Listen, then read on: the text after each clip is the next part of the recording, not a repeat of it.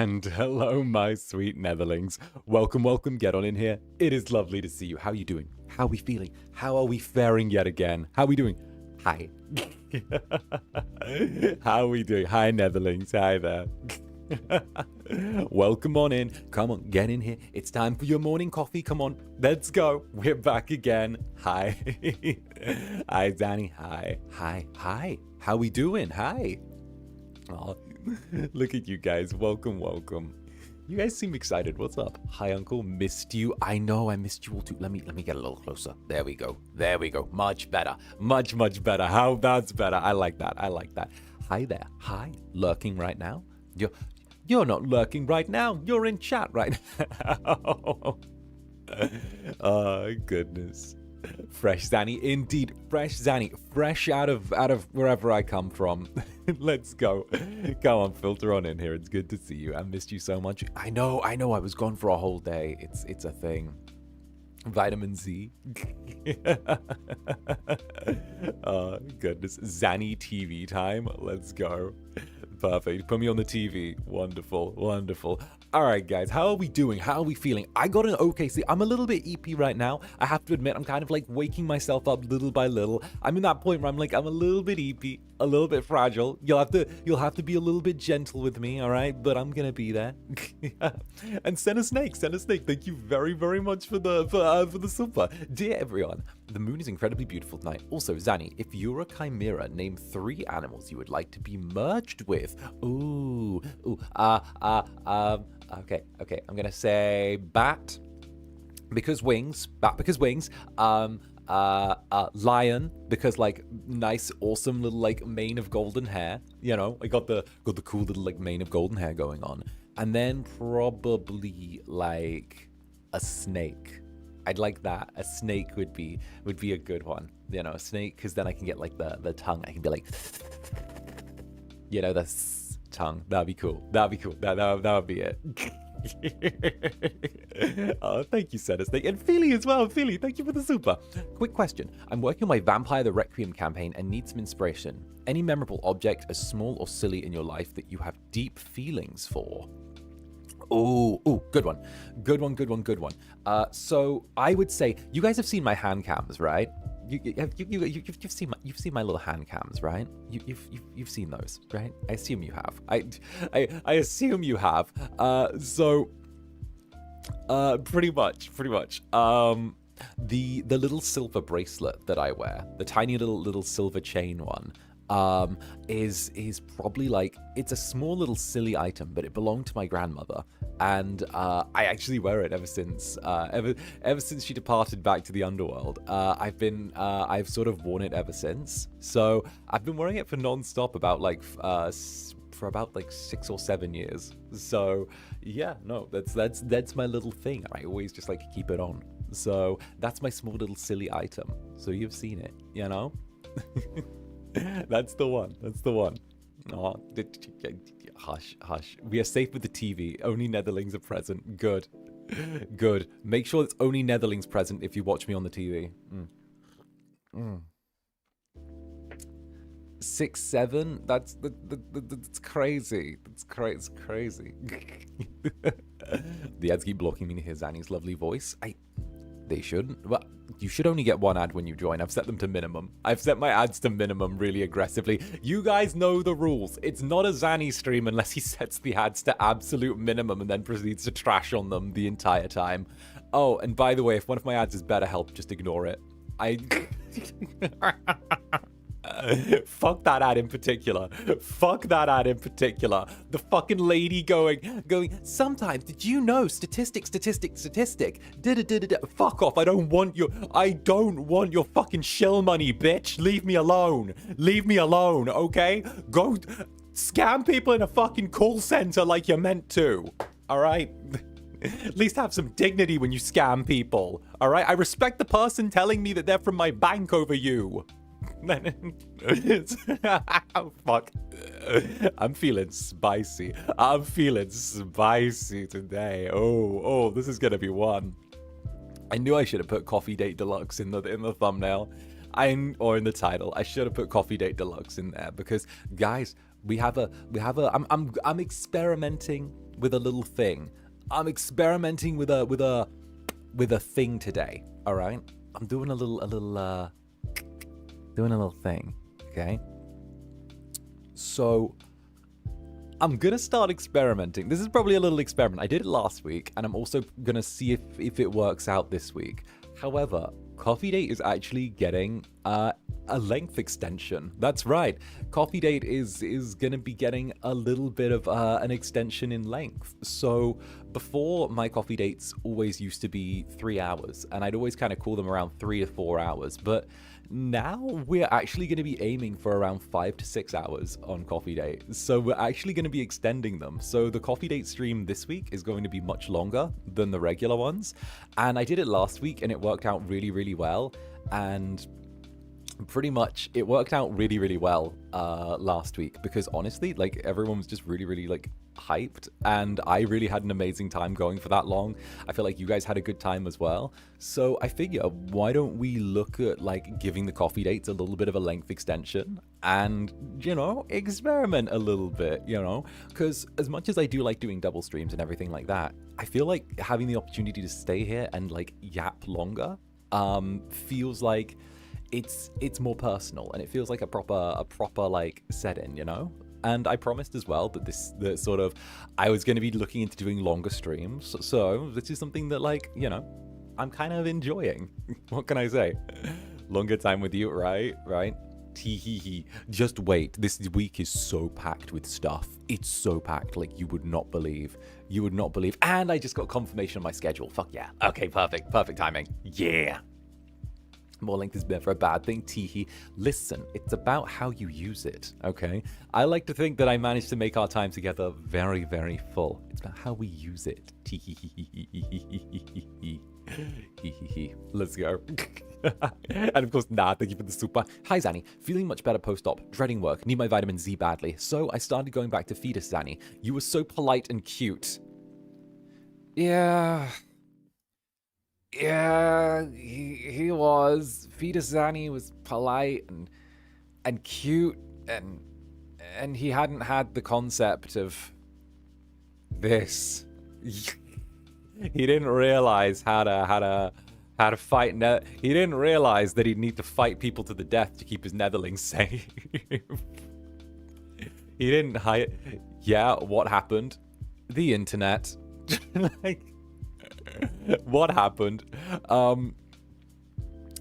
Little Zanny realized that you could be polite and cute for as long as you wanted, but like it also meant you were a bit of a pushover.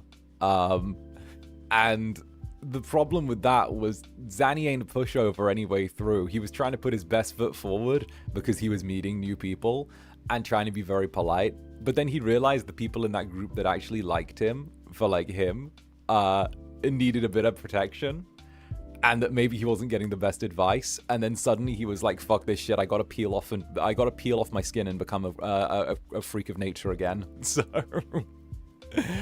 then he became a feral little creature. Fetus was also afraid. Oh god, yeah, Fetus.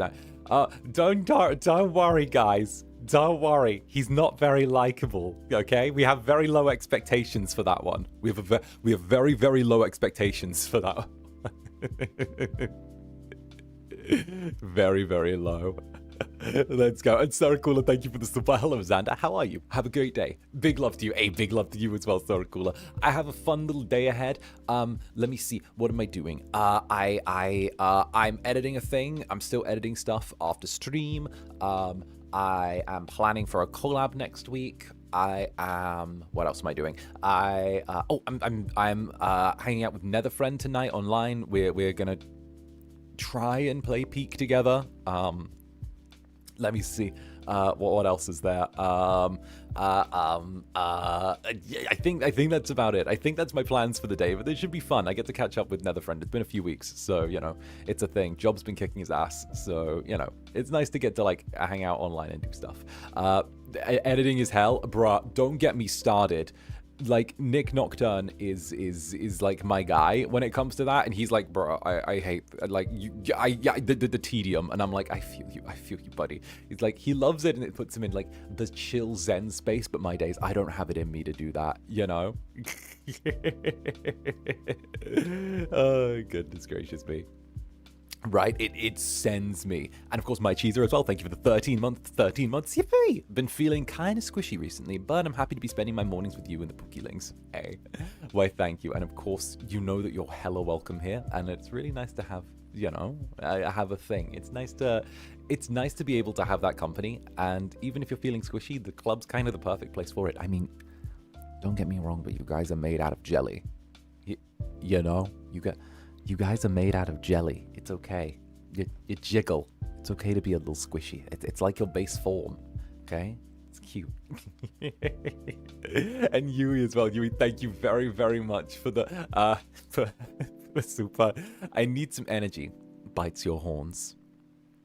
Listen, I don't really feel anything on like the upper horns, but if you go like, you know, lower and bite harder, then that'll be fun for both of us, okay? So, you know, figure it out. My goodness. And of course, Lunatic, thank you for the super. Hi Zanny, don't mind me trying to get up there for kisses. Give me a moment. They're climbing up. They're climbing up. They're climbing. The Netherlings are just climbing upwards to try and give me kisses or bite me. Both. It's kind of a coin flip. Are they trying to bite me, or are they trying to bite me? Are they trying to kiss me? We don't know. We don't know until it's finally there and I'm covered in bite marks. Damn it, I'm the nether stairs. And Aisha, thank you for the 18 months. Yippee! Longer date, indeed. Yippee, longer date. I'm looking forward to it as well, because I feel like this sounds really weird. I feel like I hit my rhythm after like 3 hours, you know? Like, after I feel like I'm on a thing. I feel like I'm going... Plus, I kind of treat like the last 2 hours as like freestyle, so if I want to randomly like whip out a game or something like that, I can, and then I can just add the link in the perms to the description afterwards. So I'm like, you know what? This can just be like a fun little segment, you know? This can just be like fun, wild, keeping things fresh, as it were. Because hell, you know, I kind of like the fact that we've got our coffee date. It's been cemented. We've done a year and a half of coffee dates. We've done like, what would that be? Like 1 a week, so 52 weeks in a year. We're almost at 100 coffee dates. That would be kind of fucking awesome.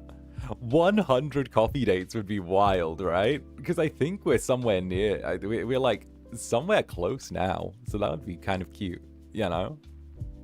That'd be really, really cute. And of course, a Blue Widow, thank you for the 4 months. You caught me off guard during the Disco Elysium stream. I forgot to send this, but thank you for the fun moment. It got me through the day. Hey, thank you, Blue Weirdo. Absolutely wonderful to have you. And of course, that is an adorable Netherling profile picture. Welcome, welcome. Get in here, do your thing, do your thing. And of course, thank you for the 4 months. No way it hasn't already been 100. No, because if you think about it, there's 1 a week, right? 1 coffee date a week, 52 weeks in a year. I've been going for a year and a half, just over a year. Yeah, a year and a half, which means we're probably only at like 70 something coffee dates, you know? So, but if anything, I've mastered the art of yap. So that's understandable, sir. Thank you for the super. The coffee date is longer than my sleep schedule, sir. Well, it's longer than mine too. I got like 5 hours last night because I stayed up playing Dune Imperium. So, but I needed to. I was on a hot streak. Oh, I was on a hot streak. I beat someone online and I felt good. Ooh, I won, and it was so good. And I had such a master stroke at the end. It was so good. It was great. It was great. Anyway, and Sunshi, thank you for the 9 months. 9 months, yippee! Wanted to ask some D&D tips since I'll be playing for the first time, and my bestie is going to be the DM for the first time in a year. Okay. Wait. Let me think.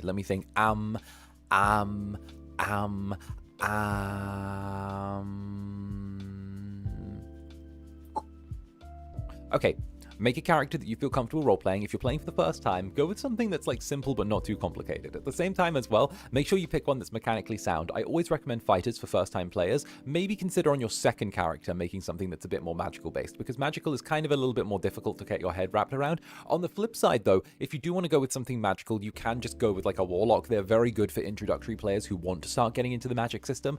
At the same time, paladin as well is also fine. I would personally recommend either a fighter or a barbarian if you're a first time, maybe a rogue if that's sort of the way you're doing it. But either way, I would say just stay... Druid.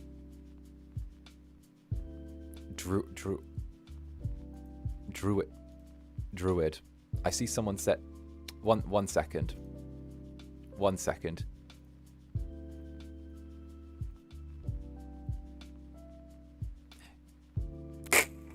Time's out. Time's out for 10 seconds. Time's out for 10 seconds.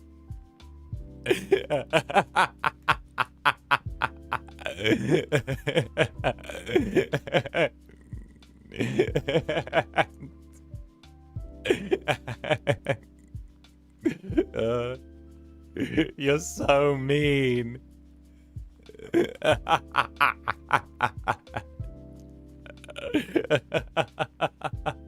But just make sure to relax, have fun, do your thing, you know, and make sure that you feel comfy. Comfy is probably the best way to do it.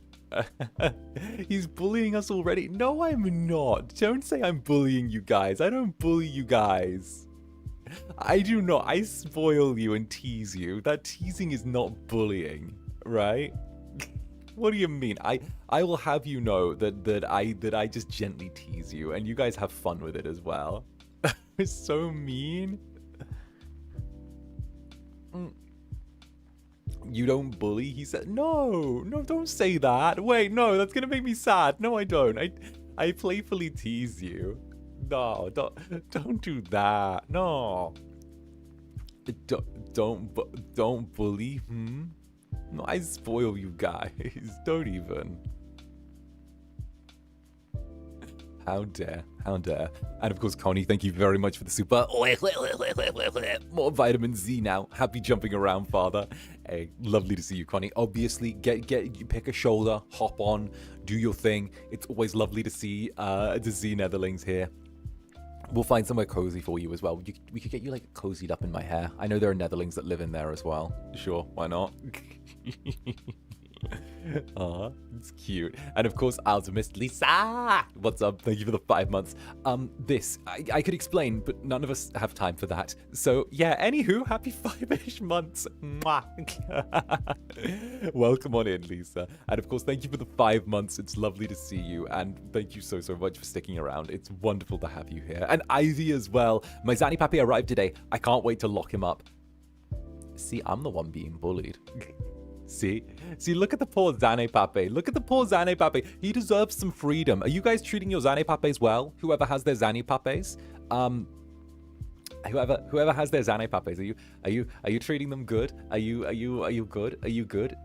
Are you spoiling them? Are you giving them a good home? Are they being treated well? They're getting an enjoyable little thing. Actually, yes. Tee-hee. Yes, jail time. Jail time. Yes, let's go. Oh, goodness. And of course, Gotham as well. Thank you for the 2 months. I really like your live streams, and today's my first day in job. Hey, congratulations. Congratulations on the first day. I hope your first day goes really, really well. And thank you so much for enjoying the streams. I love getting to do them for everyone. And heck, it's a weird one, but I really enjoy doing this and spending time with all of you. So I like to think that I don't know what my grand role in the grand scheme of things is, but you know what? It's kind of cute, you know? It's like, I like getting to spend time with all of you and make you feel good when your day starts, because I feel like that's kind of, it's like my job, you know? It's a feeling of getting home from work or going to work and there's someone like happy to see you out the door, or like, you know, excited to see you come home. I like that, and I think that that's something that people really, really need. I don't think people realize just how much they need it, and it's so easy to fall into like, a pattern in life where it's like, you know, you wake up, you go through the motions, you come back, you do whatever you do, and then in the end you just sort of like, you know, what can I say? One of the things that really inspired me, that what I want from the club, is when I was living in Poland, I was living there by myself. I was getting up, I was going to work, I was doing my thing. I was, you know, I was going through the motions, and it was just an apartment by myself. And obviously I'd wake up in the morning and I'd be the only one there, and I'd come back at night and I'd be the only one there. And it was kind of a thing where, you know, I realized that sort of it almost wears you down a little bit, just going through that motion and just sort of like opening the door to like an empty apartment. And I think that having someone there that's like smiling and they're excited to like see you come in and like cheer you on in and be like, hi, welcome back, it's lovely to see you, you're looking fucking beautiful, how are you doing, it's good to see you, all right, let's go, mwah, hi you little bitch, I hope today treated you good. I don't know, I think that does more for people than we can realize. I have an audition for a character that speaks Polish, and I'm reminded of you. Just say 𝓂𝓸𝓼 every third word. Just 𝓂𝓸𝓼. You know, that's all you need to do it. You know. I don't have the emotional maturity of toddler's drama, right? Right. You're such a good house husband. I know. Honestly, right? Ask Fred for a review of my house husband services while he was staying with me. I cooked, I cleaned, I was good to go. I was like, oh, look at this. I cooked dinner. Frederick, I cooked breakfast. Time to get out of the shower, Frederick. Frederick, get out of the shower. I've cooked breakfast. It's bacon, eggs, and toast. Do come out of the shower. Now we're going to go to the Warhammer store today, and I'm going to pick myself up a shiny new model, and you're going to pick yourself up something too. Come with me. Come with me. Come with me. You're going to find something you like and get it for yourself as well, because I can't spend on myself alone. I need someone there to like make the excuse for. Our favorite male wife. I would be such a good male wife. None of you don't even lie. I'd be an amazing male wife. And Sarah Cooler, thank you very much for the super. Do whatever you want. Netherlings can accept it. But listen, I know that. Okay. How do I put this? I will always be me, right? I'll always be me. And maybe me's going to ebb and flow a little bit, but everyone does. But the one thing that's not going to change is how I feel about you guys, you know? No matter what changes with me or how I change, how I feel about all of you will always stay the same. And it squeaks! Thank you for the 𝓂𝓸𝓾𝓻. This is what I get for waking up. SMH this man. See you in the Denny's parking lot, meanie. Thank you for the nether stare. Squeaks, how dare, how dare, how dare. Oh god. Father, no. Oh goodness. Wait, clear bubble. Thank you for the 𝓂𝓸𝓾𝓻. Wait, give me a second, I'll catch up. Give me a second, give me a second, give me a second. Did you guys coordinate that shit? Did you guys did you guys scheme? Are you coordinating? Are you wait, is there collusion? Is there conspiracy? Is there conspiracy and collusion occurring in chat? Is there some sort of operation planning? Is there collusion? I better not see Netherlings planning and scheming, okay? Whenever there's too many of you in one place, something happens. Whenever there's too many of you in one place, something happens. All right, I've seen it. Okay, I've seen I've seen this behavior. It's one of those ones where, like, whenever there's more than 5 Netherlings together, I need to like trust one of the crossbreed Netherlings to be like, okay, just keep an eye on those ones. You know. I need to like get like a what was it, like a nether skull or a pupling or something, one of those ones, you know, to be like, okay, keep an eye on them. There's something you're like a mix. It's okay. You won't be as easily distracted by the arson. Oh goodness gracious me. Okay. Yeah, you know, like 2 of them. I'm a crossbreed and you have me on a leash. That's not because you're a crossbreed. That's just because you're you.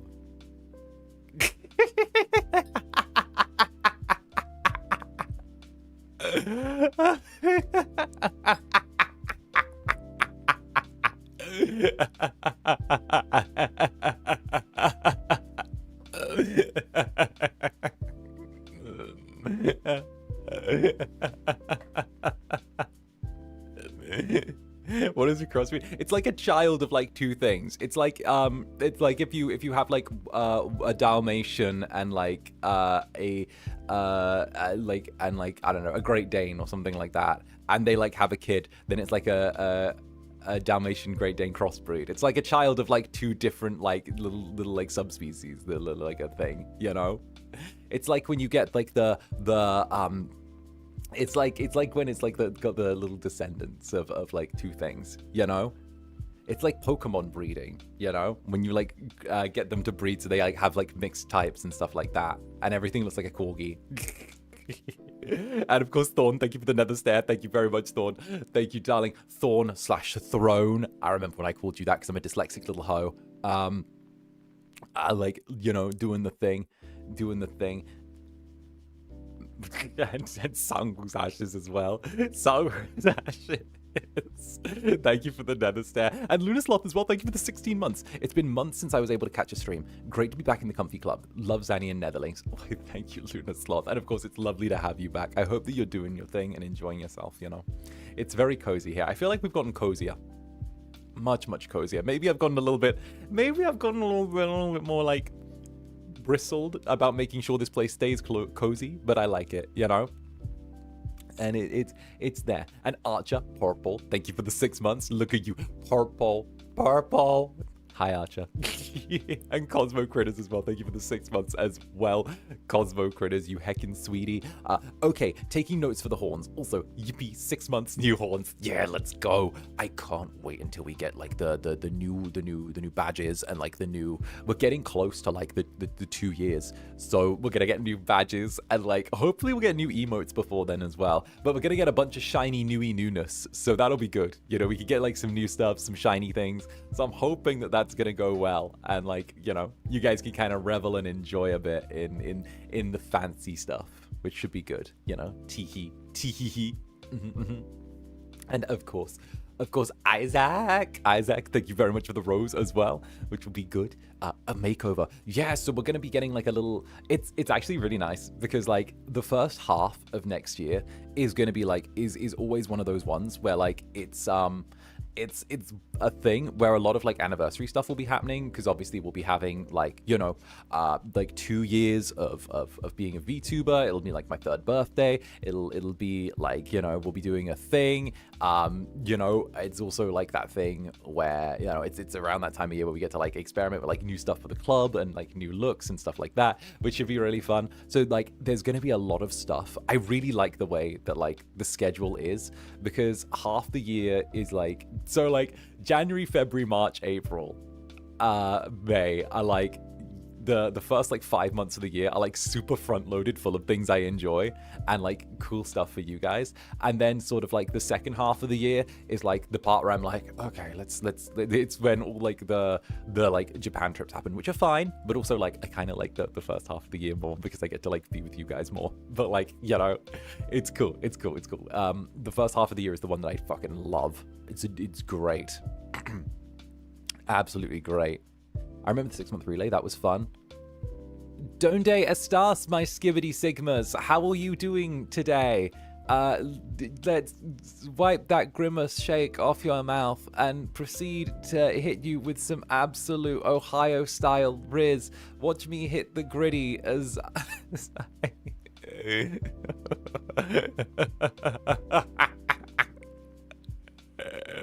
Oh, goodness. Yeah, no. Stop, Zanny, please. What do you mean? What do you mean? That was me talking like Roscoe. And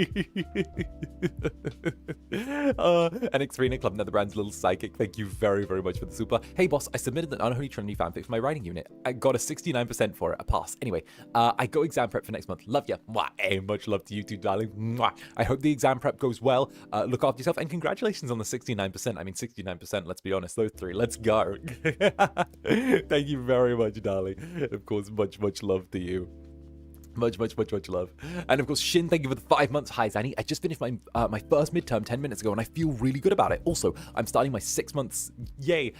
Sorry for my English. Uses correct punctuation. Uses perfect grammar. Proceeds to say sorry for my English. Shin, darling. Darling, thank you for the 5 months. But how do I tell you this, darling? How do I tell you this? Your English is better than most English speakers that I run into. Okay? Like, correct. Your grammar is perfect. The also, comma, and then that's something that native English speakers don't do. And when I say don't do, it's not because it's not proper. What you've done is the correct way of doing it. It's just people who do that native speakers are too fucking dumb to do that. Okay? You're good. You're good. Your grammar's perfect. Sorry for my... Bruh, I swear that if I get one more person in here going sorry for my English and then proceeding to write the entirety of War and Peace with perfect grammar, punctuation, and beautiful similes and parables, then I am going to crash the fuck out. You are doing like my days. My days. The way they don't even write properly in chat, you good dog. The ESL Netherlings will be like, I'm sorry for how bad my English is, writes a perfect dissertation. Labor Street did mess up. No, we're just getting started. We announced the coffee date's going to be longer now, so I get to keep you company for longer as well. I'm trying out doing longer coffee dates, so heck, you get more of me. You get more of me, so I get to keep you company for longer, teehee. So, sorry for my English. Don't get me started. Don't get me started. And of course, Stormy Club, Netherbrand's resident spider catcher. How it goes? Good morning, Zanny. Good morning to you too. Hi there. Today is my BFF 𝔂𝓸𝓾𝓻's birthday. She stayed awake to celebrate with you and the rest of the Netherlings. If it's not much trouble, can you wish her a happy birthday? Of course, of course. Happy birthday. Happy birthday, 𝔂𝓸𝓾𝓻. Happy birthday, 𝔂𝓸𝓾𝓻. Mwah! I hope you're having a wonderful birthday. Happy birthday to you. Hope you're doing fantastic. And I hope the coming year is filled with the most wonderful and enjoyable things. So much, much love and a big mwah once more. Have a wonderful birthday. Tee-hee-hee-hee-hee. Hee-hee-hee. And of course, Mika! Zanny! I'm having a really hard time locking in writing my thesis. Can you please yell motivation to me?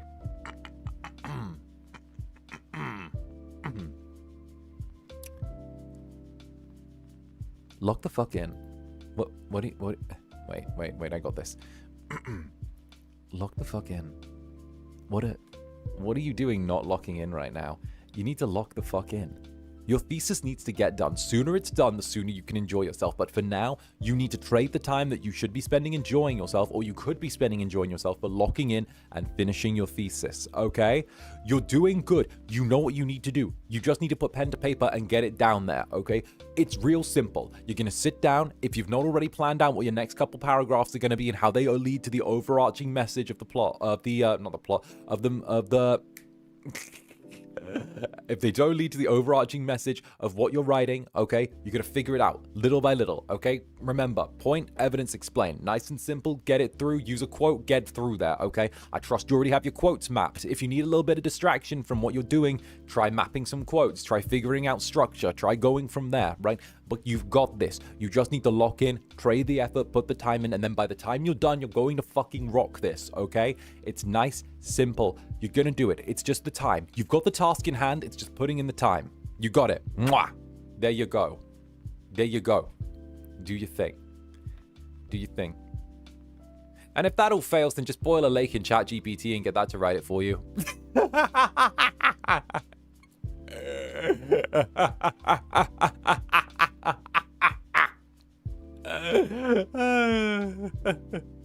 Yeah, just boil a lake, fuck the environment, get it done. Do Do not.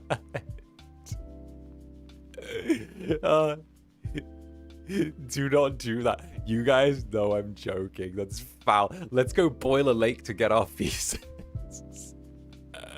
Man, do you know what I hate? The environment. My topic's so niche, not even ChatGPT is gonna write it. No.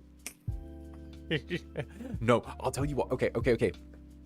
Not my cousin, but like one of my other, not like nether cousin, but one of my other cousins was talking the other night and like dead ass. Okay, she uses ChatGPT, like Google, and like I was like, what? She was like, yeah, I use it for like everything. I just ask it like everything. It's like I just use it instead of Google, and I'm like, you know it lies to you, right? Like you know it lies to you. You like she runs her own business and she uses ChatGPT like Google, and I'm like, you know it lies to you. Like you like it instead it's a search engine, and I had to like try and explain that it's not a search engine, and like, well, it didn't work, but I had to try and explain. I had to try and explain, like the ChatGPT isn't a search engine. It didn't work. She was like so convinced that it was a search engine, and I was like, oh no, oh no, oh no, no. I was like dying. Oh no, right? The thing hallucinates references. I was like, I'm done. I can't help. If you do, listen, it's the same Zander problem as always, okay? I will preach the truth, but y'all don't want to hear the truth, okay? It's okay. It's okay. I understand. It's easier to live in a beautiful lie than have an inconvenient truth. But you know what? It's fine. And 𝔂𝓸𝓾𝓻, thank you very, very much for the for the sticker, that little roly laughy pear. It's a pear. Oh, it's a pear. I thought it was a little blob man. It's a pear. Okay, I need to know the lore behind this one as well. And Voltaire Belmont, Netherlings auntie, thank you very much, Voltaire Belmont. A big mwah to you. I'm at my first work conference. It feels surreal to be crushing errors and drinks. Being here was not on my bingo card of life. Thanks for cheering us on to do the things we feel we don't deserve. You deserve it, okay? You deserve it, and you better crush that open bar while you're there as well. Errors and drinks, you know, crush the open bar. If there's free food, take it. You know what? Here's some advice, all right? Here's what I did. Here's what I did at a funeral I was invited to one time. Bring Tupperware in your bag and then fill up the Tupperware with like the like snack bar. If there's like food on the side, like sandwiches and stuff, fill up the Tupperware. I did that at a funeral I was at one time, and like filled my Tupperware up with like sandwiches and like snacks from the side. But like honestly, I ate those sandwiches for like a couple of days afterwards. Like that ass, like it's good. Like do your thing. At a funeral? Yeah, at a funeral. All right. Where's it gonna go? In the trash? In the trash? We're already burying one guy. We might as well not bury the food as well. Might as well make the most of that. Like, what? You know? Like, wait, that's genius. See? I do that too, and yeah, thank you. Fair point. Might as well take the free food. Exactly.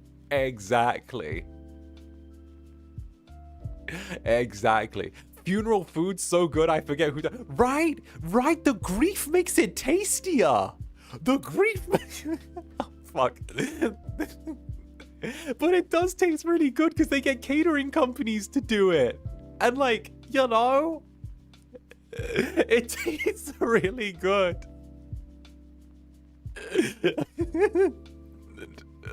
Crying.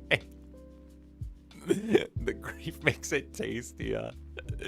No. It's true. Now that is a clip right there. That's a clip. Clippers, I've handed you a viral moment. I've handed you a viral moment there, Clippers. Do your thing. Don't fumble the bag.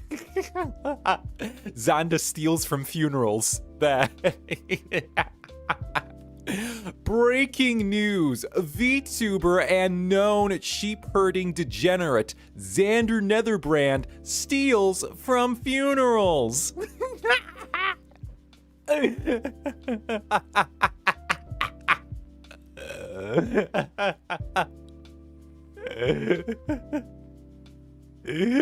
And known sheep herding degenerate. It's free real estate. You're dumb, yes. 𝔂𝓸𝓾𝓻 for the nth time. I don't... You know, okay, but deadass, you know what's a really, really good way to not get cancelled? Curating your community so that there are a bunch of people who kind of think and have the same sense of humor as you and who can all get along in like a positive space. It's a really good way to not get cancelled. Just curate the people who you like have fun with and not try and like cram as many different people into like one thing as possible for pure fucking bloat. If that happens, then everyone gets along and laughs at silly things instead of going, oh my god, what? Oh my god, what? Like, what? Why do you think I'm able to make these fucking jokes? Why do you think I'm able to do this? You know? Like no one cries. No. Squeaks, damn it. No one cries when I like go like, oh, you guys are making fun of me not having my other wing. You guys are bullying me because I'm missing a wing. You're making fun of me missing a wing. How dare you? You're making fun. I'm telling Twitter, and Twitter's gonna fuck you up. There's gonna be a thread, and you're gonna get got. You're gonna get got, and they're gonna post it. They're gonna tell your employer, and then they're gonna do that. Like, stare into his soul. My soul is getting eyed. I'm getting like that's a powerful nether stare. Right? You guys are like, oh, that's fucking funny. Like, you know, bro pulls that card. Right? Don't make me say it. I want to say it so bad. Trust me, if you're saying it, I'm thinking it. If you're not saying it, I'm thinking it, all right? Google Doc, my experience as a netherling. As a netherling, I just wanted to say that, like, I can't believe how toxic this is. I just don't want, I just, as a netherling, just saying, okay? If someone starts their conversation, it starts a sentence with, as a blank, immediately my opinion, like, immediately my brain just turns off for the follow-up. As a blank, I'm like, honey, please don't tell me you just based your entire opinion around something that's like, please don't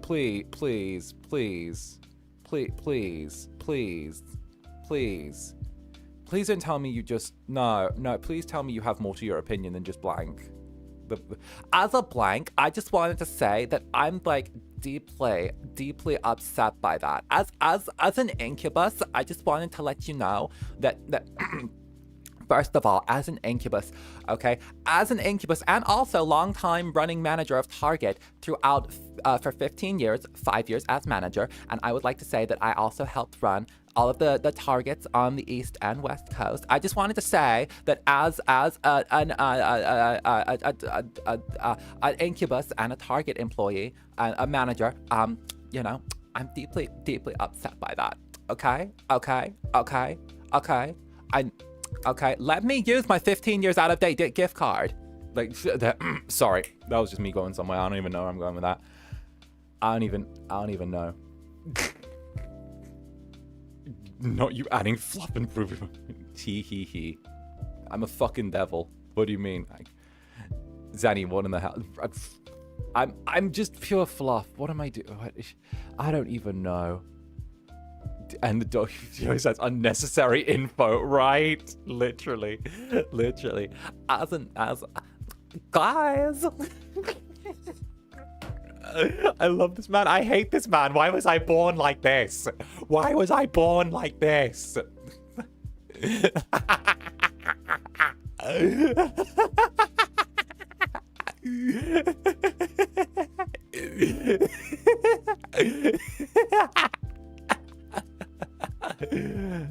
love you to pieces. You're adorable. You're so fucking perfect. I love you to pieces. Mwah. Hi. Yes, yes, yes, yes, yes. And Ramen Cat. Thank you very, very much for the super. Bites you, I mean bites you, I mean bites you, I mean bites you, I mean bites you. I will bite you right back. Try me, darling. I will leave bites all over you, okay? There will not be a single part of your skin that I have not claimed as mine. Try me. Try me. Try me. I'm in a dangerous mood tonight, darling. Trust me. I will leave bite marks and bruises all over you. Don't you try, all right? I will make your body a tapestry of me owning you. Don't even. Yummers. Sips coffee. Mm-hmm. There. Oh, good. Good. Yeah, dangerous mood. Sips beer. Just I need a beer for this. Opens beer, just takes a little sip. I know. It's a thing. It's a heckin' thing. And Higgsy, Zan, I'm taking a guy on a date soon. What do I do? Well, it's really simple. What's something you enjoy doing alone when you go out? Good. Now bring him along for that. The best dates are ones where it's like just you guys being very casual with what you're doing. Share like an interest. You know? This is like, okay, this is an awful example, but fuck it, okay? Fred was staying here. If I wanted to, literally, Fred joined me going to like my little hobby model store that I like going to, right? And like, that's such a cute little date idea. Take them to somewhere where you like do your little hobby and like get something and then go get like a drink afterwards and hang out, you know? Obviously, we were just like friends, but like, you know, it's a good little date idea. And it was like cute because it was like, you know, the two bros got to hang out at a little store and we got to check out some stuff. And obviously he's gone now, but like, you know, it's stuff like that, which is cute, you know? It's like what I did in Japan when I was with someone, you know, when I was with I don't know, like maybe like I don't know, something like that, you know, like a guy who was cool, you know. You know, it was that where like, you know, someone who I don't know, you guys haven't met him yet, but you know, you know, someone, but you know, we kind of just like hung out and we went to like Harajuku and went and looked through like all the stores together and had fun there, you know. So it was there. A random guy, you know, a random guy, you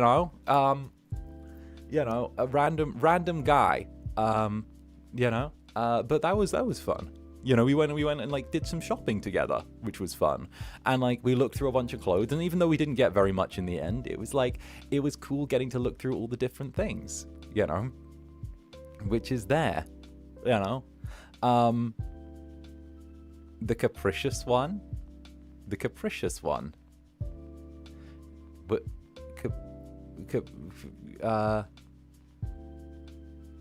the capricious one, you know. That one. That one. Does he have a wing? Yes, I have a wing. You can see it right here. You can see my wing right here. What are you talking about? That one. You like that one, right? I don't know. It's whoever you'd want to see me kiss. And then Tori Wogi, thank you for the 18 months. Here's to nether staring for more months. Ooh. Well, what if I just don't nether stare the Incubus? The Incubus will nether stare back. Can we see your tail? Do you guys want to see my tail? Do you guys want to see my tail? Y'all want to see my tail? Do you want to see my tail? Do you want to see my tail? Do you want to see my tail? It's been ages since I know there's a bunch of new Netherlings in chat as well. So do you want to see my tail? It's been ages since I've shown off my tail. Do you guys want to see my tail? It's been a little while. All right. It's been a little while since you've seen my tail. All right. All right. I'm going to go over to here and then. Okay, this isn't too far, right? Cool. No. This isn't too far. Okay, and then.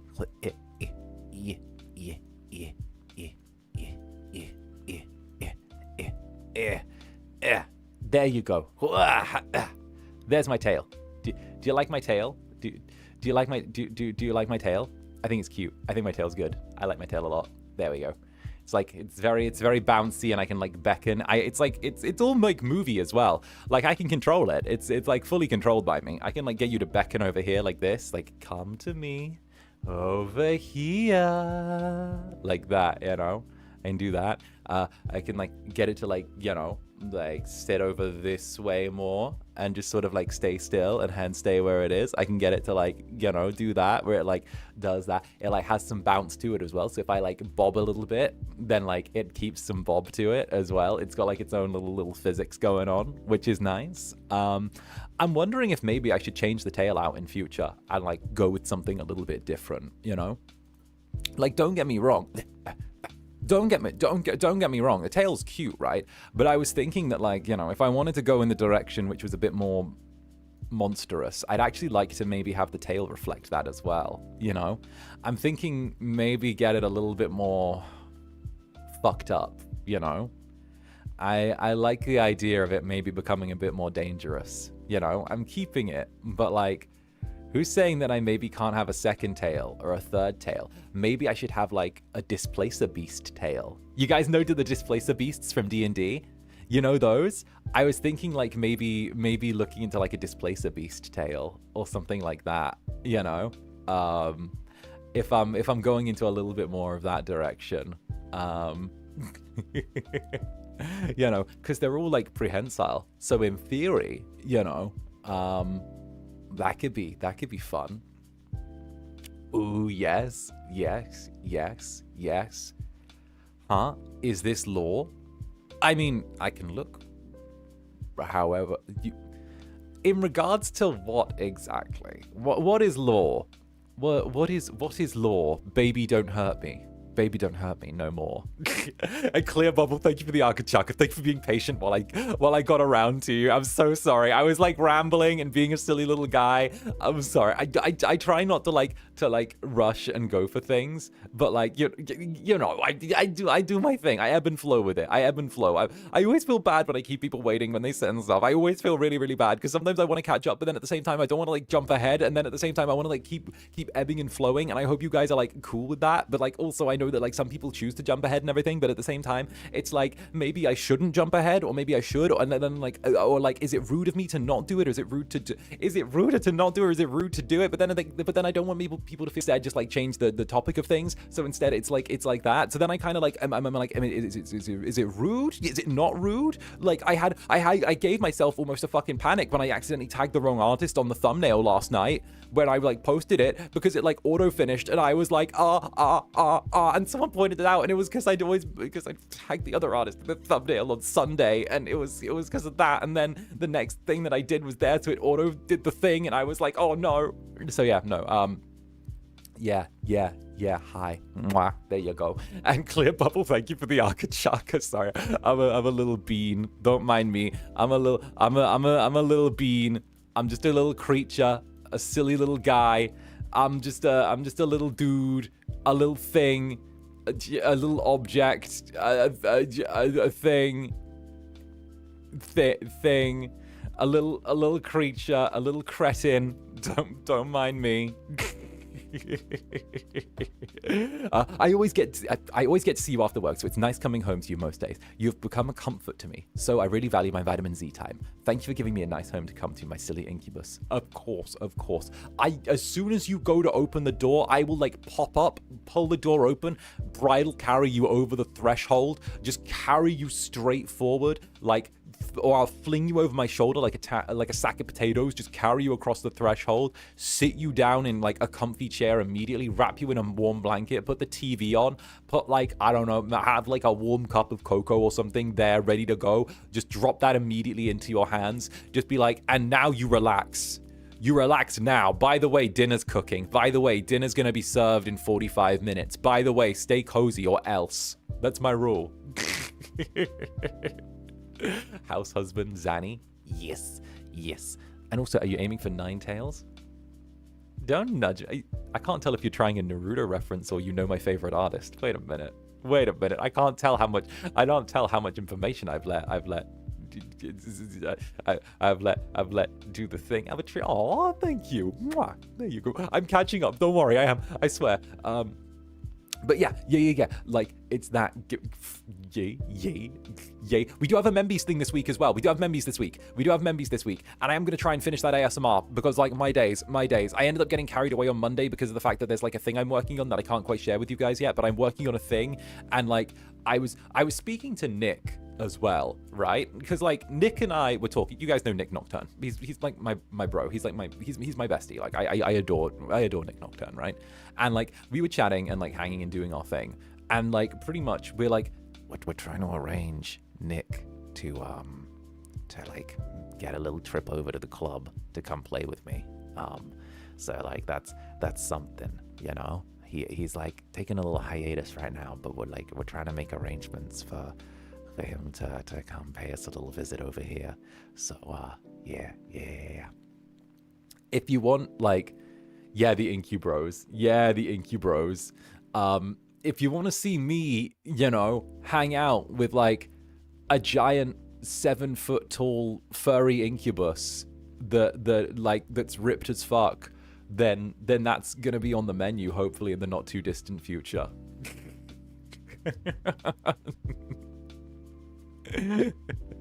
I know, whatever will happen there. Oh no. Whatever will happen there. So, yum.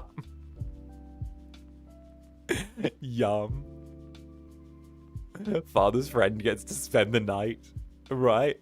I love how father's friend gets to spend the night has, like, the same energy to it as I have another mother that comes to visit me when mother goes to work. That comes to visit me and father when mother goes to work. Like, that has the same energy. I have a second mommy that comes to stay when mommy goes to work. And she stays with me and dad and drinks out of mom's cups and stays in dad's room.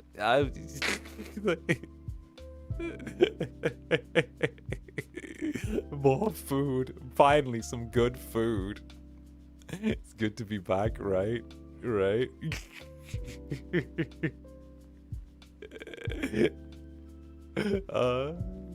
Hope you've been superb. Wonderful. I have been. And of course, Ginger Jess, thank you for the 4 months. Stares. Well, I'll stare right back at you. I'll stare right back at you. Want to stare at me? Then I'll stare right back at you. Hey, Netherlings. Hey. How you doing? You're looking cute. You're looking heckin' adorable. How you doing? You're looking beautiful. You're looking especially beautiful today. How are you doing? You're really pretty. Did anyone ever tell you you're really pretty when you're awake? That's really cute. That's really, really cute. Look at you. You're adorable. See? Look. See? Fantastic. Hello. Hiya. Hi.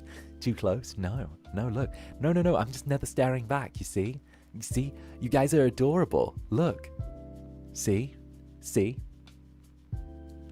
Imagine waking up every morning to this. Like, you open your eyes first thing, and this is just what's looking at you. Like, you just have that. Like, I'm just hovering over you when you wake up, like blushing and smiling with hearts in my eyes. Like, imagine that. Like you just open your eyes, and this is the first thing you see. Just like an incubus over you, you know, on top of you, just there. Like, hey, you're finally awake. I was waiting for you to wake up. Hey. It's good to see you're awake now. I was getting bored without you. See, that would be cute, right? I'm the most devilish little incubus.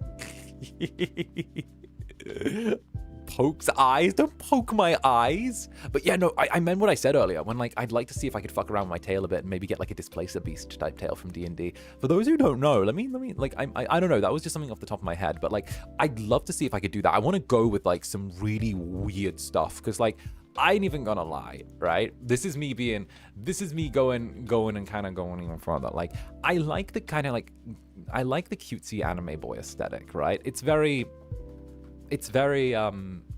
standard, right? But I feel like by becoming a little bit more, you know, monstrous and fucked up and out there, it kind of adds, like, an extra level of, like, filter to things. And, like, I think one thing that people don't realize is, like, and I'm going to make a sweeping statement, and correct me if I'm wrong, Netherlings. Please do correct me if I'm wrong. Because, like, I feel like I'm right. I feel like people and corporations and kind of, like, entities underestimate how many monster fuckers there are out there. I feel like they're a demographic which is like to use a very to use a slightly charged term, they're a very silent majority, you know? And like there are a lot more out there than I think people necessarily give credit for. And like, you know, because a lot of people are like, there's a reason why Anne Rice was able to launch a werewolf series, you know? And it's because of the fact that she had in the first fucking book, the second protagonist getting fucking impaled by a werewolf, you know? Like, it's there. The book industry knows. Exactly, the book industry knows. I think they're out there, you know? And that's the thing. Zander is simply trying to expand his story lore and experiences off the stages and into Eldritch influence. Exactly. That's what I would like to do. I like the idea of like, I like the idea of starting off with like very, okay. How do I put this? I like the idea of my story being that I've started off with like with my 1.0, which was like very, you know, not really to me, very like typical Incubus, you know, very, very typical Incubus, into like 2.0, which is like now very much more me, more sort of like how I wish I'd started. This is like, you know, I love this. This is like very cozy, very, but like very classy as well. And then I love the idea of like stepping into, okay, we've done the surface level. Now we've done the reality. Now let's go intimate, peel off the skin and see exactly what lurks underneath. I love that idea, you know, where it's almost like layers of an onion, where you peel, when you get to know someone, you get the mask they wear for everyone else, the mask they wear, you know, when they're around people they like and trust. And then when it's just the two of you alone, it's what lurks beneath that, you know, the true self, as it were. I love the idea of that and seeing what is there, you know. That's something that really appeals to me, you know. Inside the demon is an even more demonic demon. I think that what I like the idea of is inside the creature that is always inherently meant to be like a beautiful seductress, or sort of like a beautiful seducer, which is just like what an incubus is. You peel off that layer and you realize that at the end of the day, it is still a monster, and you can take off as many of those layers as you want, but in the end, it's still a creature which is something that's so alien from human that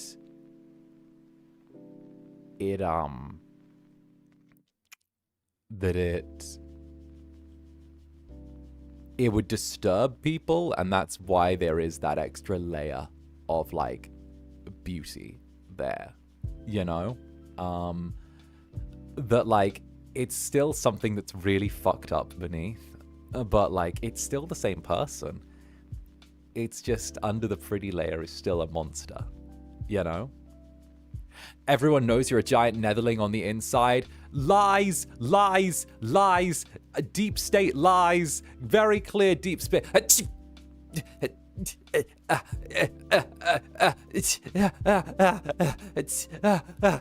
No, not like this. Not like this. Not like this. No, not like this. No, not like this. No, you can't let it out like this. No. What did I attend all of those Illuminati sex parties for? They was meant to hide this information. Damn it, no. Anything but this. It wasn't meant to be this way. No, there was a reason I did all this. No.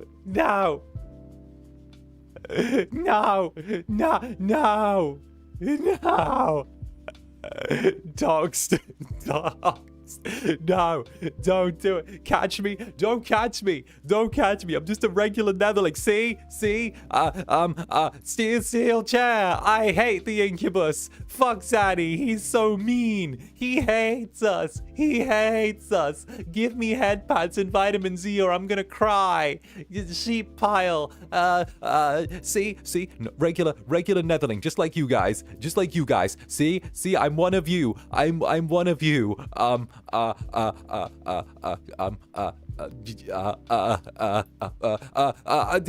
Missing Zanny Mondays. Where'd he go? Incubus sad. I mean, Netherling sad. Doko. Incubus Doko. Incubus Doko. Give Incubus. Where is he? Not that I miss him or anything. That stupid guy. See, totally different. See, different beast. Now, if you'll excuse me, I need to go under the table and be somewhere that you're not. Everything's fine. They don't know. They have no idea. They don't know. Hey guys, hey, anyone see that strange Netherling that came by a second ago? Ha, crazy little thing, right? Must have been new here. Crazy little guy, or girl, or dude, or dudette. I don't know. I didn't pay that much attention, you know. Kind of crazy. Hi, welcome. Hi, didn't see that one there, right? No one saw anything. Oh, that's so cool. Yeah. Hi, yeah, it's good to be back. I hate this Koopa. Tee-hee. And Sangwoo's Ashes, thank you very, very much for the super. Heard arson? Yes, you did. The thing we arsoned was Sangwoo. Sangwoo is Ashes now.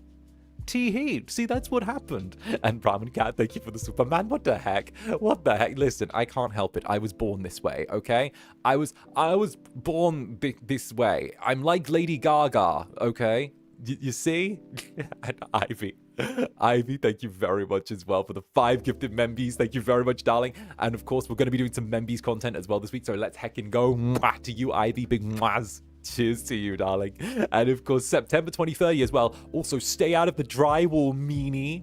No, I live in the drywall, and it's how I check on my Netherlings and make sure they're safe and looked after. Okay, that's the rule. I make sure you guys are safe and looked after by staying in the drywall. That's how I do it. But take one of those anyway. Thank you. There you go. Teehee, take those. That's for all of you. And 𝓱𝓸𝓼𝓽, my English so far is good too. I try. Teehee. English is my second language. Like I said, anyone who can speak more than one language, I find inherently impressive. Like I've struggled with like learning second languages the whole time. I think dyslexia plays like a little bit into it as well. It's one of the reasons that like I don't do Japanese stuff very much with the company, because they find it very difficult to make accommodations for my dyslexia. So like it's kind of it's one of those things. But like anyone who like does it or can do those like second language things is like I find like very, very impressive. You know, that's like one of the things though, definitely, for sure. And at the same time as well, Jay, morning Zanny, wrapping up filming on this weekend. Super stressed because I'm running so close to the deadline, which be like, hey, listen. It's not filmmaking unless you're butting right up against the deadline. Unless you're like literally like making love to the deadline, it's not filmmaking. You will always be headbutting the deadline.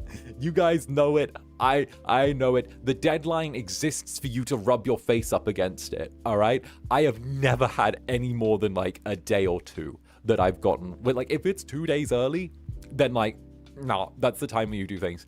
The deadline is like something that you wrap around and you sleep with. You get close to that deadline like it's a body pillow, like it's the 𝓂𝓸𝓾𝓻, okay? The deadline is the thing you exist for. It's wild. Like, honestly, I have never done a single production where the deadline has been, like, met. The deadline exists just to make your life worse. I swear. The deadline is, like, it's there. You will never escape the deadline. All right? I'm so sorry. But I wish you the absolute best, and I hope that it goes fantastically well. Tee-hee-hee. Tee-hee-hee-hee-hee-hee. So you're an ENTP. Yes, I am. My exact personality type, teehee. And Jules as well, thank you for the super. Hey Zanny, can you make a comment about homosexuality in horror manga so I can quote you in my thesis next semester? Sure. You know what? I'll give you like a really random fluffy quote as well, so you can kind of like use it anywhere. Let's go. I'll do one of those deliberately fluffy quotes that makes it sound like you're saying a lot, but at the same time doesn't really say too much. Let's say...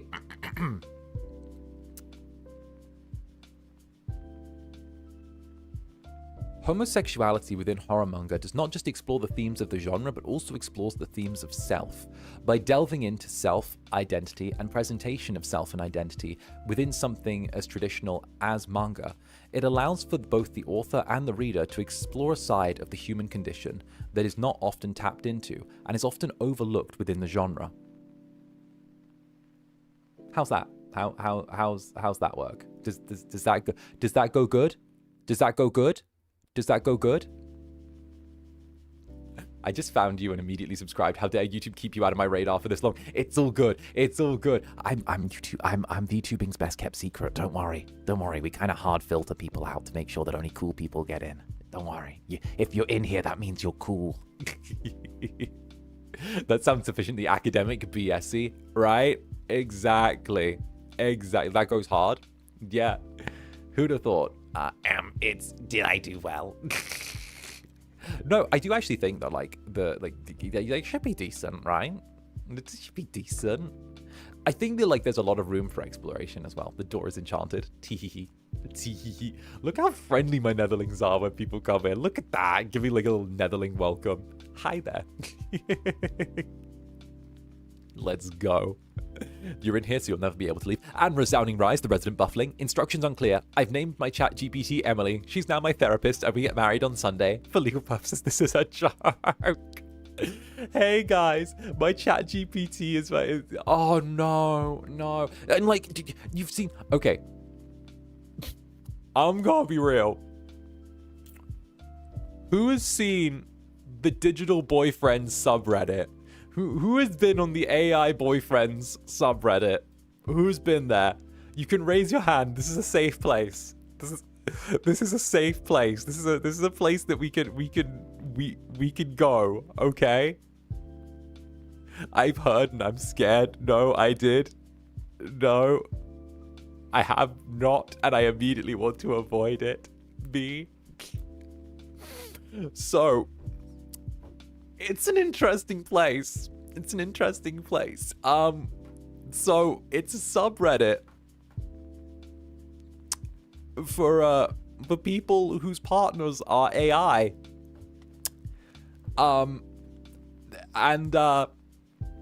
know, whether it's AI or digital AIs or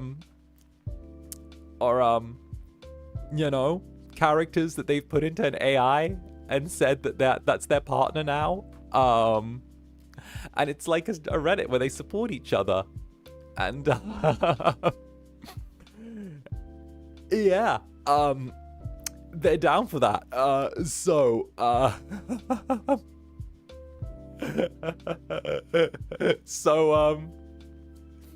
yeah, I was looking through it the other night. Love and Deep Space has been disastrous to the Love and Deep, I swear down, Love and Deep Space has been disastrous to anyone who wants an AI boyfriend. I swear.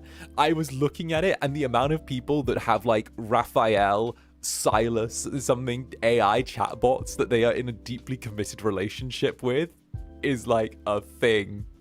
I was like, let's go.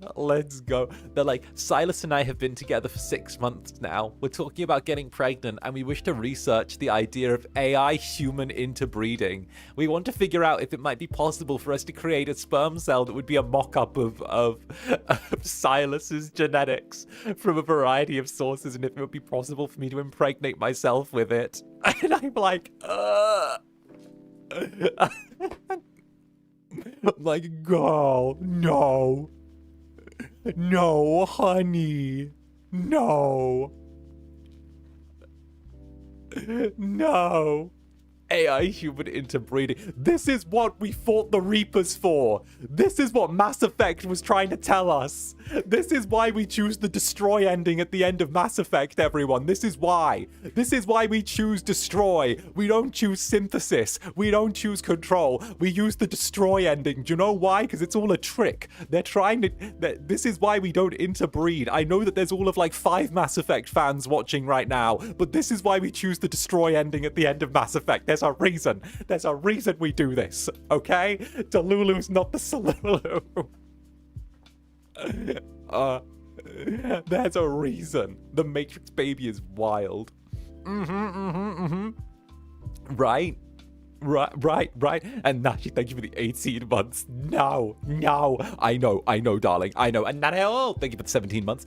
Stealing from funerals, I guess. Hello to you too. Like, thank you. Don't worry, you got this. You got this. I'll teach you how to do it. The trick is to keep the Tupperware inside your bag and then just look like you're putting food in your bag. It works. And Cloudy Ness, thank you for the Nether Star. And September 2030, thank you for the Nether Star 𝓂𝓾𝓻. Thank you so much, darling. And a huge mwah to you. Thank you very, very much. I'm sorry I'm a silly little bean. And thank you for waiting while I took a second to get to you, but like, thank you so much, darling. Thank you. And Philly as well. Zander, I did it. I made up a new item for my players. Thank you so much for the inspiration. Do you want to know what I've created? Hell yeah, Philly. I'd love to hear it. Let's go. Thank you so much. I always love getting to hear like creative stuff from you guys. It always makes me feel good knowing that you guys have like taken something and like, you know, made it creative.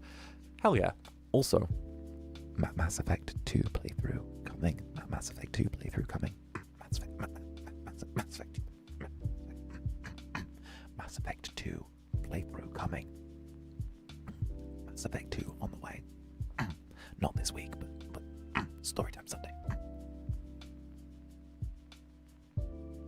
I'm still deciding whether or not I want to do M-Shep or F-Shep. Because like if I do M-Shep, then like, you know, we get Zander Shep. But if we do F-Shep, we get to romance Garrus. So, you know, I kind of want to romance Garrus, not gonna lie. I kind of really want to romance Garrus. Like the entire reason for me to play as Lady Shepherd in that is so I can romance Garrus. That's the whole reason. Because the thing is, I'm not even gonna lie. Like, sometimes an incubus has got to do what an incubus does. Teehee.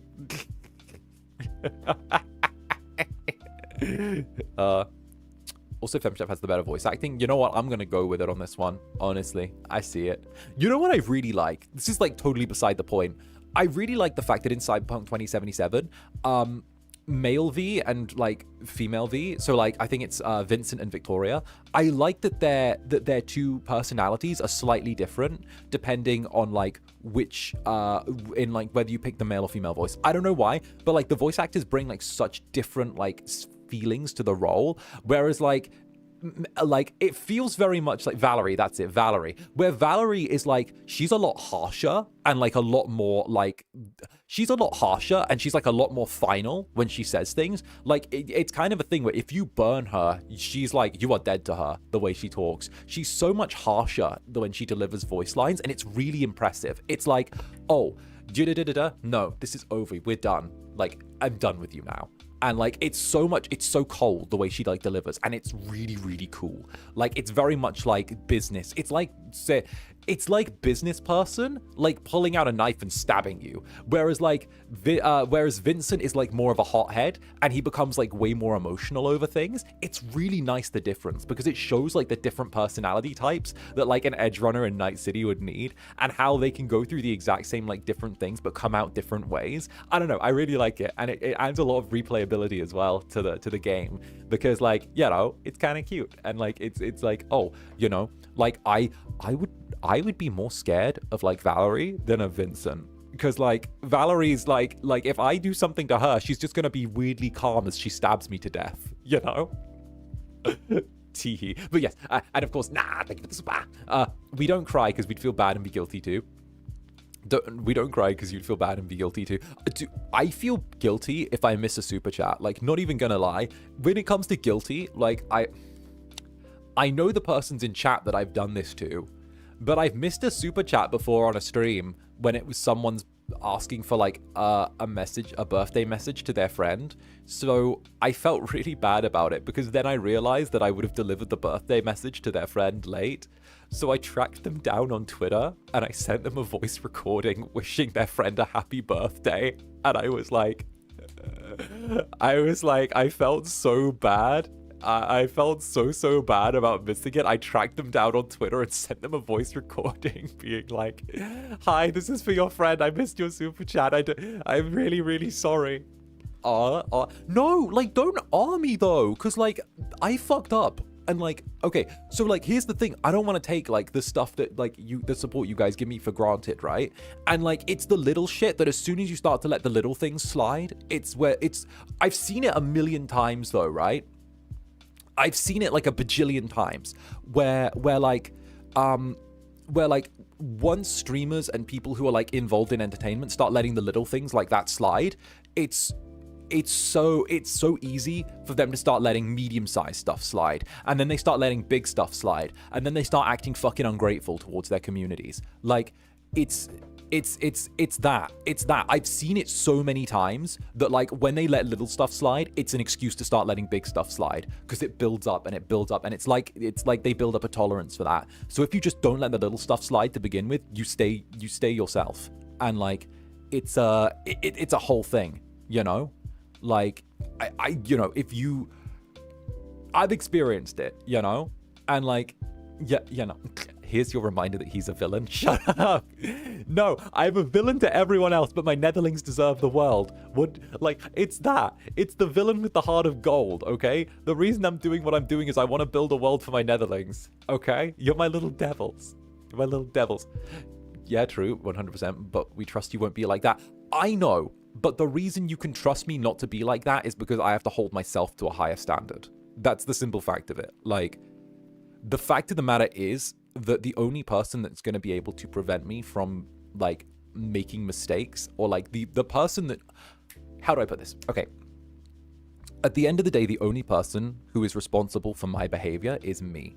And I'm a strong believer of that. The only person who's responsible for my behavior and how I act is me. So I have to be the one keeping myself in check and make sure that I'm giving you the best version of me that you can get, because that's what you deserve, right? And I think that it's really easy in the way like VTubing and social media is to like encourage things and say, oh, well, you know, I was just having a bad day. Oh, well, I was having this. Oh, well, it's down to that. Oh, well, you don't understand. Everyone's so parasocial and it made me sad. Like, you know, it's so easy to like find 1,000,001 excuses when you want to find 1,000,001 excuses. But it's easier to just turn around and just go, hey, I'm just gonna like keep myself to a high standard and not get lazy, because like it's a good way to do it. It's a good way to do it, and it's taking pride in your work, you know. It's taking pride in the fact that I'm able to make you guys feel happy. It's taking pride in the fact that like you guys are able to get something from this. It's taking pride from the fact that like I get to be here, a cheery little face when you come in through the door. Why would I want to take that for granted? Why would I want to do that, you know? Like, hell, protective and supportive we stand. Teehee. Teehee. Teehee. Well, you guys deserve it, so fuck. You know? It's that, bruh. You know, sips coffee. Shout out that one time that random person came into chat, said they were a new viewer, started asking a bunch of questions about my relationships with other people in the company, and then I never saw them again.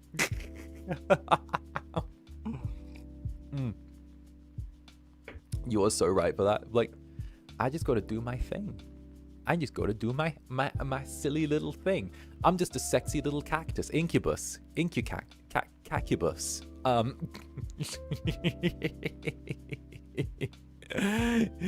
You did say you were married to us. Teehee. Hey, morning. So I'm late. Missing. Oh, it's all good. We're having extra long coffee dates. Coffee dates are being extra long from now on. If you know, you know. What can I say? I'm very thorny. Oh no, I need to shut up. I'm gonna get beat. And Sita, thank you very much for the super. Hey, Zanny, I sometimes can't watch all of the streams, but I never miss the coffee dates. These make me feel very happy. Noms on your cheek. Bye. Bye. No, I totally get it. Like, I think it's absolutely, like, insane the amount I stream. I stream too fucking much, but I love doing it, and I love spending time with you guys. So it's kind of a thing. I never expect you to be at every single stream. I just try and, like, make it so that if people are around, there's something on. I try and do my thing that I'm always about and, like, able to spoil you guys with things. So, you know, I love the idea of that. I know I stream too much. I know I do.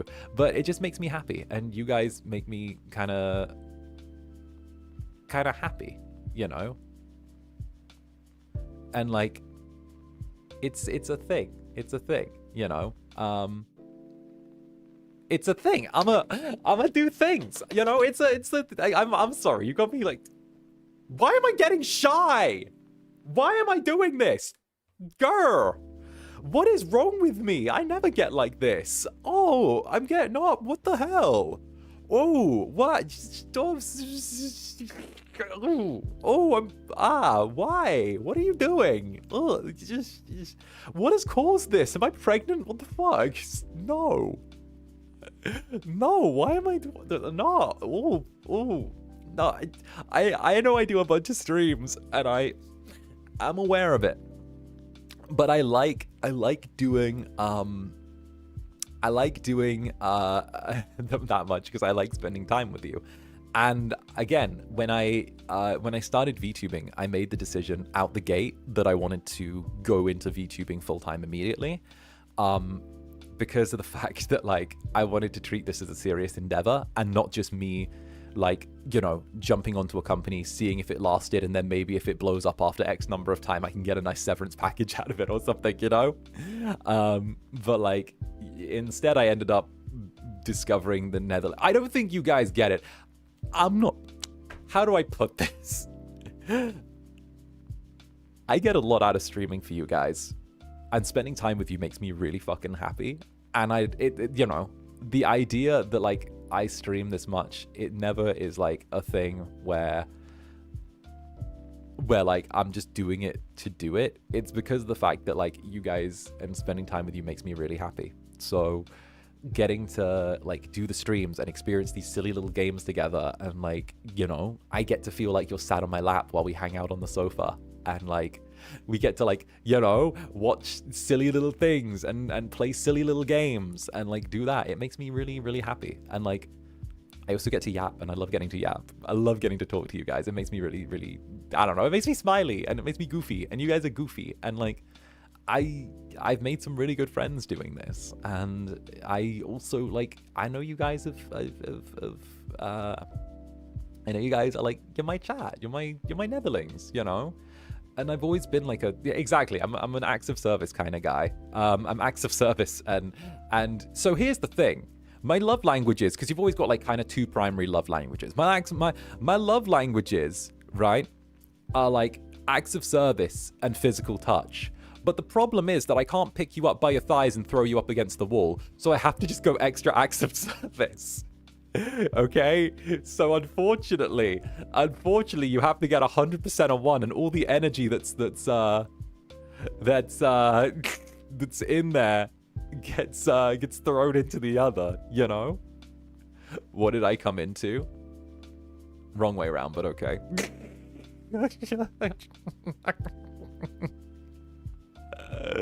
I mean, my love language is acts of service. Man, we should grow legs. We should grow, right? Excuse you, holy... What? Says the touch-sensitive Incubus. Joke's on all of you. I literally lifted Fred while he was here. I literally fucking... I bench-pressed Fred while he was here. Like, I kid you not. I lifted him up. I, like, curled him like a dumbbell. I literally lifted the grown-ass man and just carried him round. Yeah. Don't think that I can't. Don't think that I can't. I picked him up and I literally just threw him. I was like, you're fucking tiny. Look at you. And then I just carried him off. I was like, come on, let's go.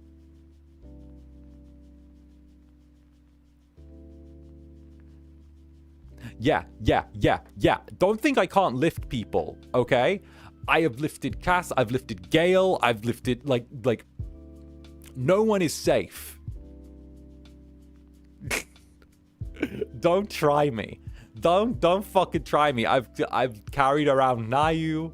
I could eat. I know that Malam's just an easy carry as well. And you know what? When Gen 3 comes along, you better believe that I've got my eye on bridal carrying a couple of them as well. Well, one of them in particular, but we'll see.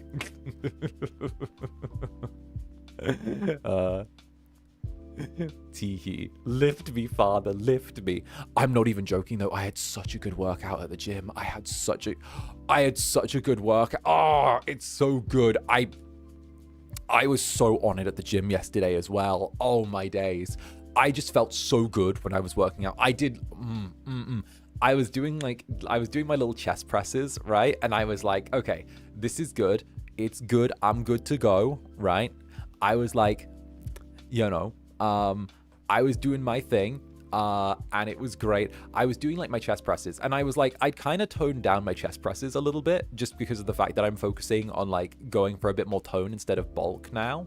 But like I was working up a proper sweat when I was doing this, but I was doing, what was it? 130-pound chest presses, just like chest presses, not like the butterflies like I normally do. I'm still at like 160 on my chest butterflies, which is like my comfortable weight, but like I'm at like 160 on my chest butterflies, 120, 130, 140 on my chest press, which is good. I'm trying to like even them up a bit. I'm trying to like level them a bit more evenly this time. I know that like my max out on the chest butterflies is like what, like 200, 210, 210. But like I have to work my way back up there after the little break I took for like 6 months, but like I'm already at like 160, 170, so like, you know, that's a good one, you know. I'm having to like work my way back up there, but yeah, what? Yeah, my like chest butterfly personal best is like 210, which is nice. 210 pounds, which is good. I like chest butterflying things though, because like it helps my booba, and you know, that's good.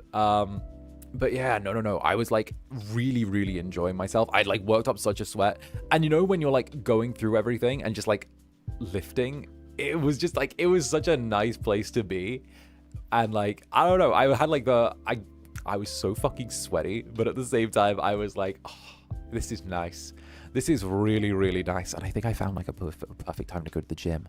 Between like 3 and 4 p.m, no one's there. And I really like it because I don't have to go at night anymore. Ever since that drug dealer was like, ever since I ran into that drug dealer at like midnight and I had to threaten to fight him, I'm like, I don't really want to go at night anymore. I don't ever since I almost got into a fight with a drug dealer at the gym, I don't really want to go at night anymore. So I'm kind of going in the afternoon now. You always encounter weird NPCs, right? Yeah, there was a fucking weird dude at the gym who was like asking me where I was like from and if I like checked in before I came here and stuff like that. And was like saying that like them was like talking about like turf and shit like that. And anyway, I had to turn around and I had to turn around and be like, I'll fuck you up essentially. And then it was like that dude was a drug dealer. Yeah, 1,000,000%, million%. Like having now spoken to like my friends, they're like, that was a drug. It was almost a fight. Yeah, it was. I had to. Yeah. I almost got. Yeah, it was almost a fight, and I had to be like, back the fuck off. I'd be like, you fuck, it was, that's the, yeah, and I don't really want to, like, run into, like, weird gym people on my side quests when I'm just trying to build my booba, so I was like, you know what, let's just not go to the gym at night. Not the drug dealers thinking you're one too. Right! Leave me alone! Leave me alone! I'm a sweet idle boy! I don't do drugs, I don't even drink coffee! I'm a sweet, pure idle boy!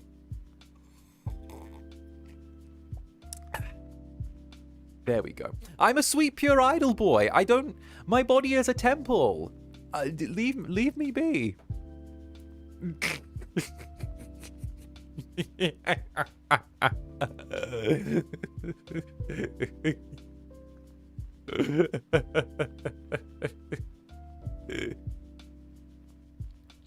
Define pure. Pure as the driven snow. Guys, don't you know? please, I don't even touch coffee. you know, my virginity is still intact. I haven't even seen a sex. I don't know what a sex is. I don't understand how to do it. Could you teach me? I'm a practical learner. I'm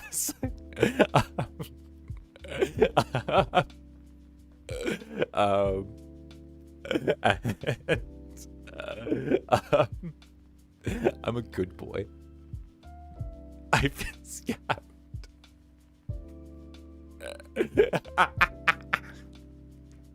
You lie as easily as you breathe, Incubus.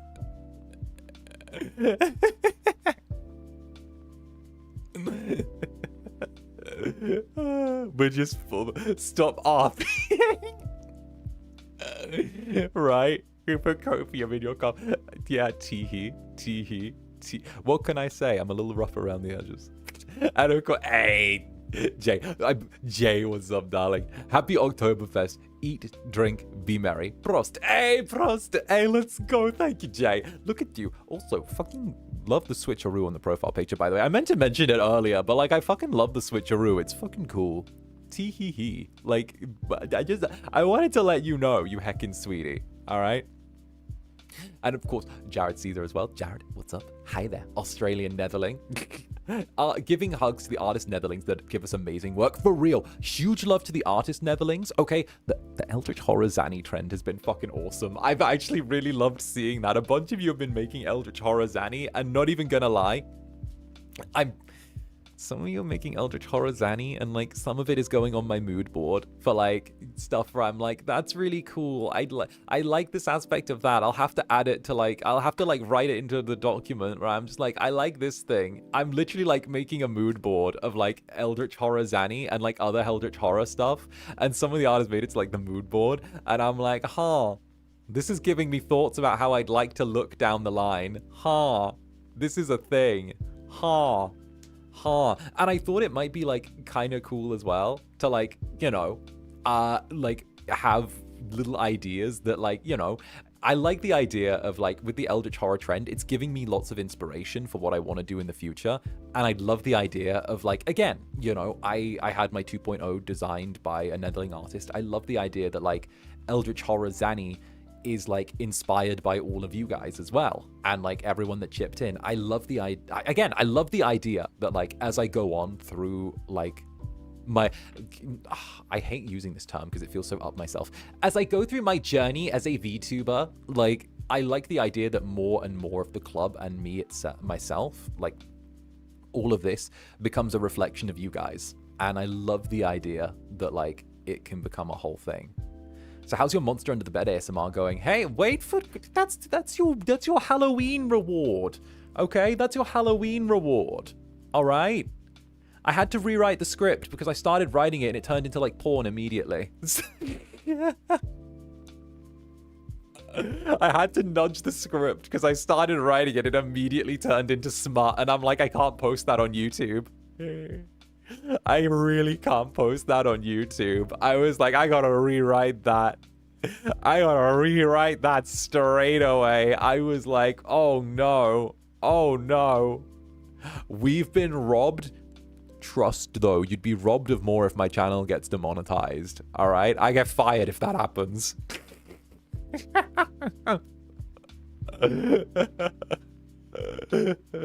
No. Throw it on AO3, but it's a script. It doesn't fit the AO3 thing, right? Like, my days. No. Patreon exclusive content. I wish. I have said this before. All right? I've said this before. If I could have an 18 plus area, I would have an 18 plus area. Because my God, I really want to. You don't realize how much I want to, right?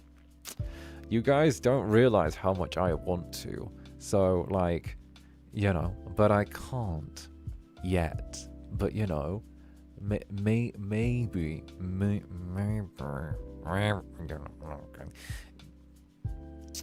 Only Zans, right? Listen, if I was allowed to, by where I'm at, maybe right? I might have to find like a workaround or something, but like, you know, he's been holding back his true power. Imagine all of the energy I put into like the Membies ASMR, but put into like smut. Imagine if I could do that. Imagine if I used my powers for evil. Imagine if I used the mixing and the mic and everything for evil. Imagine it. Imagine if I could. Like, just imagine the evil I could reap.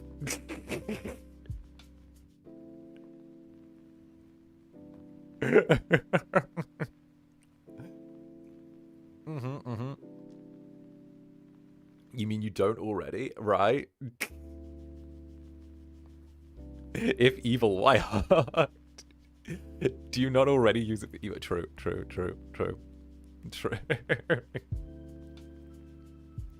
You definitely can do it, but rules. Yeah, it's the rules. Don't get me wrong. I could dream a dream. You know, I could dream a dream. Or, you know, teehee. And Yui, of course, thank you for the super. So do you feel anything if I bite your tail? May I lick? So the rule with the tail is really, really simple. So I don't feel anything from like in the spade of the tail. The spade of the tail itself doesn't really have any nerves in. It's more like how your fingernails are, but it's also very, very sharp. So I wouldn't recommend like licking the tail just because the tip is extremely sharp and I kind of use it for like stabbing and slicing. It's like a self-defense thing, right? The actual like tail itself, like the thin part where it extends, is also like, it's not sensitive. It's kind of, again, just like a limb. It's a prehensile tail. So the idea is, you know, you can grab it and give it a tug, but like I'm not going to feel like too much. It's just sort of like the same way of someone like grabbing your arm and giving that a tug, right? Whereas if you're talking about the base of the tail, the very, very base of the tail, right? The part where it like merges into the base of my spine. Well, that's like an erogenous zone. So like, I would say, you know, be careful if you're going to town there, okay? Like that's the reason that's the reason we got to be careful with that, right? So let's try and let's be careful with that one, all right? So let's stay away from the base of the tail unless we want unfortunate happenings to occur.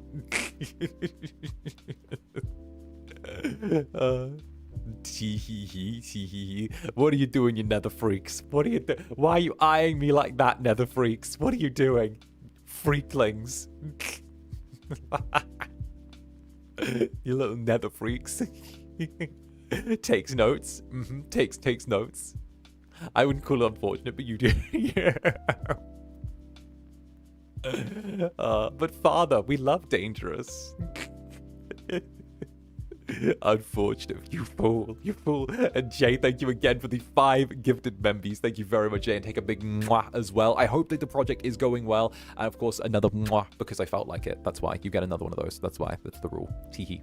And Chewbacca, I won't forget today's events. Chewbacca, listen. Chewbacca did the art for today's thumbnail, and I accidentally didn't tag Chewbacca. I auto-filled, and I just went with it, and I cried, and I cringed, and I had to message Chewbacca and be like, I'm so sorry. Sumimasen, Chewbacca. I'm sorry. Please forgive me. I was literally so embarrassed. I literally crawled into their DMs after I made the correction. I was like, Sumimasen, I'm sorry. I'm sorry, Oomph. I'm sorry. I auto-filled and I hit the button. I'm sorry. It just filled with the last person I tagged. I was like, Yui was the last person I tagged. I'm sorry. I didn't mean it.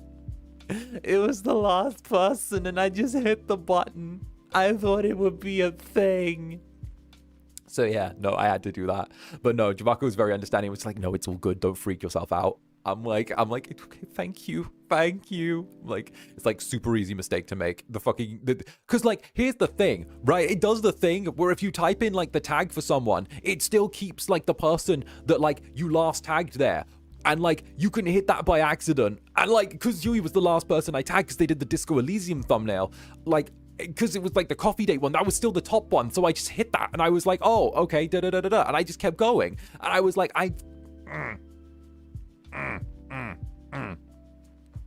was like, how dare.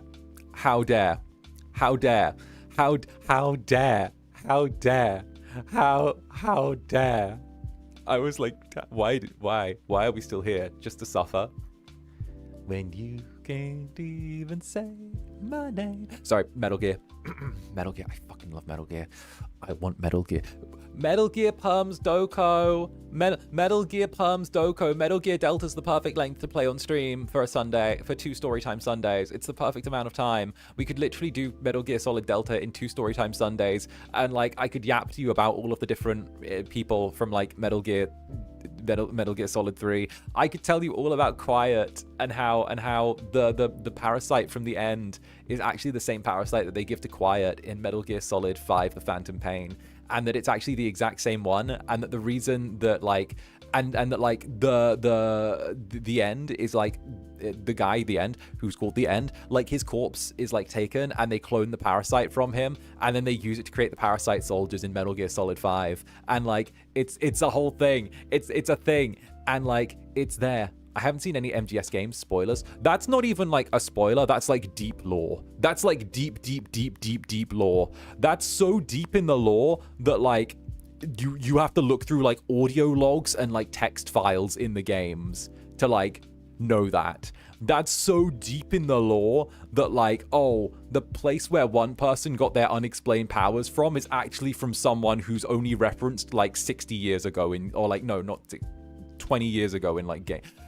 Okay, the way to describe it is a game that came out in the 90s, or early 2000s, sorry. The game that came out in the early 2000s, 20 years later, they explained that one character got their powers from another character that they don't talk about for another 20 years. That's it. That's like deep niche knowledge. Yeah, exactly. I've seen the video where Colonel Volgin's grabbing Snake's balls. Well, actually, Colonel Volgin is grabbing what he thinks is Major Rykov's balls, because the idea is that Colonel Volgin and Major Rykov are in a sexual relationship, where Colonel Volgin is, I believe, canonically bisexual. So he's in a relationship with Rykov, and like, he knows the feel of his balls. So in order to determine whether or not Rykov is actually Rykov during the time that Snake's wearing a mask and dressed as Rykov, he grabs Snake's balls to check that he's actually Rykov, and that and when he realizes the balls are different, that's when he knows that it's not actually Rykov, it's actually Snake pretending to be Rykov. So yes, that is canon. Yes, that is something actually in the game. Yes.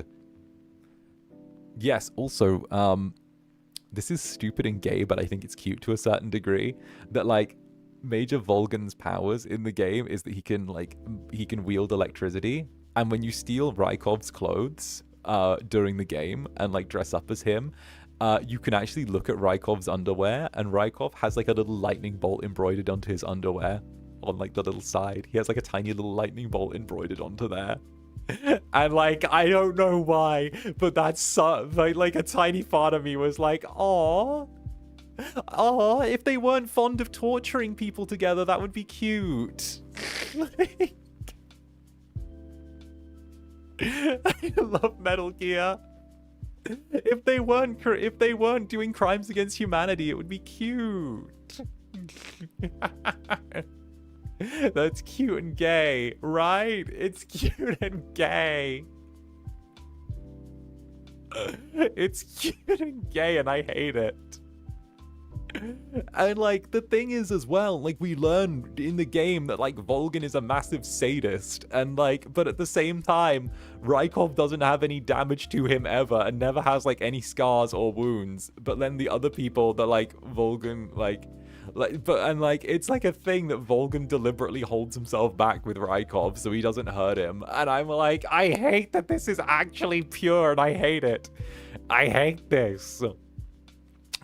So yeah, no, that's a whole thing.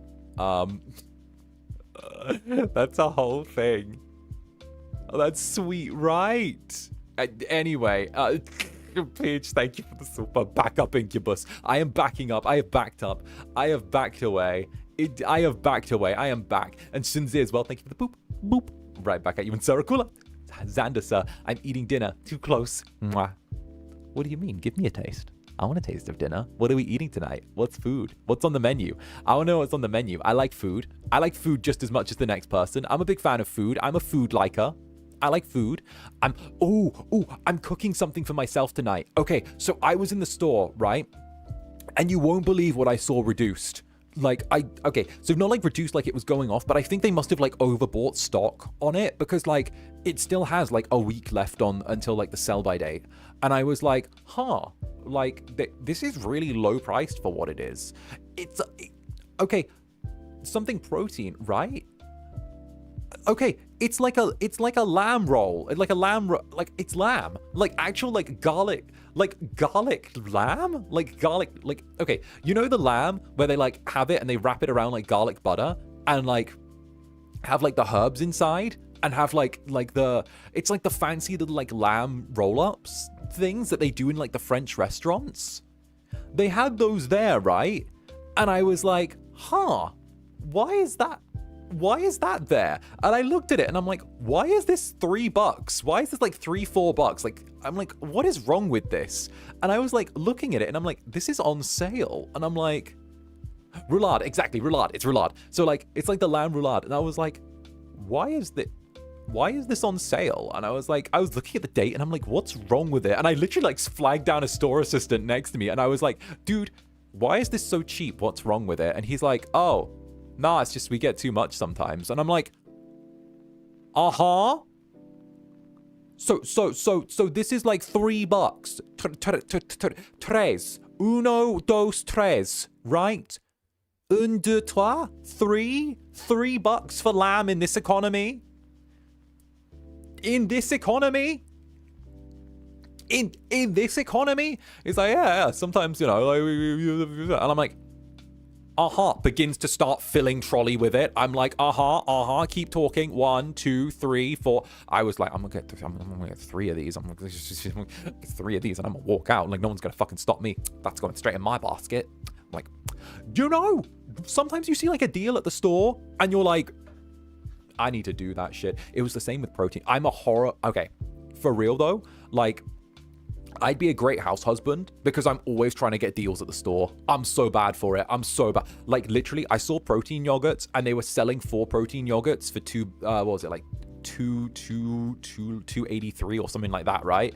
And I saw that they were doing them in packs of like 4. I kid you not, I checked the expiration date on all of them and I was like, these don't go out for a month. $284, I buy and I did the math and I literally like, the looks I got from people, but I don't give a fuck, all right? I'm like one of those people of extreme couponing. I've started like getting like that. I'm like, excuse me, I'm just gonna get the coupons. Excuse me, get out of my way. I'm getting the coupons. So I literally like picked up the entire shelf. Like, you know, the pallets that they have on the shelf. I just picked up the pallets and put them straight in my trolley. And I'm like, get out of my way. Get out of my way. If I get all of these, then technically I am getting a huge, get out of my way. You're going to see me on TLC soon if I have an offer. I'm like, get out of my way. These are my coupons. Go. I picked up the whole pallet. I literally lifted the whole pallet and put it straight in my trolley. I was like, no one get in my fucking way.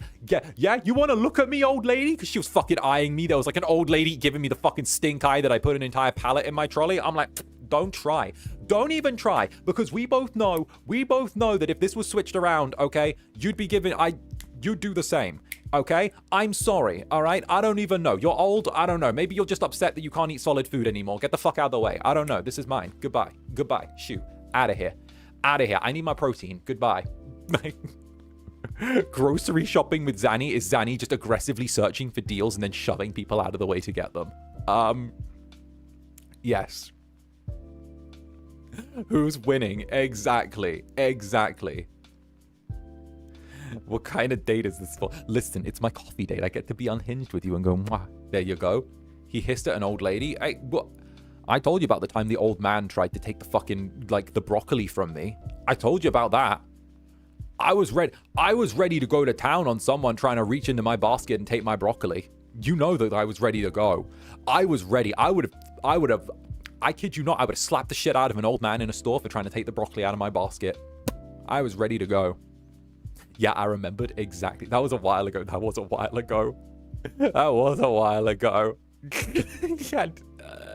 Wait a minute. Hey, is that a nether freak? Thank you for the 𝔂𝓸𝓾𝓻. Tenny's hands are rated E for everyone. Men, women, old, young, everyone. It's been a while since we've seen the Nether Freak here. What's up with the Chief Nether Freak? It's been a little while. What's up, Chief Nether Freak? It's been a little bit. How are you doing, darling? 𝔂𝓸𝓼𝓽, thank you very much for the gifted membership, darling. Lovely to see you. Lovely to see you. And of course, Hazy Spectre as well. Thank you for the 1 month. I've stopped looking for the door a bit ago. I'm comfy here, and I'm glad I stumbled into the club a month ago. You're a real charmer. Why, thank you, Hazy. Thank you. I'm glad you feel charmed, honestly. I try and go out of my way to make sure that everyone's comfy cozy here, and I'm glad you feel that way. Honestly, like, it just makes me feel good. Y'all make me happy. It's big smiley hours at the club. Definitely good vibes. I feel really good with the vibes. Really, really good. And of course, Leah as well. Peeling off layers. Turns out Zanny was just 3 netherlings in a trench coat after all. Okay, first of all, okay, I existed before you guys did. All right, so you guys are my adorable little devil familiar creatures. Okay, you're my little familiars that chew things to death for me. All right, do you not think that I couldn't be 3 netherlings in a trench coat? I'm able to resist arson. Like, if I go arson, you know, you guys, I don't immediately start like clawing at the walls and getting ready to like eat everything and like chewing on propane cans. See? So we're tiny. You're my little devils. And Jay once more. I'll take the company of a monster over the truest human horror, loneliness. Bruh, like that's the thing though, right? I love the idea of exploring these emotions and giving them like almost a physical like idea to it, you know? I think that like the idea of like, okay, so the idea, because again, let's dig into this actually, because you make a great point here, right? The fact that you can feel lonely even in a crowd of humans is such an interesting concept. But then if there's a monster that truly cares about you, that slithers its way out from the darkness and actually cherishes you, is that not more beautiful than like anything else? I don't know. It's the idea that people deserve to be kind of like cherished and loved regardless of where that source comes from. And I think that like when someone does cherish and love you regardless of the source, it's like, you know, it's a pure thing either way. And it's almost like it allows you to humanize the source of that affection more than just strangers in a crowd are like human to you, you know? Because it's almost like that what's given to you is like given back, and the idea of actually feeling, you know, seen and appreciated is the most human thing, you know? Cactus, listen, cactus, listen, cactus. Thank you very, very much for the nether stare. My goodness, are you feeling thorny? Are you feeling thorny, cactus? Listen, don't disappoint me, cactus. If I start feeling you, I better not get a little prick from you. Oh goodness. Then again, I'm sure you're very thirsty, so dehydrated out there.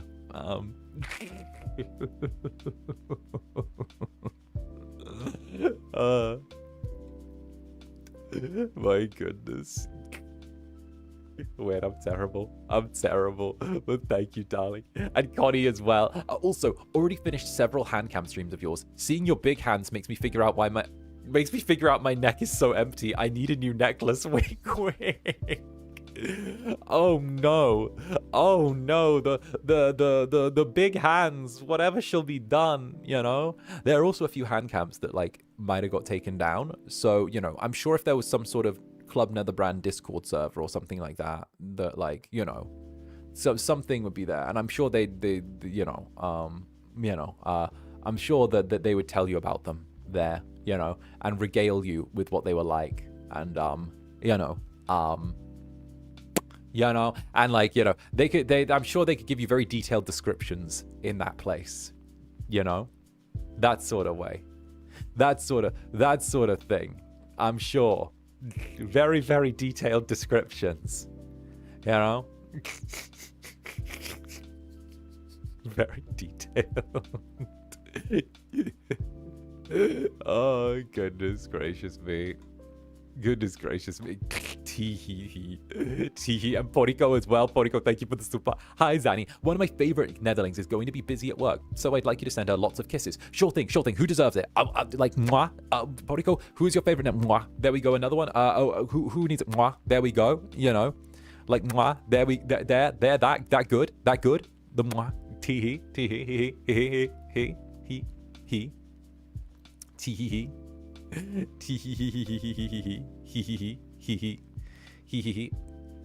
We should have treasured them further. You never know what you have.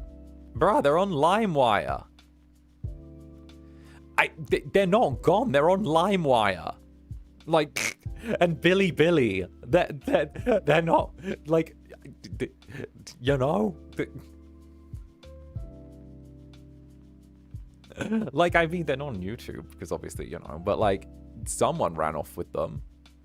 You know, someone ran off with them. Can't imagine who. And Jay, mantra I've been repeating to control my perfectionism. I'll be forgiven for turning in substandard work, but I won't turn in nothing. At all. Exactly. No, it's a good way to do it. It's a really, really good way to do it. And honestly, it's a way for you to keep your it's a good way to keep your like perfectionism in check. It's something that I've really struggled with, really struggled with. But you know, I think that honestly having my Netherlings has really helped with my perfectionism because of the fact that like they're very keen to see the good in the things that I do. And weirdly, I've had to learn that like people don't tend to notice the parts that I think are fuck ups in my work. People tend to just like the good stuff, and people don't notice the fuck ups. It's really interesting because obviously you're going to put the most critical eye over your work, you know, and that's it. I think that's probably the best way to sum it up. You know, you're going to be the most critical of your work, so it's probably a good idea to just sort of like remember that and just know that if you are your harshest critic, what is everyone else going to say? When you are your harshest critic, which means the standard to which you hold yourself will be 5 times higher than what the average person will. You know, that's probably like a good way to realize it. Oh, thank you. That's very sweet. Very, very sweet. And also Idol Boys, thank you for the super. I'm already in a digital boyfriend club called FSP. It's okay. You can say Club Netherbrand. You don't need to play shy or hard to get with me. Okay, don't worry. I know I've already won your heart. It's okay. It's okay, darling. I know I've won your heart. I've seen what you say. Don't worry. It's okay. I know that you've been all bashful in chat before. It's all right, darling. I know that I've already won you over. It's okay. It's okay. It's okay. You can just say Club Netherbrand. It's okay. I know. I've seen it. See, look at that. Stop already covering your face like that. See, it's almost like it's almost like unpicking you is strangely easy. You know, it's almost like I've got a read on you at this point. It shouldn't be this easy, but at the same time, there you go, just unraveling like that. You're just easily being untied. It's very adorable. Don't get me wrong. It's great. It's adorable. But I really love everyone. Of course. But it's still very lovely to gently unpick you like that. Plus, I always like to tease the fact that this is the one that's the idol lover, and then ended up falling for the incubus that sprinkles in the occasional idol microdose while being unhinged the rest of the time. Oh no, that's something that's fun. It's like when people are like, I know what I'm looking for in a relationship, and it's got to be this, and this, and then immediately falls for someone who's the exact opposite, and it's like, fuck. I kind of love that, not gonna lie. I don't know why, but that kind of carries me, you know. That's always a fun one. This incubus, yeah. I know what I want. It's this, and this. And it's like, but incubus is exception. There's always an exception for the rule, you know. That's me, I'm the exception. And we've been happy for 4 years, exactly. And we've been happy for 4 years. It's okay when he does it. Literally. It's okay It's okay when he does it though, because, you know, he does the thing. He makes me go tee. Oh, goodness gracious me. Right. And of course, 𝓱𝓸𝓼𝓽 West, the Nethermedic. The reason we destroy is because canon, you know? What else to say? Lamau. The reason we destroy is because canon. True. Well, I like the idea that, okay, this is silly, but I like the idea that, like, I'm gently expanding my lore little by little, but I like the idea that the lore expansion is always to do with, like, me getting my .0s and stuff like that. Again, I hate the idea of retroactively adding in lore to things, and I feel like my backstory, and one of the reasons I enjoy it is because it's so self-contained, that, like, you've got the beginning, you've got the middle, you've got the end, and you know who and what I am just from the beginning. There's not, like, 1,000,001 things to, you know, to go through. I was planning on being a casual fan, but then I thought, why not let him just consume my soul instead? Darling, I saw the tweet. You hashtagged the tweet where you said the exact same thing, okay? You're reiterating the fact that I own your soul now, all right? You have yelled repeatedly that it's like, oh, I thought I'd just be a casual Zander fan, but now I'm dying internally and I can't escape. Oh no, please help. It's like, oh, well, you know, listen, I didn't think I could be into this thing, but now, oh no, he's got me. Why did this happen? Oh dear, tee-hee-hee, I'm stuck now. Oh, what do I do? He knows too much. Yeah, I know too much. Literally, people are like, oh, well, you know, I don't even know why I turned up to the Incubus's club. I found him, like, a little bit weird. He's not, like the things that I kind of like, but, like, I thought I'd turn up out of curiosity. Now 8 months have gone by and I don't know how to leave. I wake up for this. This is my alarm in the mornings. If I don't see him for more than 24 hours, I start to feel like I'm gonna cry. It's cute. It's very, very cute. I'd say I'm a casual fan.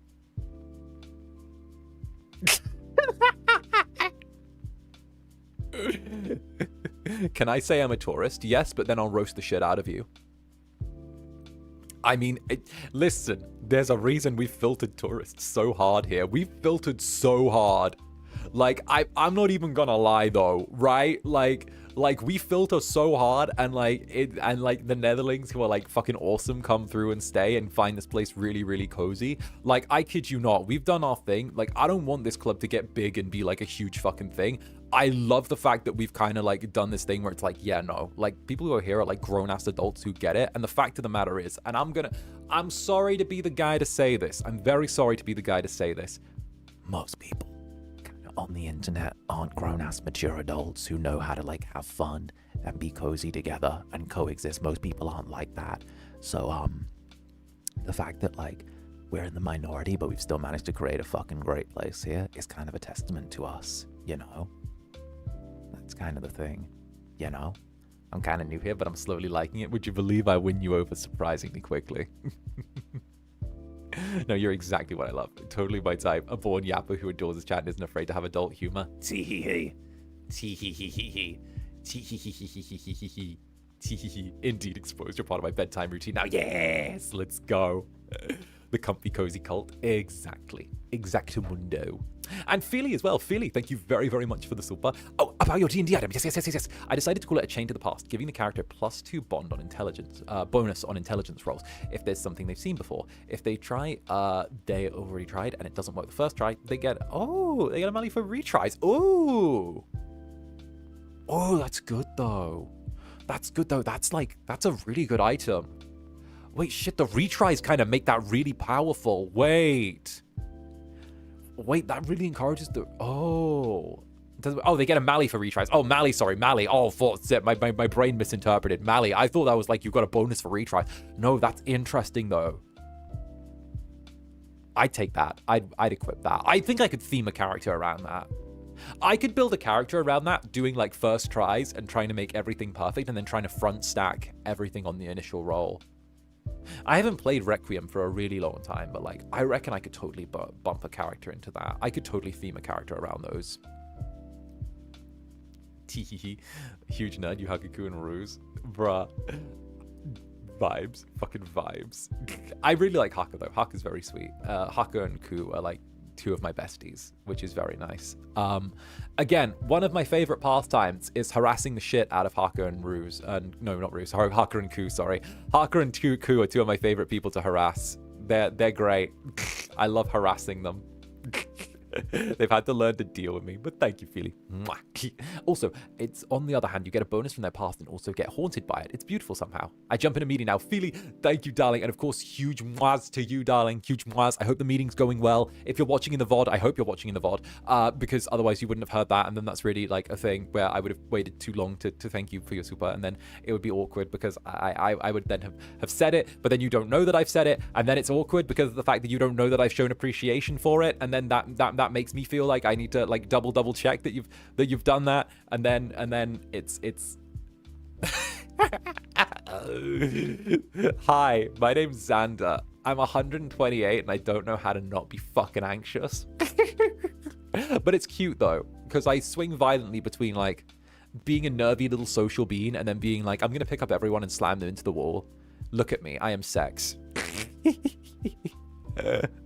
And Thorn, thank you very much for the super. We donate to support. It's okay if you miss a superhero there. It's just happy to be here. That's why I stare. No, but like I get that. But also at the same time, I think that support deserves appreciation, not just in terms of supers, but like in terms of liking stuff, reposting stuff, clipping stuff, like art. You know, that all takes time and effort, and all of it takes, you know, is a different form of support, and it's wonderful. You know, it's like okay, a good example is like this, right? And I'm gonna give you guys a little example. I got tapped on the shoulder by the Dark Overlords, and they said they were really happy with how, you know, the Summer Rain stuff did for me. And I was like, oh, I didn't think it did that well. And they were like, yeah, you know, there's not like a ton of stuff that like comes out about it on Twitter. There's not like a ton of yelling on Twitter when it comes to like the Incubus. There's not a ton of like, you know, people going crazy on like that site when it comes to the Incubus. But like at the same time, like it's kind of like the Netherlings are like a quiet little like sleeper, like we're a little sleeper cult, and they're like, oh, we're happy with that. And you know, if they're happy with that, you know what I told you, like you know what I told you? Well, like, if they're happy, that increases the chances of us getting a full-length thing later on, and, like, actually getting to do real voice acting. So, you know, they're, you know. But, like, also, it's because of the dead-ass. Part of it is because of the fact that a lot of you are, like, grown-ass busy adults with, like, actual, like, fully-fledged lives. So you don't have time to constantly be like, oh my god, Incubus on, like, every social media. So, like, I get it. You get it. The Dark Overlords get it, but like it's kind of a thing where we're like, where it's very nice, and it gives us that feeling of like, yeah, the club doors are closed. You can look from the outside, but you actually have to step inside to realize how fucking awesome it is in here. You know, Zanny audio drama, please. I've pitched something. That's all I can say. I've pitched something. Whether or not it happens is another thing, but I've pitched something. That's the best way to like sum it up. I've pitched something that I would like to do. Whether or not it happens is like not up to me, but I've pitched something. That's it. Pleek. A project? Yeah, I've pitched a thing. That's it. You know? Let the pitch be a home run. Hopefully. Who knows? Tee. Fingers crossed though, fingers crossed. I've pitched it. If it's good, then we'll find out at some point in the future. But you know, I got the Summer Rain thing, but I haven't listened to it yet. It's the first VTuber thing I ever bought. I'd highly recommend it. I think it's some of my best work. So yeah, you're working on things on the side. How do you do it while streaming so much? I don't fucking know. A game I'm in came out as well the other day, and I'm like, fucking hell, how do I do? I don't like spending time on myself. I prefer to feel like I'm achieving things. And like, you know, it's just a thing where like, I don't sleep. I don't sleep and I play strategy games, and sometimes I'm like having ideas in my head. And obviously like a lot of stuff as well that I want to do is necessarily like outside of the standard, a lot of the stuff that I want to do is outside of the scope of standard VTubers. So it means that like when I do stuff, it usually has to be like something that like has a lot of talk going into it. So it doesn't really feel like as much of a thing as like I would like it to be. But also I like the idea of taking VTubing a slightly different way to like how it is traditionally. And I feel like if we're not exploring new things and being and questioning the status quo in regards to like the industry, then the industry is going to die. That's a simple fact.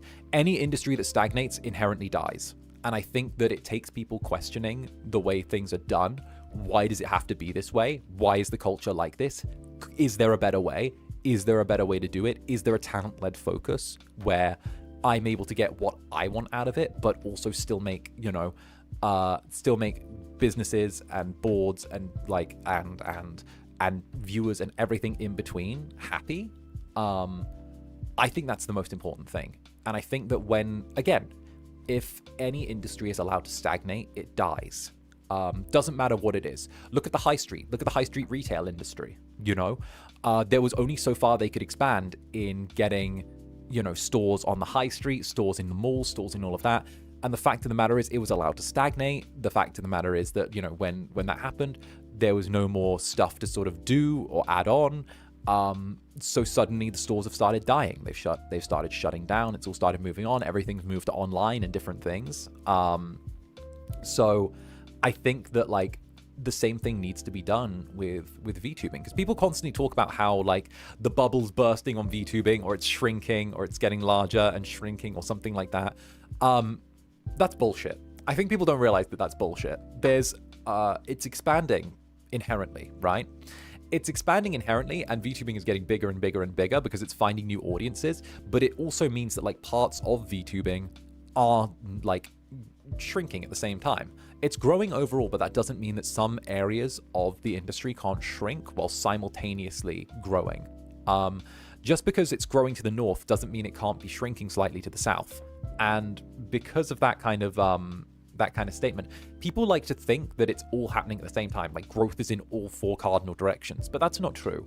Sometimes it's aggressively in one direction and then a little bit off in two, or sometimes it's only growing by like 5% in the east, losing 3% to the west, and then growing 20% to the north, you know?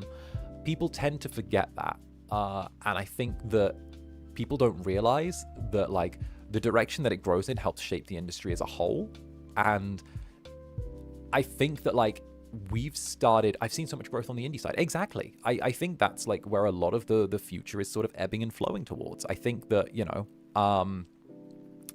I think that people don't realize that like just because, and again, this is not me, like I'm hedging before I say this. I'm very strongly hedging before I say this, by the way.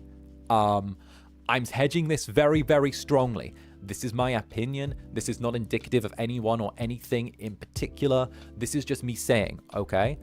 The way that like things are presented from one perspective, whether it's a boardroom, whether it's an indie side, whether it's an individual, whether it's a group, whether it's a formal corporation, whether it's something else in between, is always going to be somewhat different from reality. Because every individual and every group and everything that says how the industry currently is, even me, has a vested interest of seeing it go a certain way, and that's the version of reality that they want to inherently push, you know?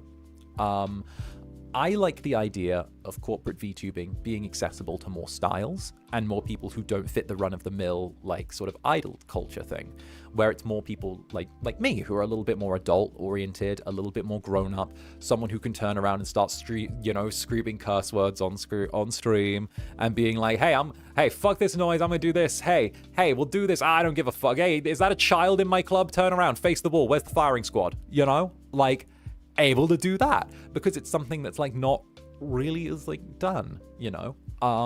And I like the idea of those doors inherently opening and it not simply being about number go up, but instead being about, oh shit, this community is like hella good. This is like hella connected, you know, this has more, a community that gives a shit about each other and like are super well connected has more longevity in my opinion than just a number go up type thing. And that's why I like this, you know? More actual variety on the corporate side. I'd like to see some of the variety of indie, but with the support that a corporate background could have. And I didn't really have these opinions until I sort of like, you know, joined. But I think it took me trying to be like soft idol Zanny to start off with, and then eventually realizing, nah, I'm a cretin, I'm a creature, I'm a diabolic lover, you know, teehee, wink. And, you know, before realizing, hell, dude, I'm gonna make this to me. Love your opinions on this kind of stuff. I think that it's just making sure that we stay grounded and remember that it's like salt of the earth and where this is going, you know? Teehee. You don't have to agree with what I'm saying. This is just my opinion. This is just my opinion and like what I believe and would like to see. This is just my opinion. So like, this isn't me making some like huge sweeping statement. I think that like, I was gonna be unconventional too. It's all about how you conduct yourself. Exactly. But I think that it's giving people room to conduct themselves within this sphere, you know? Like, you know, it's that. It's giving people the ability to. Because you can be unconventional, but it's, you know, letting people have faith, or letting people who are like in power have faith that what you're doing, even if it is unconventional, can be good. You know, like think lean in. Think of it this way. Think of like 4 years ago having to like pitch to someone in like, you know, a corporation, like, hey, I want to like be an Eldritch horror. I want to be an Eldritch horror. I want to scrap being super pretty, but still be super pretty and fuckable, but also make me like a disturbing ass Eldritch horror. You'd have get fucking screamed out of the room. They'd have held up a crucifix at you and gone, be gone. They'd have flipped, right? And now being like, but now it's like, shit, that sounds fucking baller. Hell yeah. Hell, you've made it work before. Let's see if you can do it again. You know? Like, everyone has their audience, and grown-ups seek people whose content they resonate with as much as young people do. Exactly. But I think that's in you know, I think that has influenced like the way that things go, and I think that alongside, you know, the fact that the scene has changed and like it's become both wider and deeper has allowed more opportunities for people. Not just because I think as the VTuber community grows, it also influences like things that are attached to it, whether it's artists, whether it's artists that make VTuber art and end up getting commissions out of it from like corporations or, you know, independents, whether it's models, whether it's people who do rigging, whether it's script writers, whether it's animators, whether it's producers, whether it's mixers, whether it's songwriters. The fact is that it's an industry with so many different things attached to it that like there's a huge amount of elevation for all involved, you know? But that's another, you get what I'm saying. You get what I'm saying. Sorry. So, no, I'm not sorry, actually. Fuck that. Mwah. I'm a bit lost. What are we discussing? Just VTubing in general, and like where the industry is kind of like going and ebbing and flowing, and like my opinions on it, which are all terrible and wrong. But like, you know what? It's fine. They're actually not terrible and wrong. I'm always correct 100% of the time. Facts. But no, I think that like it's difficult to find people who necessarily like think the same way as I do. But then again, I came into VTubing as an outsider who then, you know, decided that I should look at things from like a viewer's point of view, a fan's point of view, someone who is like, someone who's coming in as opposed to someone who is already involved. I think that it's better to look at, I think more VTubers need to look at things from a fan's point of view, or like a viewer's point of view, or a community's point of view, rather than like an idol's point of view. Because I think that allowing you to get it, I think changing your perspective is a good way to help reflect on what you need to do as well. And I think the reason why I think the reason why the club has been as good as it has been is because of the fact that, like, you know, I was like, I don't know what to do. Hey, these guys seem like they know what to do. I'll just listen to them and look and like try and look through their point of view, and then like, I don't know, ram my head into a wall until it breaks, and then we'll figure it out and just all be in this together, you know? What would you recommend for people looking to get into VTubing? Figure out what you like. What would you like to stream? Figure out what you'd like to stream and then go from there. Because there's a thing for everything, you know? It's still a relatively new thing. There's a lot of room for growth. Yeah, that's the thing. It's so new, but I think people like being set in the idea that there are...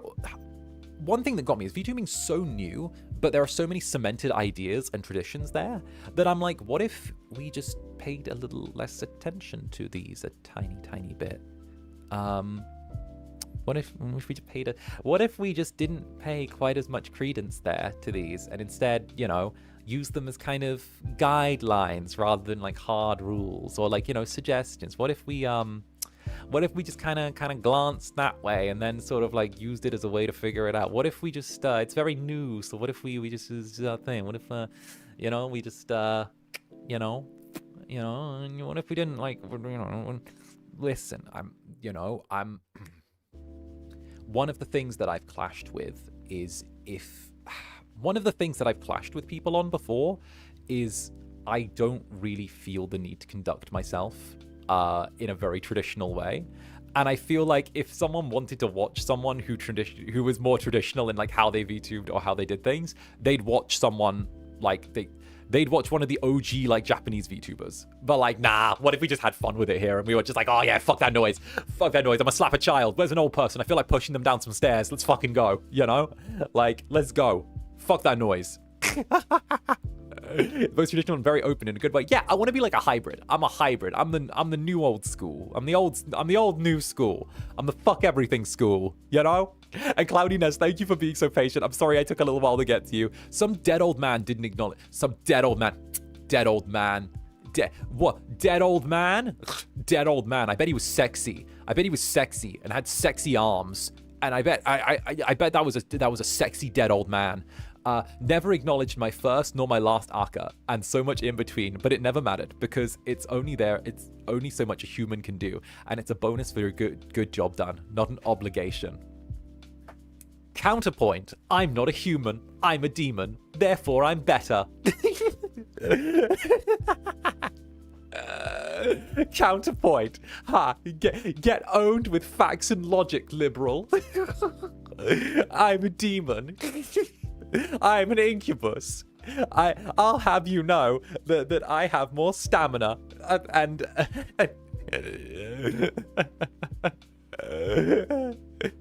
shout out that fucking guy during fucking Cyberpunk that called me a liberal. Fuck it. Yeah.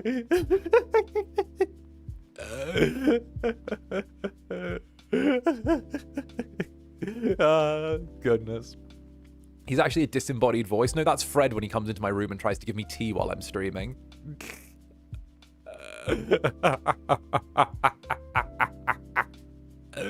My God.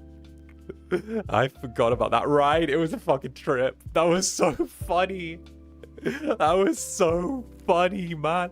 And do you want to hear the fucking joke of it? I wasn't even the VTuber the dude was looking for. He was looking for Crimson Ruse. He mixed me and Ruse up. He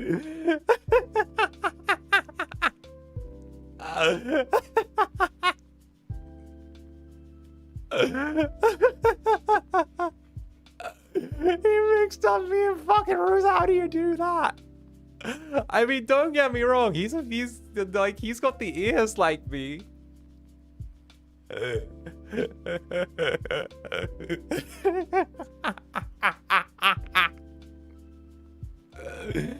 I missed that stream. It was one of the Cyberpunk streams. It was one of the second or third to last ones, I remember. No, I know. It was ages back though. But no, I found that funny. I'm like, yeah. I'm sorry, guys. You got me. My bad.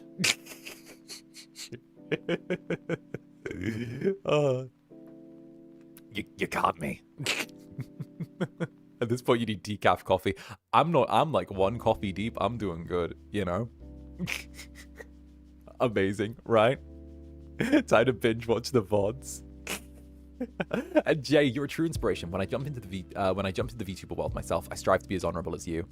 I don't even think it's an honor thing. I think it's just I like to conduct myself on the internet like I would. All right, let's go. All right. Personal opinion. I try and conduct myself on the internet like I would conduct myself in real life because that keeps me accountable, right?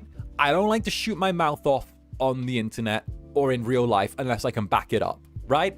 I don't like to do that because I think that that's something that's like a bad model of behavior. If you sit around and you're like, oh, blah, blah, blah, blah, blah, blah, blah, blah, and you're like saying shit that isn't real and all of that, and you can't back up what you say or you don't believe what you say, then it's just not, it's not a good way to be, right? And you can always tell when someone's being fake as fuck, right? You can always tell. Like, it's one of the reasons I don't get along with as many people as I do, right?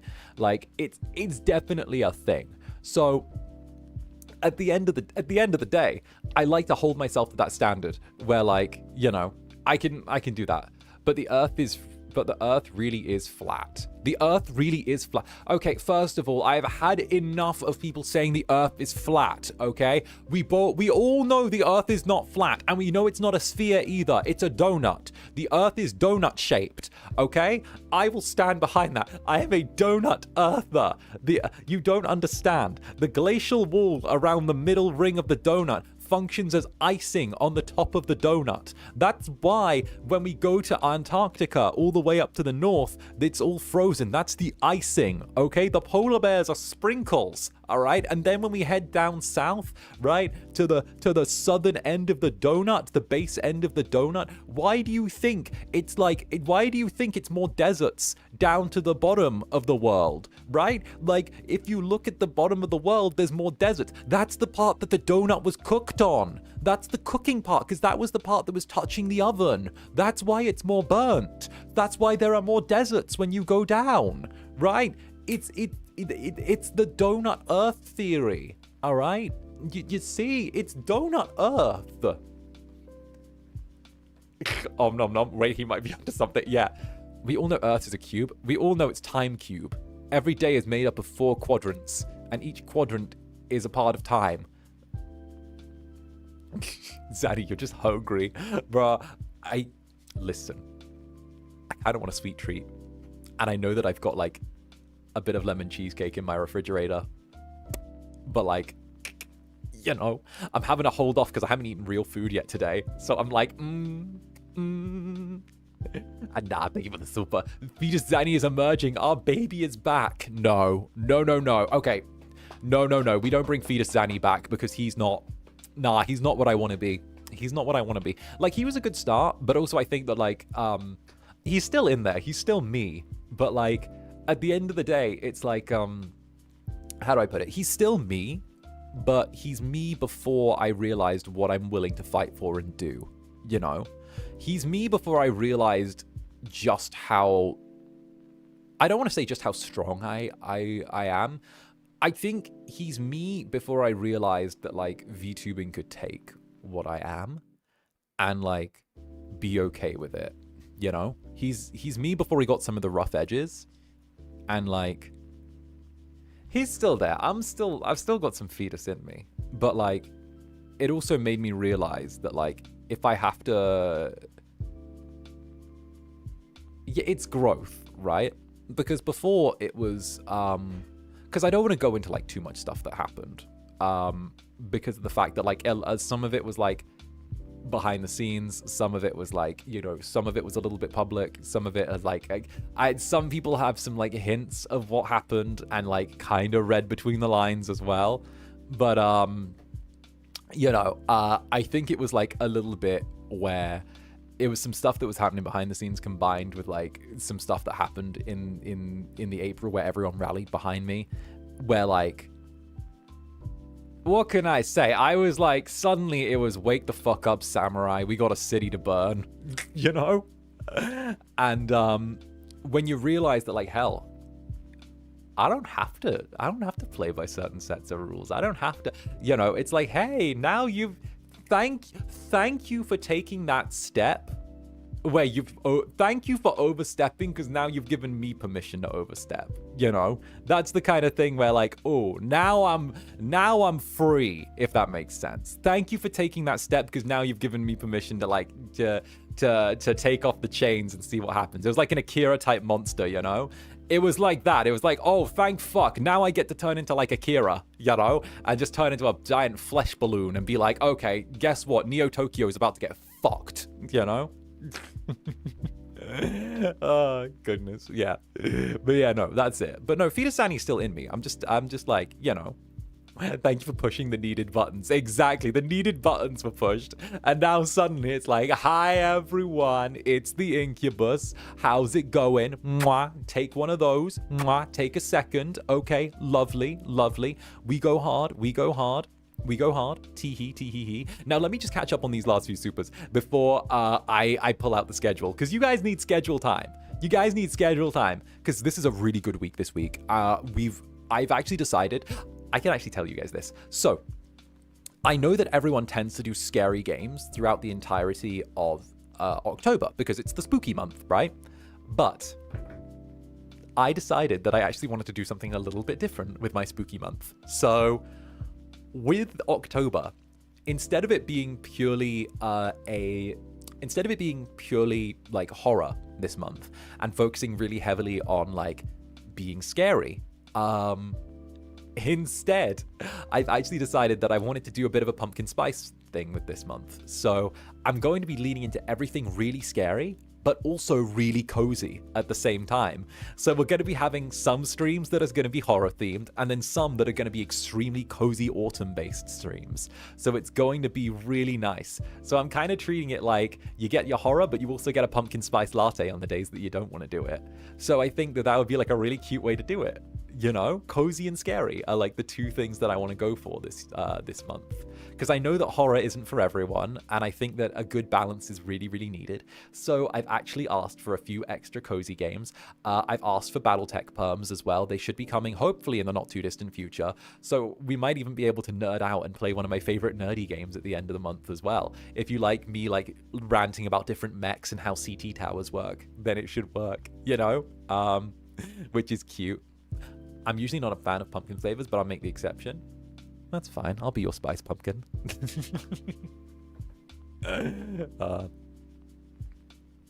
OMG. Yeah. But that's like the concept. I've never had pumpkin spice before. Ayo.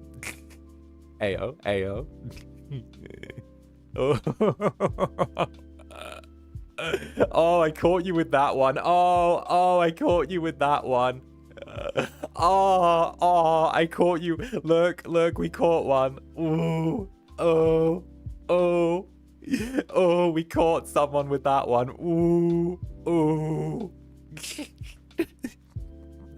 Get up.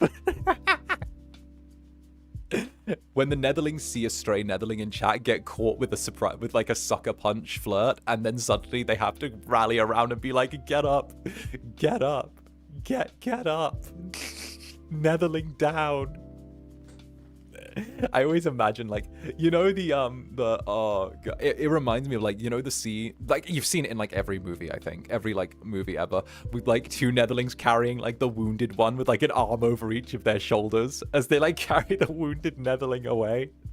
It's like that one, you know. It's like, I got you, don't worry, we're gonna get you out of here.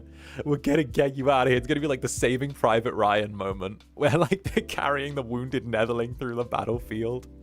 They're like, don't worry, it'll be okay. I always forget about the smoke effect. It's because the smoke effect only appears on coffee date. It's because smoke effect only appears on coffee date. It's also the only one where I can do this as well. Because I always make sure the room's a little smoky for coffee date, but I also like to, it's also like the day where I can add like a bunch of different effects as well. Because I don't normally have this, because normally there's no point in me running like using the processing power when I'm like doing games for like a room that we don't use. So, you know, it lets me turn around and, you know, I use like a bunch of different effects as well. Cough. Thank you, Nix, for giving me, for helping me out with this as well. Thank you, Nix. Thank you. But yeah, no, it's a thing. I can do.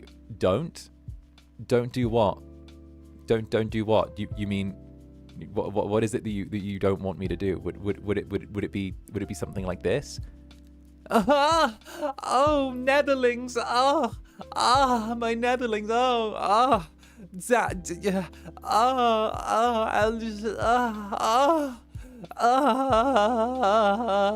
like that. Is that what you were thinking of?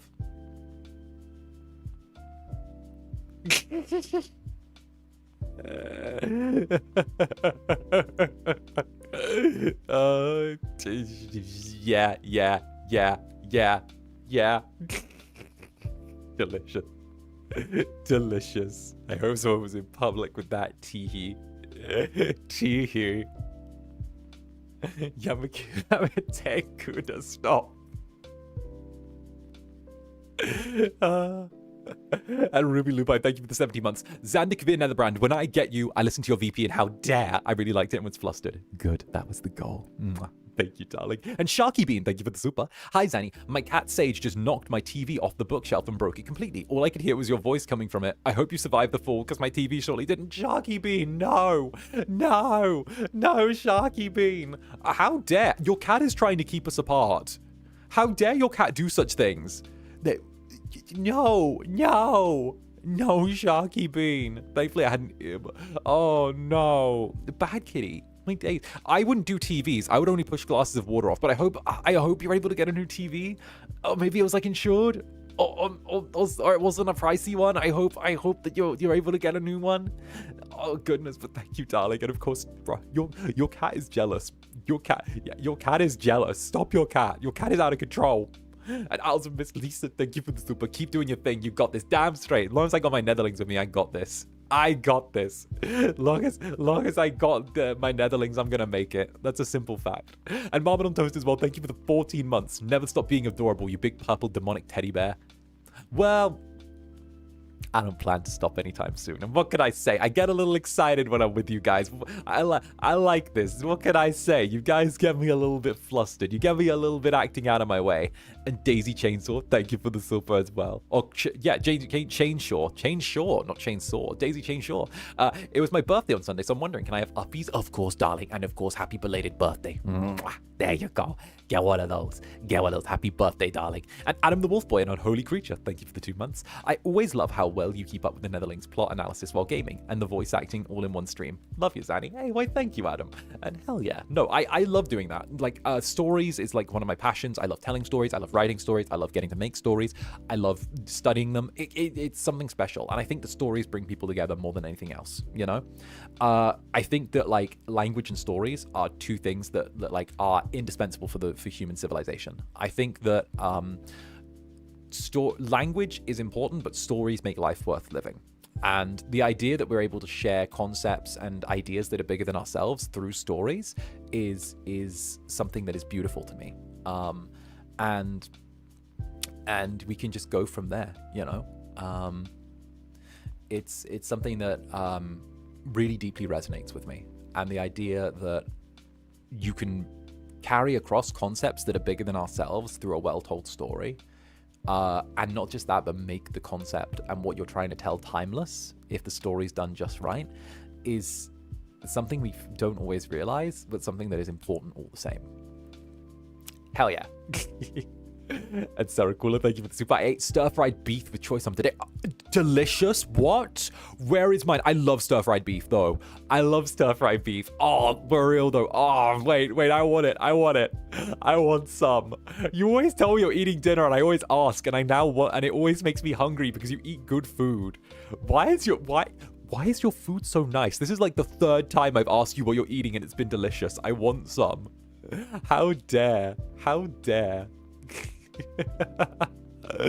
Oh, goodness gracious me. My goodness. Nah, it's definitely a thing.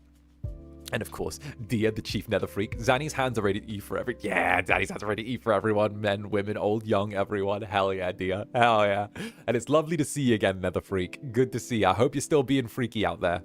And Shadow Aisha as well. Bites your tail. Release me, Incubus. No. No. No, why would I do that? Then again, if I release you, you might end up missing me too much and come, you know, crawling on back like a stray. That might be cute. I might let you go just to see how long it is before you come crawling back to me, you know? Maybe I'll sit there and I'll let you, you know, beg, prostrate yourself before me, asking to be, you know, let back into my good graces, gently sat in my arms again, yeah? Maybe I'll do that. I'll see just how long you're able to last without me. That might be cute, you know? Might be absolutely adorable. I mean, don't get me wrong. I'm sure you'll try and get that fulfillment from other places, you know? You'll try and get that fulfillment from somewhere else or someone else or wherever it'll work. But the problem is that it's never going to hit quite the same. It's never going to give you quite the same high. It's always going to be that little bit different. And the sad part is when you sit there and you realize just how much I've carved myself upon your heart. And you come back with a little tear in your eye back to my loving arms. And I get to gently cup your cheeks and look into your face and remind you that you're all mine. Not that I need to.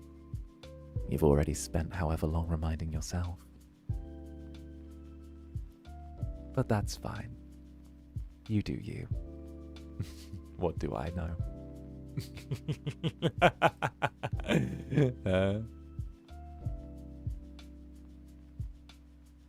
Back away. Back away. No. 𝓂𝓾𝓻, what's up, darling? About to head to a job interview today. Not a job I really want, but it's a stepping stone. Can you wish me luck? Hell yeah. Hell yeah. You get that stepping stone. You take advantage of that job. You smash that job out of the water. Okay? You've got this. You have this. You have this. Okay?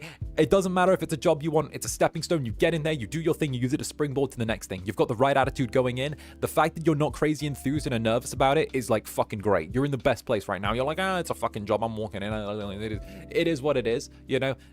It is what it does as it does as it does it. You know? The Macklemore thing. With the thing where he's like, return to the Mac, tell him what it is, what it does, what it is, what it is. Like, you're like, it doesn't really matter. It doesn't really matter. I'm just going in. That's the best attitude to have. Just walk in, be like, it don't matter. Bye-bye. Gone. Bye. Shoo. Out. You know? Done. And of course, Lunatic as well. Thank you for the super. I ended up finding you through a pink bunny, and you caught my eye so much that you captured my heart enough to stay. Also, P.S. Forgot I had wings. So, mwah. Yeah. Mwah. Well, mwah you right back. Nah, we love Roy. We love Roy. Roy is very sweet.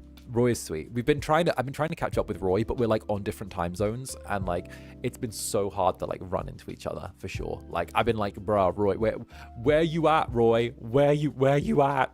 And Roy's like, where are you at, Zanny? We're like catching the opposite time zones of each other. I'm like, I want to catch up with you soon. I miss you. So yeah, we've been trying to do that. It's just time zones, I swear. Like it's me and like 3 other European VTubers that exist, and that's it. No one else exists here. It's like that. I don't even know. Like, I swear, maybe each company gets one person from Europe and everyone else can go fuck themselves. Like, that's it. I swear, that's it. Every corporation gets like a quota that it hits the bare minimum of, and then it's like, okay, now Americans. Now Americans. Now people from like wherever in the world. Now everywhere else in Asia. Now the Philippines. Now everywhere else. You know? It's like we've hit bare minimum standards. We've done the minimum. Goodbye. We've got our one European. It's okay. You can leave now. We've got however. America mentioned. Yep. I mean, one of them doesn't have a European yet. Bruh. What do you mean? Their European is me. What do you mean? What do you mean? 𝓱𝓸𝓼𝓽 adopted me. I'm your. What do you mean? What do you mean? I'm in law. 𝓱𝓸𝓼𝓽 married me. The token European's kind of crazy. 𝓱𝓸𝓼𝓽 and I are married. I'm like, it's like I'm in law now.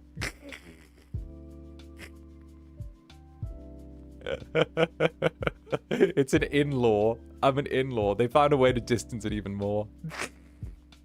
European in-law. Exactly. European in-law. They don't even want Europeans. It's just European in-law. That's it. That's it. LMAO, congrats. Right. Oh, goodness. Look, as long as you don't get any more British, I'm happy. All right? I'm done with those. Those things need to stop. All right? Can we just... I don't know. They need to die. I'm done with them. I'm done. Like, what the fuck even are they? And of course, Rox Freeze, thank you for the 1 month. Are you the voice in my head? Because I think about these things a lot. Also, hello. I am a jelly now. That didn't take long. Wait a minute, Rox. That didn't take too long. That didn't take too long in the slightest. Wait, you crumbled a little bit quickly there, darling. I remember you when you first walked in.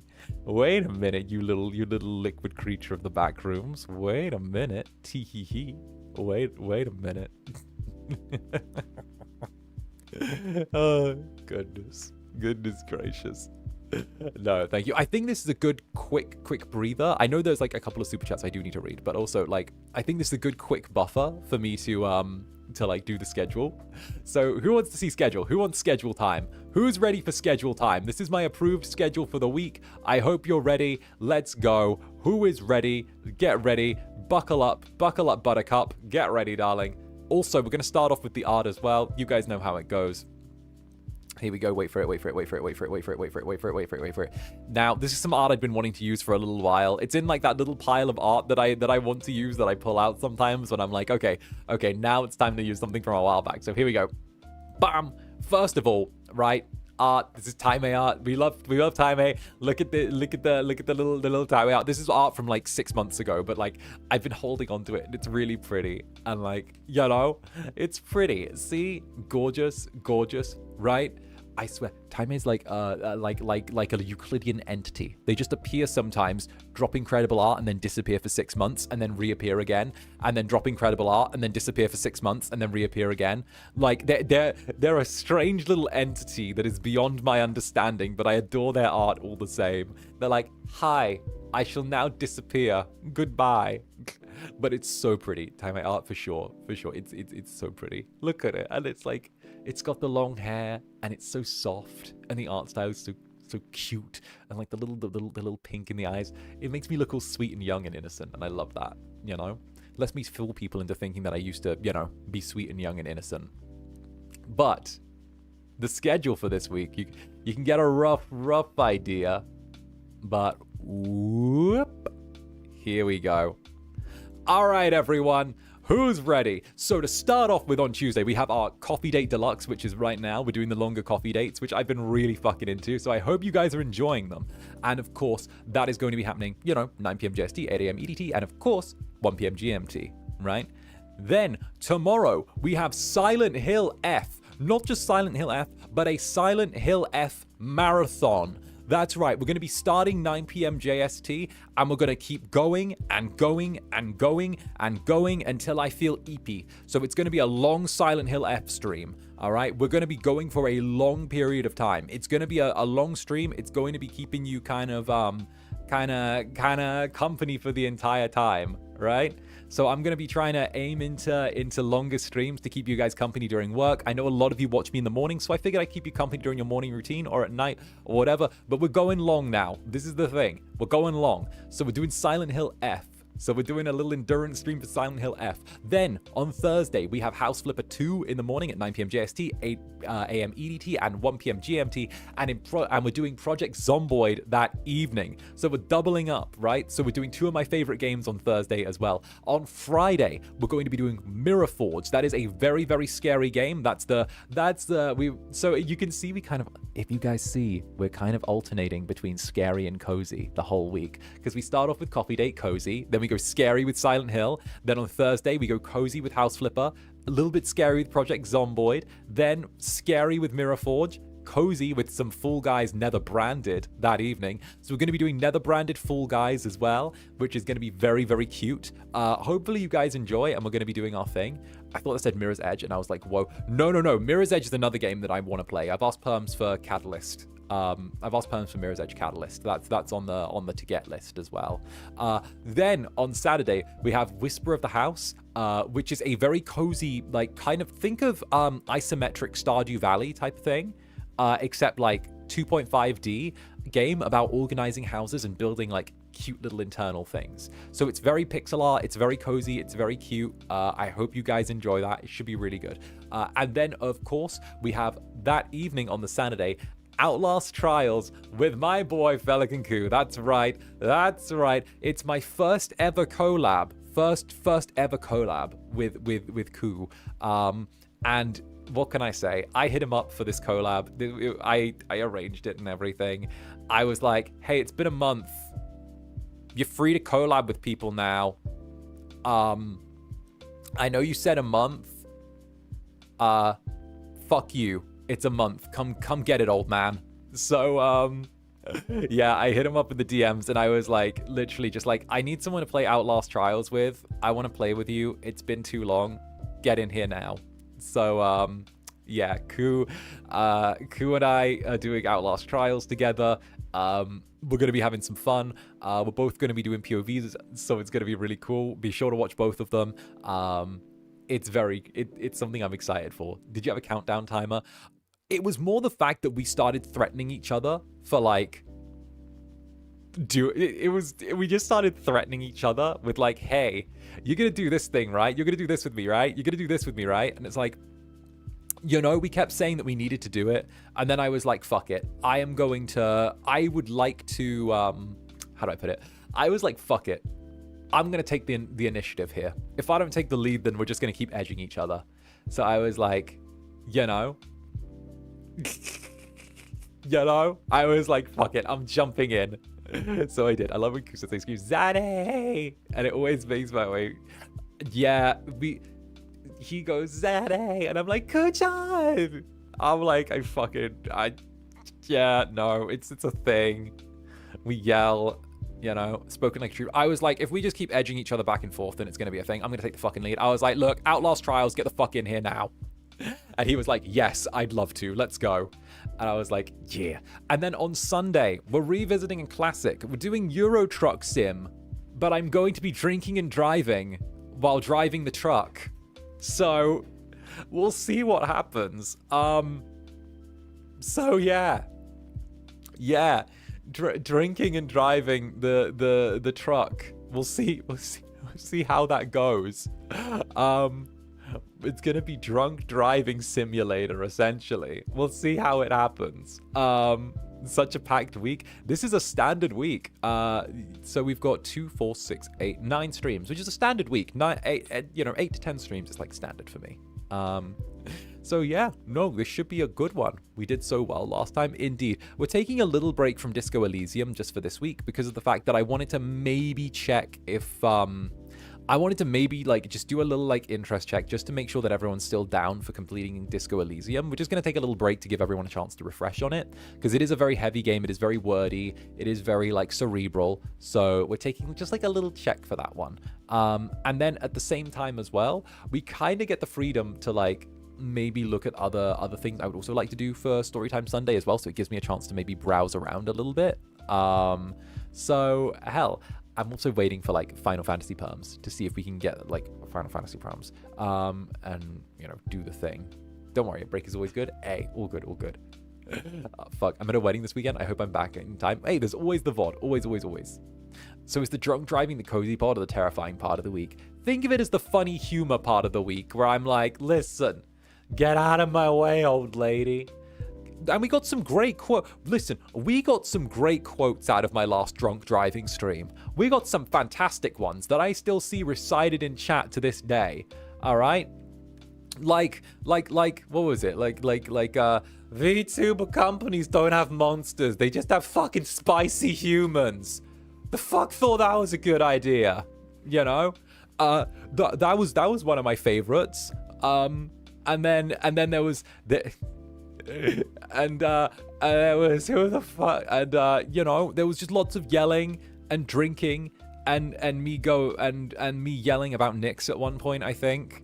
And then, you know, Zanny eyes on the road. How do you expect us to drive? We have nubs. Oh yeah, and me throwing the beer cans out the window of the imaginary like truck. Me being like, Netherlings, hold the wheel. I need to open a beer. Netherlings, hold the wheel. I gotta open a beer. Give me a minute.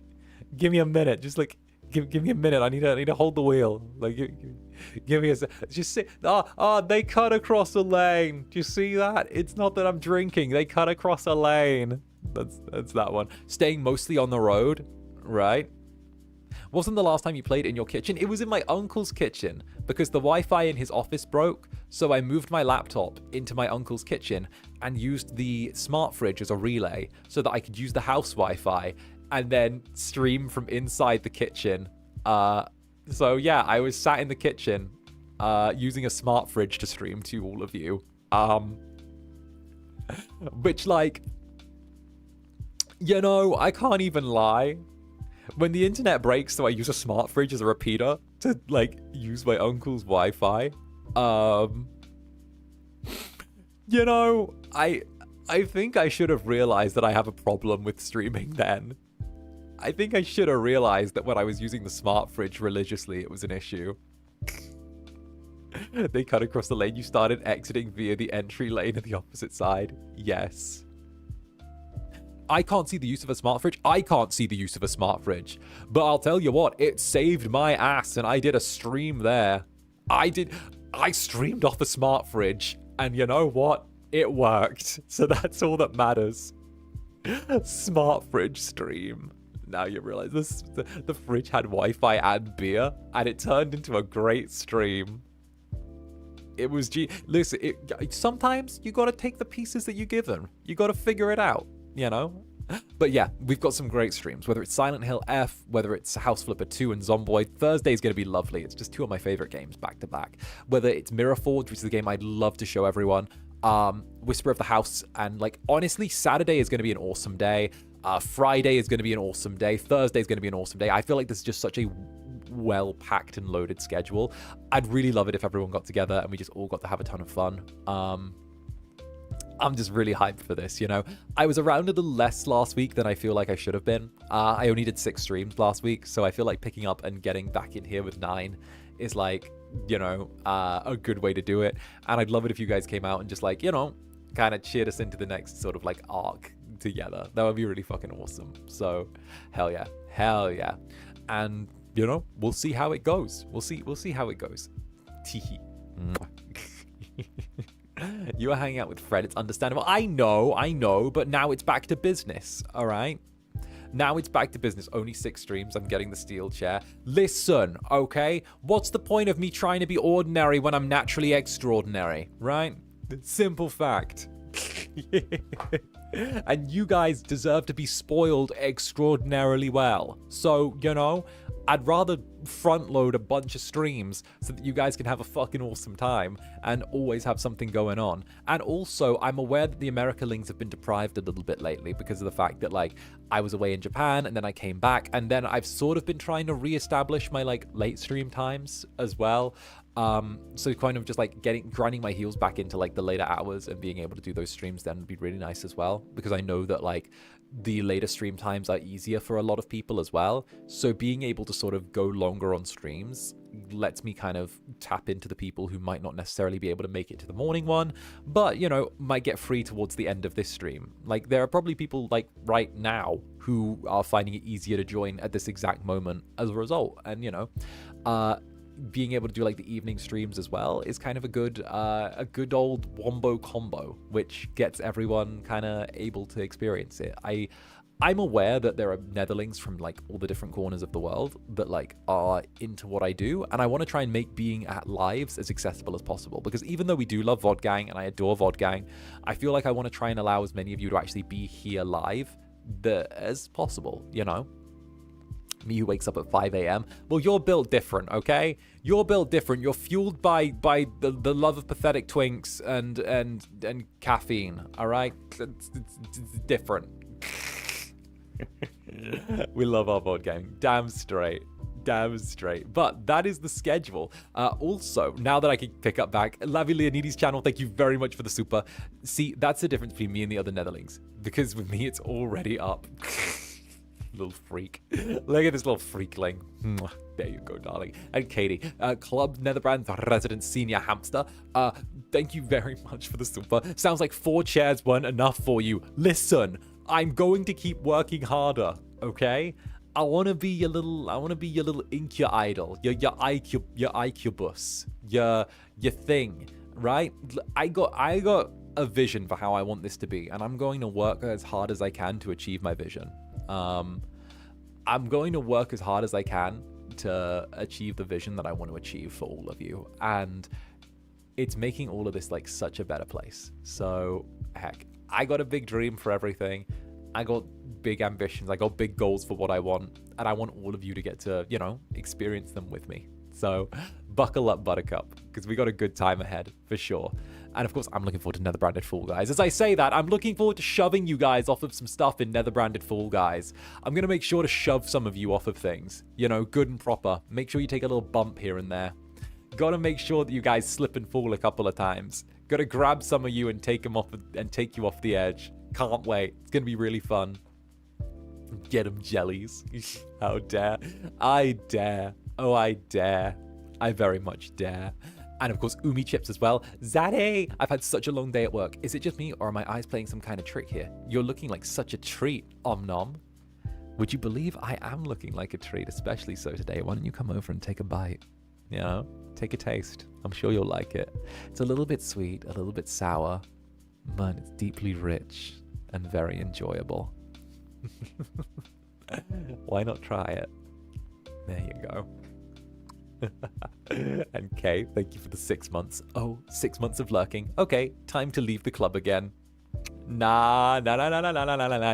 You don't get to leave, Teehee. No. Time. You don't get to leave. You're stuck right here, Kay. It's time to take out my Switch. What do you mean? I'm right here. I'm already out.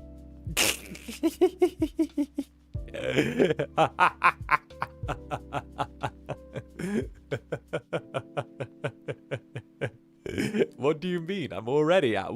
Where do I need to be? That was good. See? Girl, Zander, this guy, bruh. Oh, it's time to kill the Switch. Okay. Well, I mean, I'd advise not to kill me, but it is what it is. And of course, 𝓂𝓸𝓾𝓻, thank you for the super. Because you start to stream, it's my get off work time, 8 p.m. for me. After that, I go to dinner normally. Teehee. Well, either way, you always eat delicious food. So, like, that's really nice. And I kind of really like hearing what you eat, not gonna lie. It's really cool. So thank you, 𝓂𝓸𝓾𝓻. And of course, I'm glad that I get to keep you company after you get off work. You know, it's kind of like one of the things that we do, you know? It's one of the things that I like to do, you know? Whether it's waking up with me or going to bed with me. Both are very enjoyable. Teehee. Teehee. Of course. And of course, Wild Monarch, the drinking and driving's the scariest part of the schedule. It's funny. It's funny seeing me be like, la la la la da da. And, you know, seeing how many road laws I can break. It's fine. Don't worry about it, okay? I can be like, I'm trying to get my kids to soccer practice. Get out of the way. You know, I should get a little wheel for like driving streams as well. If I ever did more driving streams, I'd love to get an actual wheel that I could use. That would be so fun. Like, I used to have one when I was a kid for Mario Kart, but like, you know, if I got like a real wheel, that would be so funny. Oh, my days. Let's go. Like, we could do that.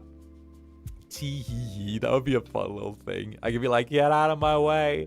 Get out of my way. Scar. Resident Peanut.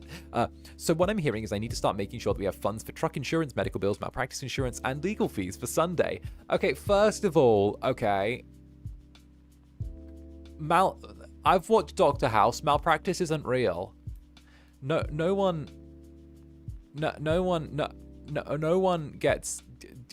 Dr. Houses the house. Dr. House never gets sued for malpractice.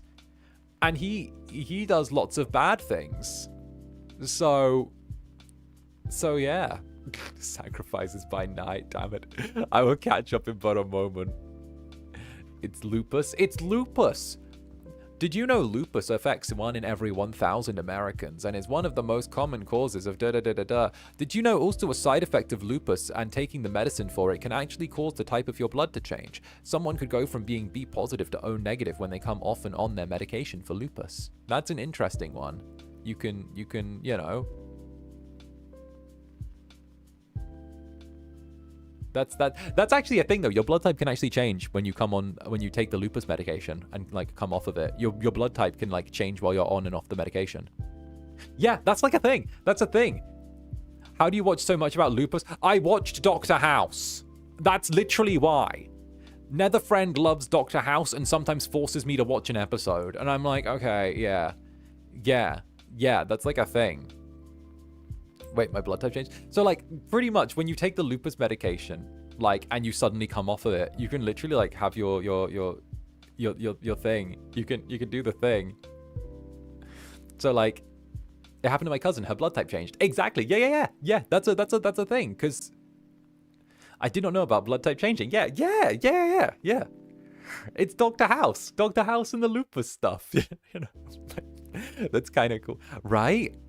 right? Because like I watched a murder, I think it was like Law and Order or CSI or something like that. I think it might have been CSI, where like they were looking for like the person who killed someone, and their blood was at the crime scene, and they did the blood check on the person, and like the whole thing was like the blood type was different, but then they found out the person had lupus, and the lupus person deliberately didn't take their meds, so their blood type changed when they committed the murder, and then they went back on the lupus med, so their blood type changed back when they did the forensics, because they did that as a way to try and like exonerate themselves from being like the killer. So yeah, that was like a CSI thing where they like did a switcheroo on their blood type. That was like a thing, right? Because they like planned out the whole thing that they wanted to like so the blood didn't match. That's clever, right? Sorry, I just remembered that episode of like CSI, and I was like, ooh, let's go. I can't remember which CSI, but then again, there's like 6 different spin-offs of CSI, so you know, it is what it is. But anyway, sorry, I got myself a little distracted with that. Anyway, yes, Party Princess Simone, thank you for the super. Have yourself a very slatastic Slaytober. Let's go. Let's go. I am very slatastic. I got the jacket, which I don't have on right now, but like I'm feeling good. I'm ready. This is gonna be a really, really good one. A really, really, really good one. I'm feeling like this is a good month. I normally have like a bit of a rough time in October, but like honestly, I feel like this is gonna be good. I'm looking forward to October. December's the one where I'm like, we're gonna have another. Is this the part where I'm like, there's gonna be another It's a Very Zanny Christmas with another like 12-hour stream? I think I might have mentioned it before, but this Christmas there's going to be another 12-hour stream. There's going to be another like 10-12-hour It's a Very Zanny Christmas this Christmas. So you're getting to spend all of Christmas with me again. That's already a thing. We're doing another big long stream for Christmas. We're doing another one. It's gonna be good. We're gonna be doing silly little things. I might get a new little camera for it. We're gonna be doing a bunch of little things. It's a very Zanny Christmas. That's right. We're gonna be doing it again. A mix between like the little hand cams and like the little hand cams and like just hanging out and like, you know, doing the chatting and, you know, eating some food. It's gonna be on the 25th, so like it's actually like Christmas Day. We're doing It's a Very Zanny Christmas yet again. That's right. It's a very Zanny Christmas is gonna be back again. So heck, it's gonna be a good one. I was gonna visit family now because no. I know that like the one last year was really cute. No, it's a thing where like obviously like again, I live quite far away from all my family, so it's probably just gonna be me myself this Christmas. So, you know, with the way it is, I'm kind of thinking that like it would be really nice to do another, you know, very Zanny Christmas. And I know that a lot of people kind of live away from their family like me, so it's always nice to kind of keep all of you company during that time as well, and it lets us all celebrate Christmas together. So that makes me happy, and it's kind of a nice little cozy thing going on, you know. And hell yeah. And Hotaru as well. Hotaru, thank you for the super. This is only my second time I've watched your stream, and I already like it here. I love hearing you yap, and everyone's so cool. Why, thank you, Hotaru. Thank you very, very much. And of course, welcome in, New Netherling. It's lovely to have you. Sorry it took me a second to get to you. I tend to yap quite a lot, but I do get around to you. But thank you so much. And I love hearing that people who like come into the club for the first or second or third time are having a really lovely time here and are like enjoying themselves. It makes me really happy. And the fact that you're like able to like feel like this isn't somewhere nice and comfy and cozy, it's really good. So hell yeah. Netherlings, give this new one a nice warm Netherling welcome. Get in here. Mwah. And Claire as well. Claire, thank you for the super.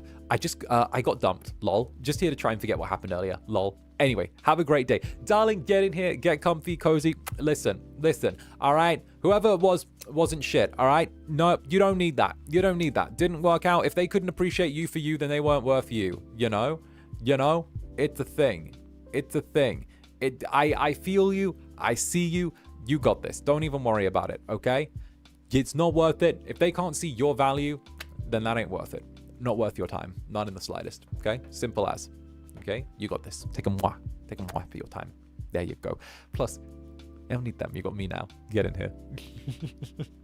And Nitrix, thank you for the 5 gifted members. Club Netherbrand's bouncer. Get on here. Get in here. Club Netherbrand's bouncer. Welcome to the 5. Welcome to the 5 gifted Membies who have been received. Get in here. I hope you enjoy the Netherbranded Fall Guys as well this week. And Polish Christmas food. Where? I'm starving. Actually, really weirdly, right? I have a, okay, this isn't going to give away too much. I have a Polish, like, okay. So, like, where I live in the city, right, has, like, a Polish section to it. Like, there's like an estate, right? Like a bunch of like apartments and like a little apartment block, right? And literally it's just filled with like people who are Polish, right? Which is like fucking cool because of the fact that like, and my neighbors are Polish as well. And I was like, there's like a real concentration of like Polish people here, right? And I'm like, it's really weird that I've moved from Poland back to the UK and I've immediately moved into the part of the city where all the Polish people live. With like the Polish community. I've immediately moved into the Polish community here. And I'm like, ain't that weird? So like, I go outside my apartment and I'm walking around and I spot this thing the other week. There's a fucking Polish deli, like a pure Polish, like, there's a Polish deli. Not only a Polish deli, but like a full Polish store. Like actual like Polish all food supply store. Like, not even 15-20 minutes from me. And I'm like, what the fuck? Why is that there? And like I go in and it's literally got all of like the stuff. I'm like, what? And they're like, hello young man, when I walk in. And I'm like, watch me flex the fuck out. They're like, hello young man. I'm like, dzień dobry. And then I'm like, and they're like immediately like, and I'm like, yeah. They're like, and I'm like, yeah. And I'm like, let's go. They know me. I am one of them. Immediately it's like, he's one of us. He said the words. He spoke the sacred texts.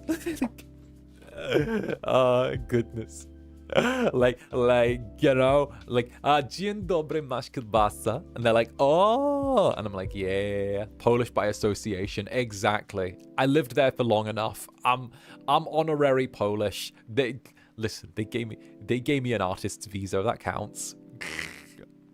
Poland sent agents to watch you everywhere you go. Honestly, I wouldn't be surprised. The fact that I think it's fucking hilarious that I go from Poland to living in a Polish community, like, immediately. I'm like, what happened here?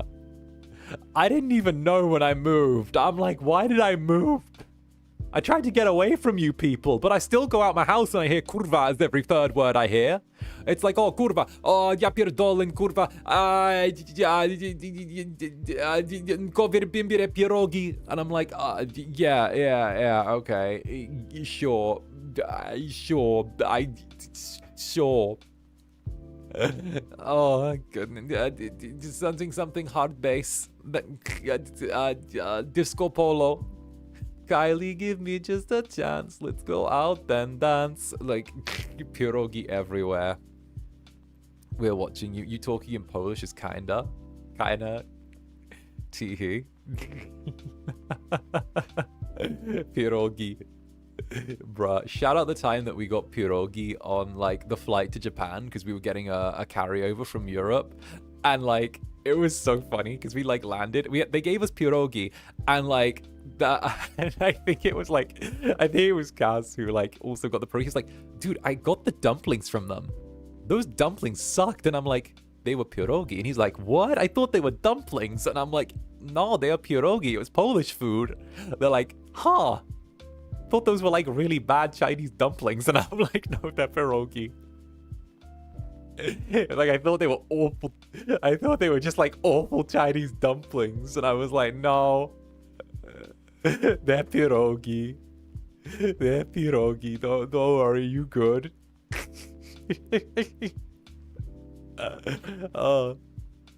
While I'm watching your streams, my lore document just magically opens. Lol, thanks for the idea to add Eldritch Horror. Good inspo. We love a good bit of Eldritch Horror. I always recommend to everyone who's trying to write any level of Eldritch Horror, get the Cult TTRPG, KULT. Really, really good RPG. Really good for helping you learn about Eldritch Horror. Really good for helping you present it in like a really good cerebral way. It's like Call of Cthulhu, but better. I don't even care if I get hate for saying that it's Call of Cthulhu, but better. It's there. You know? It's there. I have no internal organs, only pierogi. Pierogi. We love pierogi. And of course, Voltaire Belmont, Netherlings auntie. Speaking of Netherbrand Fall Guys, my VP bounties have been replenished.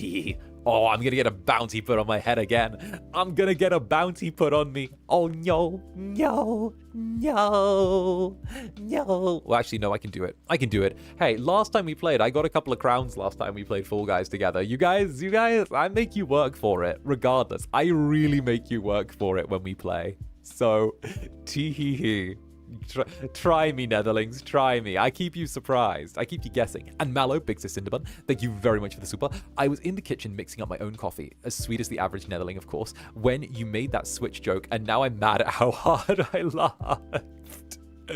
Me, when I make a terrible joke at you guys and you still find it funny.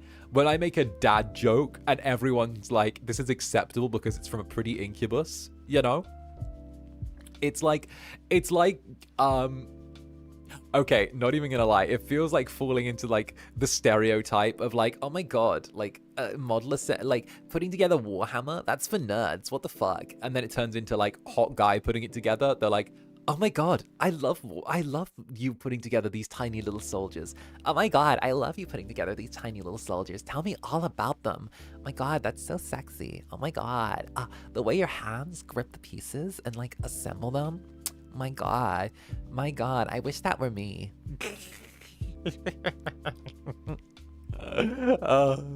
I'm crying, cringing. Yeah. Yeah, listen, I get it, clock it, sis. I clocked it. Bruh, you wanna know? Dead ass, okay. I'm gonna say words, okay? And all of you are more than welcome to disagree. But I saw it happen with Dungeons and Dragons. I watched it happen with TTRPGs. We didn't hold the gate with TTRPGs. We needed to hold the gate. I'm sorry, okay? But they used to be the getaway for people who were like, didn't quite fit into things and wanted like a little bit of a way to express ourselves and roleplay and have some fantasy and enjoy ourselves, right? And then it started getting too popular, and it used to be a thing that people were like, oh my God, that's so nerdy and weird. Why would you do that, right? And then it started getting popular, and then the normies started getting in, and we didn't hold the gate. We didn't hold the fucking gate, and we should have held the gate. We should have held the gate. I'm sorry, gatekeeping works sometimes.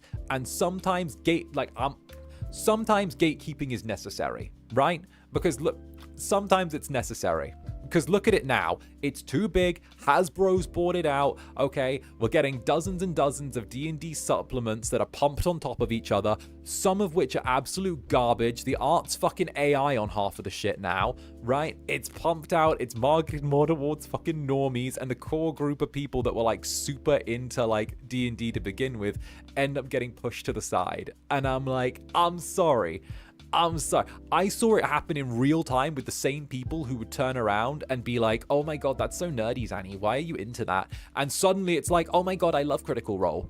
Bitch, try me. It was the exact same with the SoundCloud musicians that people used to be into. When it was like, oh my God, who's this person? I've never heard of him. That's embarrassing. And being like, oh my God, I just bought concert tickets for him. Bitch, try me. The D&D movie that came out a few years ago was hella unrated. Agree, it was a great movie. Really good movie. But like, I can see it, right? That gatekeeping to protect your hobbies is sometimes a necessity, okay? And I think the difference between, and I'm gonna highlight this now so no one gets it twisted and gets confused, all right? I'm gonna get this specific so that no one gets it twisted and confused.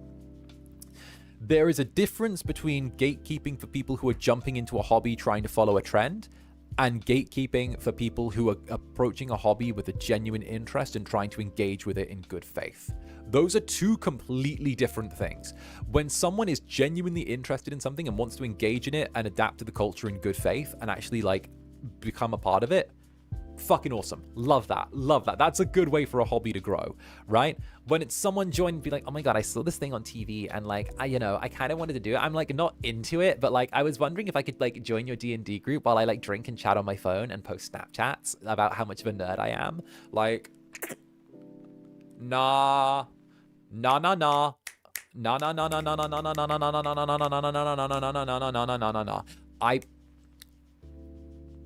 I don't think I've told this story before. I don't think I've told this story before, but I actually have had to like remove someone from one of my D&D tables before. It's happened a couple of times, but I've actually had to like tell someone that they're not welcome at my D&D table before, which is like a thing. I had to do it because of the fact that they were being very disruptive.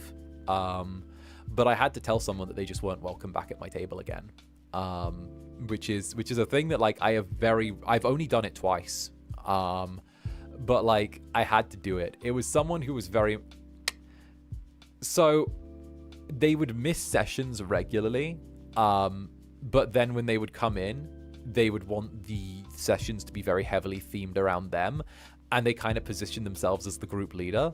But then they would leave, not come in for like a week or 2 or 3, and then they would come back and kind of like want to be caught up on things immediately and kind of position themselves back as the group leader, and then kind of step away again for a week or come there for 2. They were very, very inconsistent, and obviously it meant the storyline kept getting held off because of them, because it was, oh, I'm here but now I'm gone, but oh, I'm here but now I'm gone. And it was a thing where it was very much like, you know, you're not actually here, you're here because you're like doing that. And I'm like, and I had to have that awkward conversation where I'm like, listen, you're not consistently here. It's probably best if you just don't come back to my table again. And yeah, it's always a harsh conversation to have when you have to tell someone they can't come back to your table. And they usually have the habit of not taking it very well, which unfortunately was the case. However, at the end of the day, you're the DM, I'm God, rocks fall and your guy dies. There you go, done. Right? Literally. Hey, there's rocks fall and everyone dies. We're on a spaceship. Okay. That's cool. A face hugger latches onto your ass and then explodes out your chest. There you go. Done. There, sci-fi version. Perfect. Okay, main characters in it, not the rocks falling, right? Rocks fall and everyone dies. But yeah, no, that was like a whole thing. When like we have like a very serious hardcore roleplay group that like is my table. I DM, like, I haven't done it for a little while, but the group's getting back together soon. But it's a very, very serious, like hardcore roleplay group. And I'm like, ooh, this is like a hardcore one, you know? I experienced this in my last D&D campaign, and the person simply hijacked the protagonism, and we never had an ending. Sucks. Bruh, I could not. I would get very annoyed. I actually walked up. Okay, there are 2 times I've told 2 players they can't come back to my table, and I abandoned a group one time because no one could get into the same room as each other, and like the sessions ended up sucking. So I was like, fuck it, I'm gone. So like I've ditched one group because I didn't like anyone there, and I ended up like doing that, and then I told 2 players that they aren't welcome back at my table.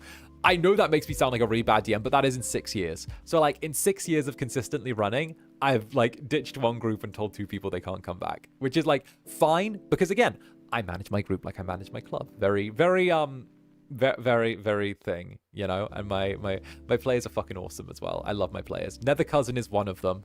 𝓂𝓸𝓾𝓻 is one of my players. They're a very, very good role player. They are very, very good. I gotta give 𝓂𝓸𝓾𝓻 their praise there. 𝓂𝓸𝓾𝓻 is like very good. 𝓂𝓻 is like is fucking harsh. But they are great. They are really, really great. They're actually like one of my favorite players. Probably like 𝓂𝓸𝓾𝓻 and like my little witch friend, my little like witch boyfriend is like, you know, that's cool. Not like witch boyfriend, but like witch boy, friend. Like that's their thing. There you go. But no, that's probably like my 2 favorite players. That's like my 2 favorite players. 𝓂𝓻𝓾, you got what I meant. I've mentioned him before. You know what you know. Netherbrand can't roleplay for shit though. Netherbrand sucks. Yeah, space witch boy, space friend. There we go. Fucking hell. Well, you've got to find a way to like differentiate between the two because like you know. But Netherbrand can't fucking roleplay for shit. Wow, he's sorry, Netherbrand. Netherbrand can't roleplay for shit. But let me get back to this. Anyway, 𝔂𝓸𝓾𝓻, thank you for the 5 gifted memberships. Thank you very, very much, darling. Thank you very, very much. Much love to you. And a big mwah, let's go. And of course, Jules as well. Thank you for the 10 gifted memberships. Souls that have been sacrificed. Souls that have been sacrificed. Let's go. Thank you. Welcome aboard. And of course, I hope you all enjoy the ASMRs. And of course, the Fall Guys this week as well. And Isaac, thank you for the mwah, mwah, right back at you. Artemis as well, welcome to the Netherbrand. And 𝓂𝓸𝓼𝓽, thank you very much. We have pierogi with prunes for Christmas, my fave. Pierogi, Polska, Polska, Polska, Polska, Polska, Polska, Polska. That's my trigger word because you did the thing. You did. Don't play this game. You did the thing. Don't say, because I call them that when they're from you. Polska, you've heard the Polska song. Polska, Polska, Polska. That one, where it's like the doges, and it's like the hadbitsvolen kobier bimbir epirogi, like that one. It's that one. If you haven't heard it, then it's fine. People listen to it. It's hard bass. People love hard bass in Poland and disco polo. Hard bass, disco polo, slabs. You gotta love it. If you're not crouching with a tracksuit outside a biedronka or a żabka, drinking that like shitty little 𝓂𝓸𝓾𝓻 liquor, and you're like there drinking it, tastes like paint thinner. My days. I can't believe I fucking drank 𝓂𝓸𝓾𝓻 on stream twice. I can't believe I drank 𝓂𝓸𝓾𝓻 on stream. Fuck me, that stuff tastes like paint thinner. No wonder I was mixing it with orange juice, but my days, that stuff is literally paint thinner. I was drinking that on stream, and I was like, like when I was doing it. Why are you so Polish? I lived there for 3 years. That's why I was so Polish. Did you have any culture shocks in Poland? How cheap everything was. How casual, how like friendly everyone was, and like I'd say how safe it was at night there as well. I was really surprised by like those 3 things, because like, you know, that's like 3 things. It's really like cheap, and it's really safe, and I kind of really loved that about the place, because like, you know, normally walking around like a big city at night, you're like, oh shit, I'm gonna get killed, you know, oh wait, oh like, oh no, look, I've run into someone, well, time for me to get sex trafficked, you know, like whatever. But like weirdly, you can just walk around, it's like no one does shit, like everything's just like safe. And like they have like city guard, which are literally just like guards specifically for like the city, and I'm like, that's kind of cool. Not that cheap anymore, but for the rest, yeah, it's true. Even now though, like you can still like, it's still pretty good for like what it is. It's like, yeah, not that cheap, but it's still trust it's better. Unless Warsaw, right? Unless Warsaw. Man, don't get me fucking started. Listen, okay? Don't get me started on fucking Warsaw, all right? Warsaw's, listen, don't get me fucking started, all right? Don't get me, listen. Don't get me started, all right? Listen, Warsaw bus station, all right? Warsaw bus station. Okay, I don't understand why Warsaw bus station has so much fucking weed in it when you can't find it anywhere else in Poland. Everywhere else, it's like none of it exists. But you go to a Warsaw bus station, and suddenly it's like you stepped into the into like Chicago or something. I swear down. Okay, I go there one time, and I'm like, the fuck? Why is it like this? Warsaw hates so based. See, I like to think I culturally adapted, you know?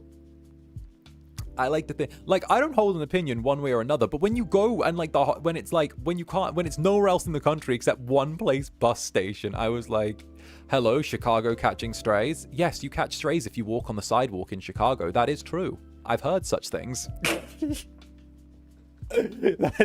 That is true. That is true. I studied with 3 Americans from Chicago when I was in Barcelona. They were like also transfer students, and all they would do is talk about how much they loved Barcelona because they didn't have to worry about catching stray bullets. And I was like, well, good for you guys. Good for you guys. Hey, Chicago uni people, if you ever stumble across my streams and are watching, I love you. By the way, I miss you guys. I miss you guys. The ginger guy who was with me was a little bitch. Fuck that dude. By the way, he doesn't do shit now and he cheated on his girlfriend repeatedly. Fuck that guy. And hey, Rizors, what's up, Rizors? Hello, cupcakes, stomping on in. Rizors, stomping on in. Hi there, Rizors. Welcome. Yeah, that's exactly. Hey, let's go. Get comfy, get cozy. Netherlings, give the Rizors a lovely warm welcome. We're doing a coffee date deluxe today, an extra long coffee date. I hope you guys had a lovely time. What was Rizor up to today? Was it Minecraft? Was it Minecraft today? Was it Minecraft today? Was it Minecraft? I think it might have been Minecraft. It was Minecraft, right? Was it? Rizors, tell me. Rizors, tell me. It's Minecraft. Yeah, I thought so.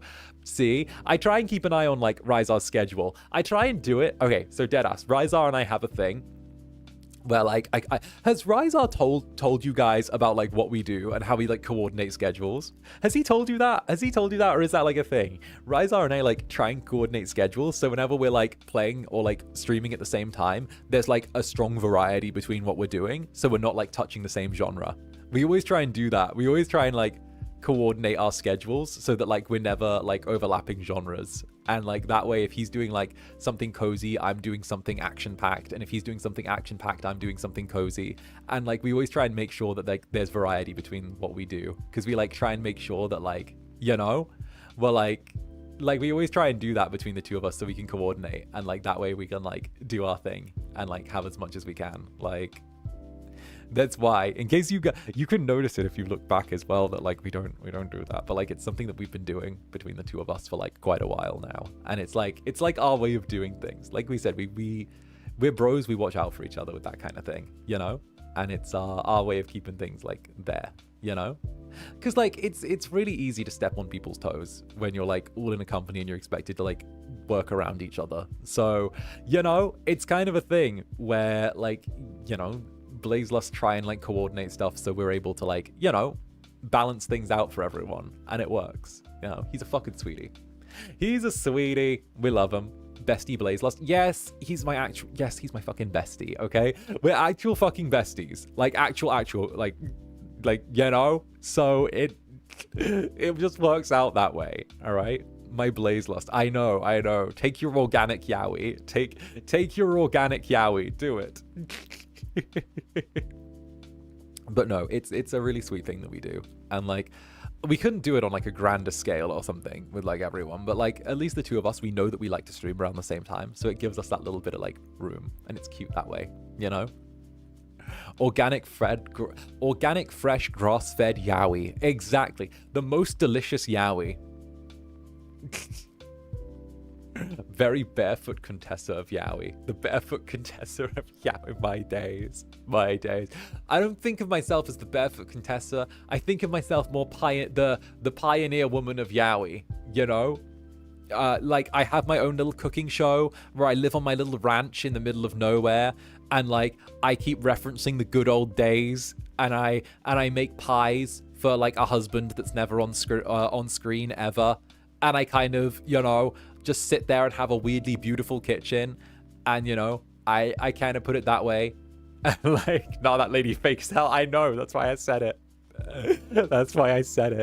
Like, that's why my husband that's never on stream apart from like marketing, my kitchen that's like strangely always clean despite me referencing multiple children that exist in this house but are never seen on screen apart from during the intro. You know?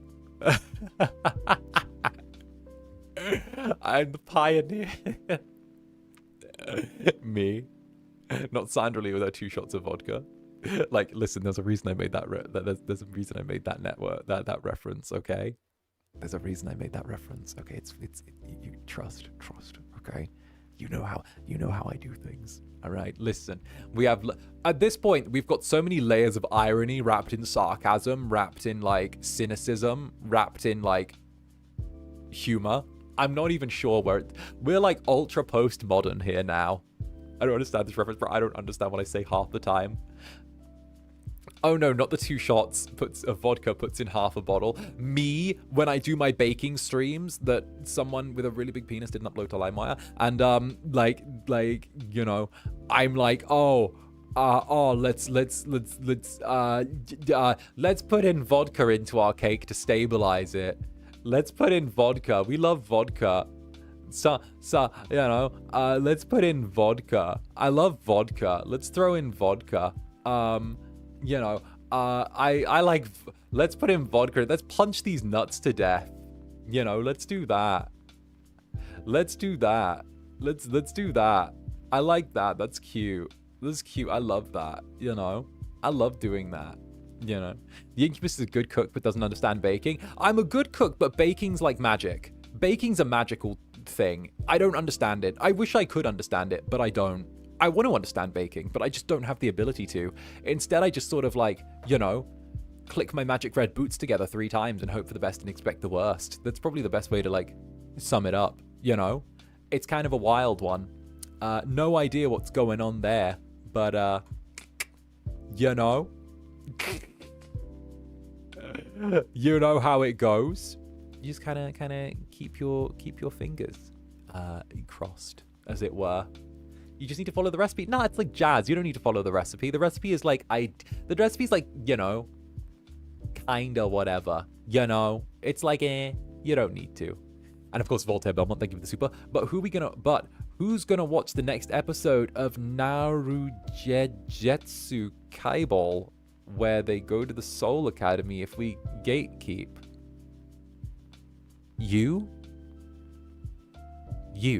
You're gonna watch the fans, the people who care about the thing, because chances are that if people who are like there's like super casuals or like, you know, are just like turning up because they can say they watch it, they're not gonna really watch it.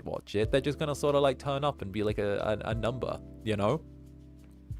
The people who support things and who are like into stuff will make sure it goes on and on for years. That's the thing. You don't need to have like a bajillion viewers on a thing or a bajillion streams for something to go on. For every smash hit in the music industry, there's hundreds of people who are just there getting by week to week, you know, and are doing well and living good lives as like sort of mid-tier artists, you know. And every once in a while, one makes the jump from being a mid-tier artist that's just getting by to being on top of the industry. But there are people who are living plenty of good lives off of, you know, dedicated, decent-sized fan bases.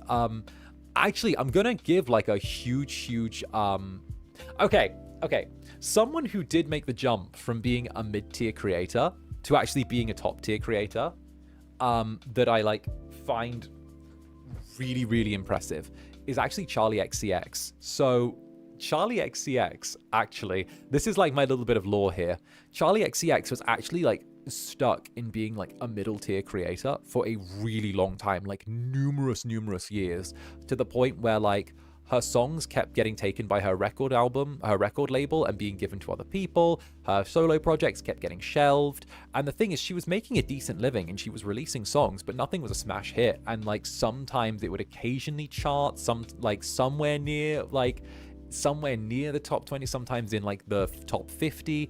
But like the problem was that, like, you know, they never had that particular dedicated like huge boom and push behind them, you know.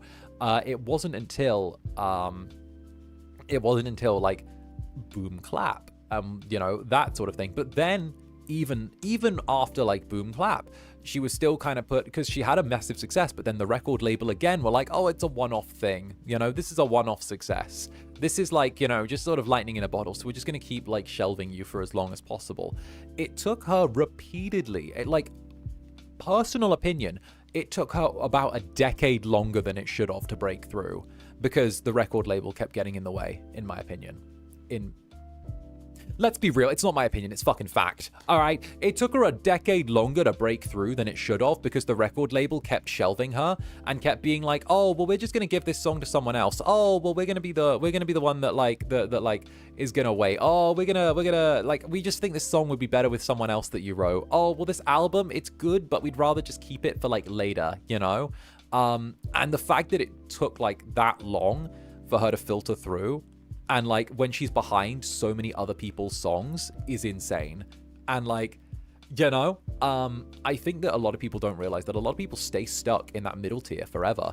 And it's not really they like quit or do anything one way or another, but like, you know, they just sort of stay there. And yeah, no, it's like a good way to put it, you know? Like, I don't know. I think that there are a lot of people that aren't necessarily pushed by their companies.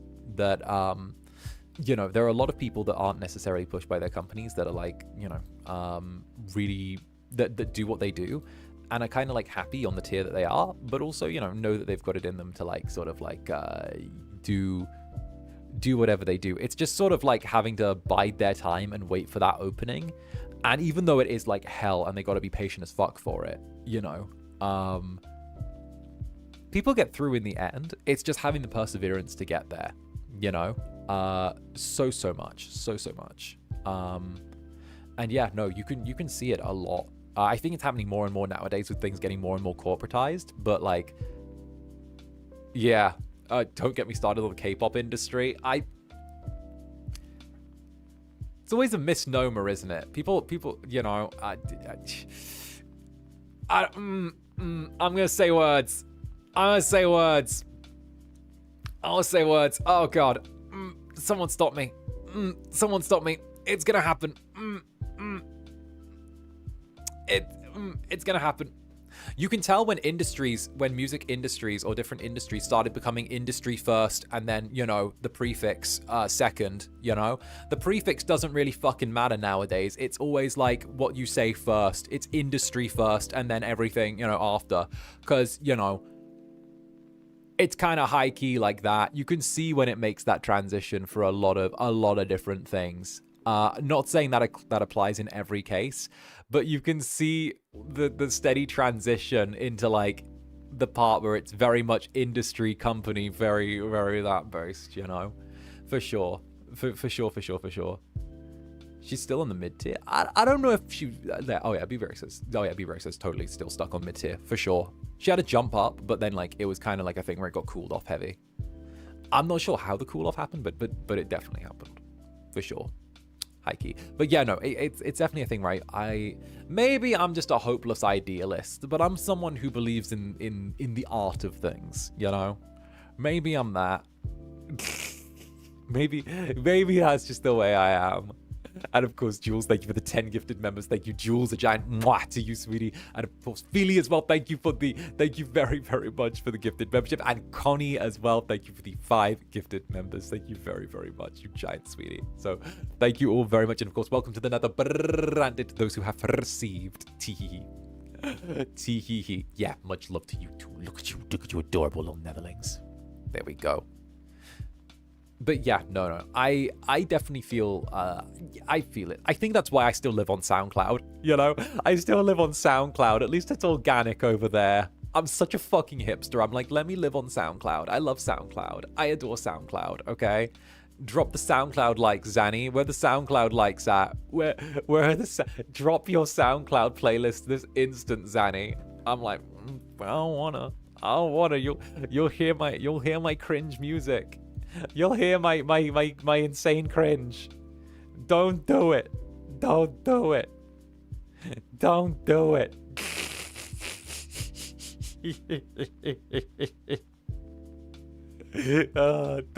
Don't make me. What if we share our music? But nah, it's okay. SoundCloud has some fucking bangers though. Like, you know, it's the way it is. We know you're cringe already. Like, of course you know I'm cringe. Like, listen, my cringe is my power. My cringe is fully my power. Don't get me started. I love it, you know?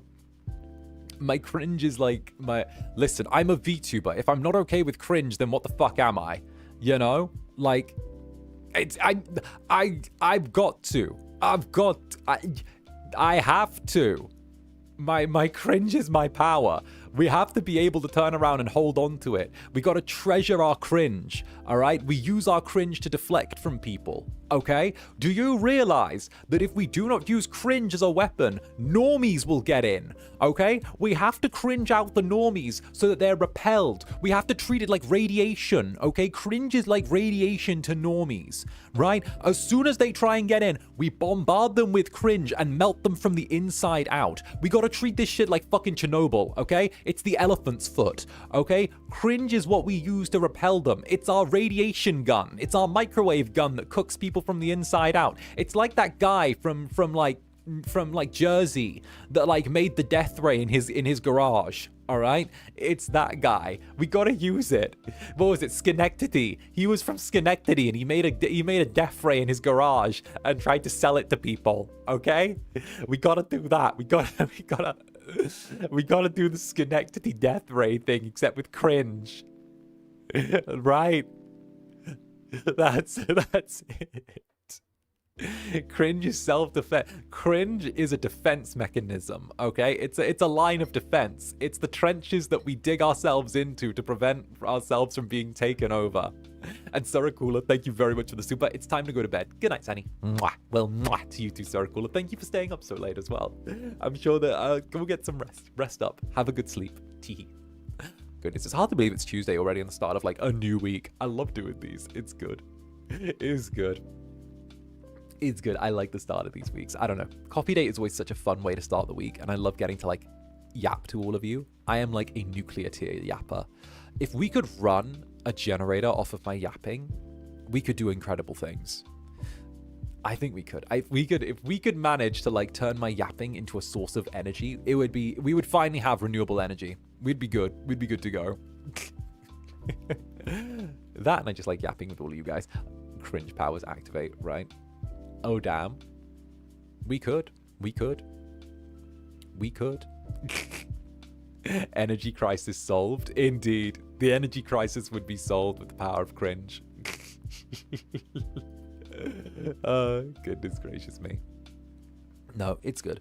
I'm really excited about this week, though. I think that, like, the schedule for this week, it kind of leans into a bunch of stuff that I really enjoy and already like doing with all of you. So we might as well turn around and, like, make the absolute most out of it. Again, like, I'm really hyped to, like, get to do stuff with 𝓂𝓻 on Saturday.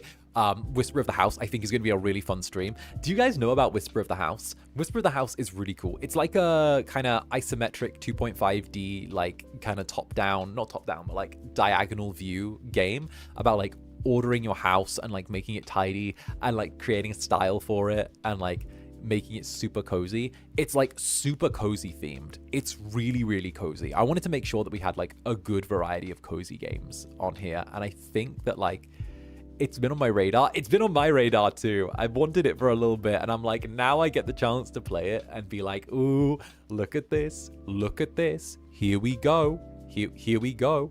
All right. But what I am going to do, though, is we've been going for 4 hours. So I'm going to take a quick, like, 2-minute break just to freshen up my coffee. If all of you guys hang in there, we'll be right back. Can you guys be right back? Can you guys hang in there for a quick, like, 2 minutes while I go freshen up my coffee and get myself, you know, and do my thing? Because my coffee's run out and I need more coffee to yap organically.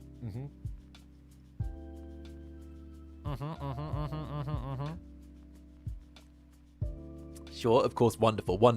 Then stay right there. I'll be right back. Enjoy some beautiful Jabako art while I wander. Here we go.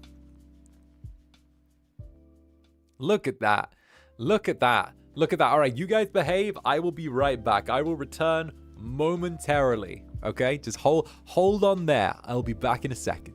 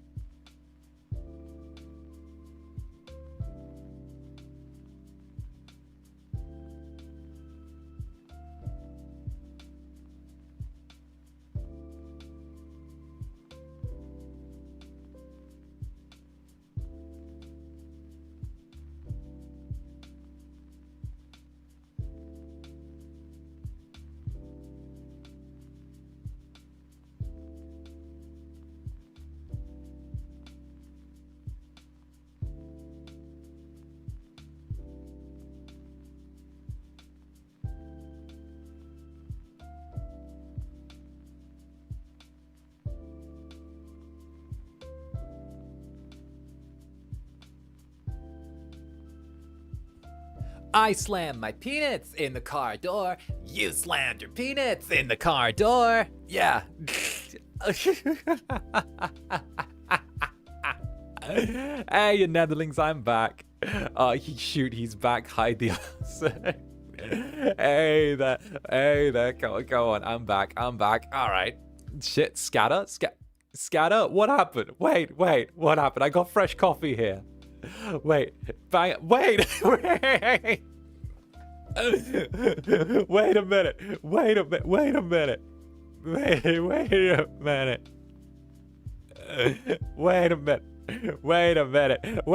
Did you guys commit arson while I was gone?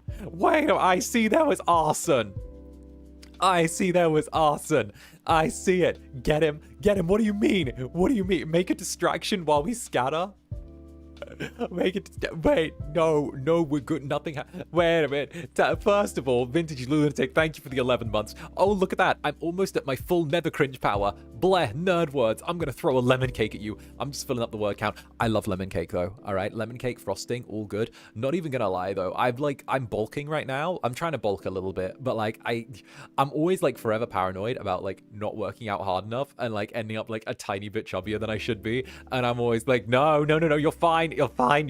You know you're working out. You know you need the calories. You're good. You know what you're doing. You're fine. Okay, but I always like do that. I'm always like, but then again, maybe it's because of the fact that I'm so into like staying in shape that like, it's one of those things where I'm like, oh, I gotta do the thing.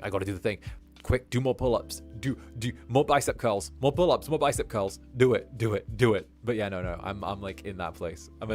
Right? But no, lemon cake sounds fucking delicious. I could use some lemon cake. I'm down for some lemon cake. Hell yeah. And of course, Tatiana as well. Tatiana, thank you very much. Club Netherbrand Assassin, thank you very much. I'll point out some people to you. Some of them need to get got. Thank you for the gifted membership, darling. Thank you. And of course, Shy Guy Radden as well. The Viscount's maid, thank you very much for making today a good day. Well, thank you for making today a good day as well. Thank you. I couldn't do all this, and I couldn't be like this if you guys weren't here. So thank you for the Jaka, darling. And thank you very, very much. And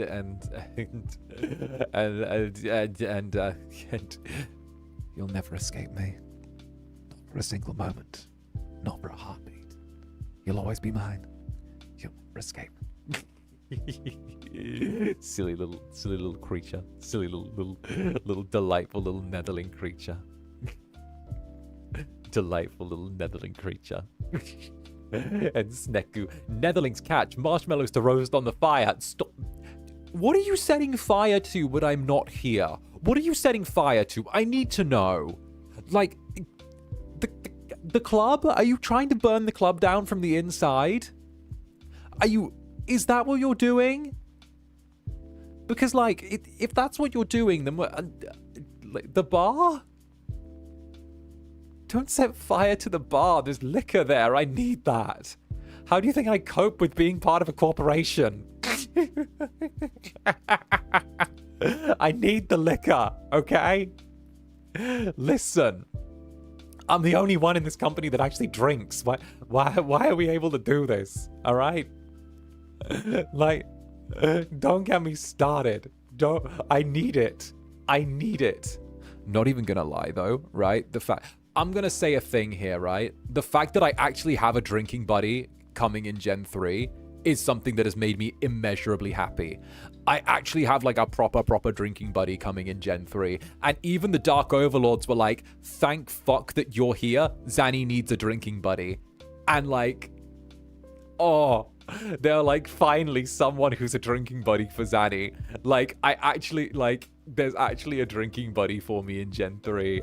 Like actually one that keeps up with me, and I'm like, oh, this is great. I'm tired of the one who looks like an alcoholic with 6 empty cups in front of him while everyone's sipping out of bottle caps. I'm like, fine, finally let's go. No, because everyone's like, I drink tea, right? I'm like, bro, looks. Yes, looks. I like the dizzy water. I'm not going to say who it is. Right? But like, You know? Teehee. And Jaina!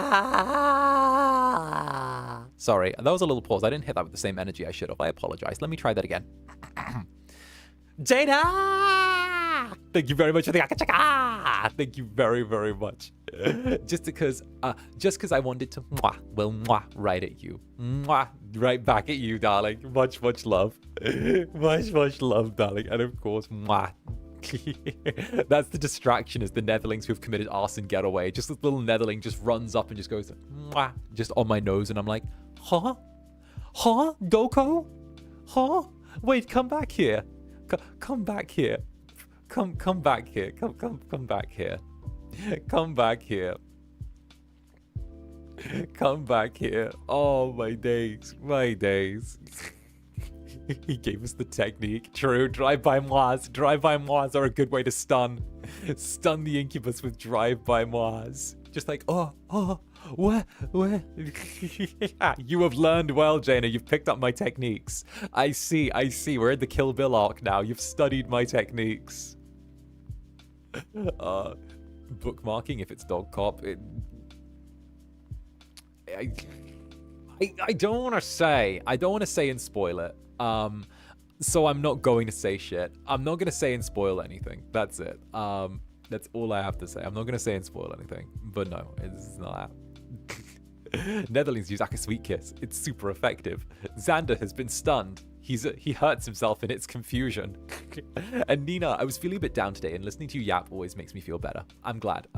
I feel like yap streams are something that's like really deeply like intimate and personal. You know, they feel like something that is almost designed around making people feel cozy and comfortable and just somewhere that like feels good and nice. I love the idea of like these streams being something that can make people feel at home and just good about themselves. It's something that like I feel like is an inherently positive thing. And you know, I know that you can't do them too much, but being able to sit here and do like a long form little yap stream is kind of fucking great. You know, like long form is awesome. And I think us moving coffee dates to being slightly longer form and kind of aiming for like 5 to 6 hours now is like a good way to do it, because I get to keep you company for a longer period of time and you get to spend all of your like Tuesday with me. So, you know, it's sweet. And I don't think too many people get to like have that fun little like, whoop, here we go, stuck with Zanny again type experience, you know? It's cool. And of course, Mexley Light as well. Thank you for the 17 months. Now, what a hot profile picture you've got right there. You've got an old man and a blonde incubus. Very cute, you know? It's very, very cute. Love that. Teehee. And Vampirish Mick as well. Thank you for the 3 months. Rah, I love you so much. Rah, I love you so much. I love you. Happy 3 months. I love you. Yippee. Wahoo. Lots of enthusiasm there. I appreciate that. I like the enthusiasm. I love that. Very nice. Very, very nice. Look at that. Thank you, darling. And cheers on the 3 months as well. And Party Princess Sasha Simone, thank you for the super. Favorite TV Halloween specials? Ooh, Halloween specials. Okay, so,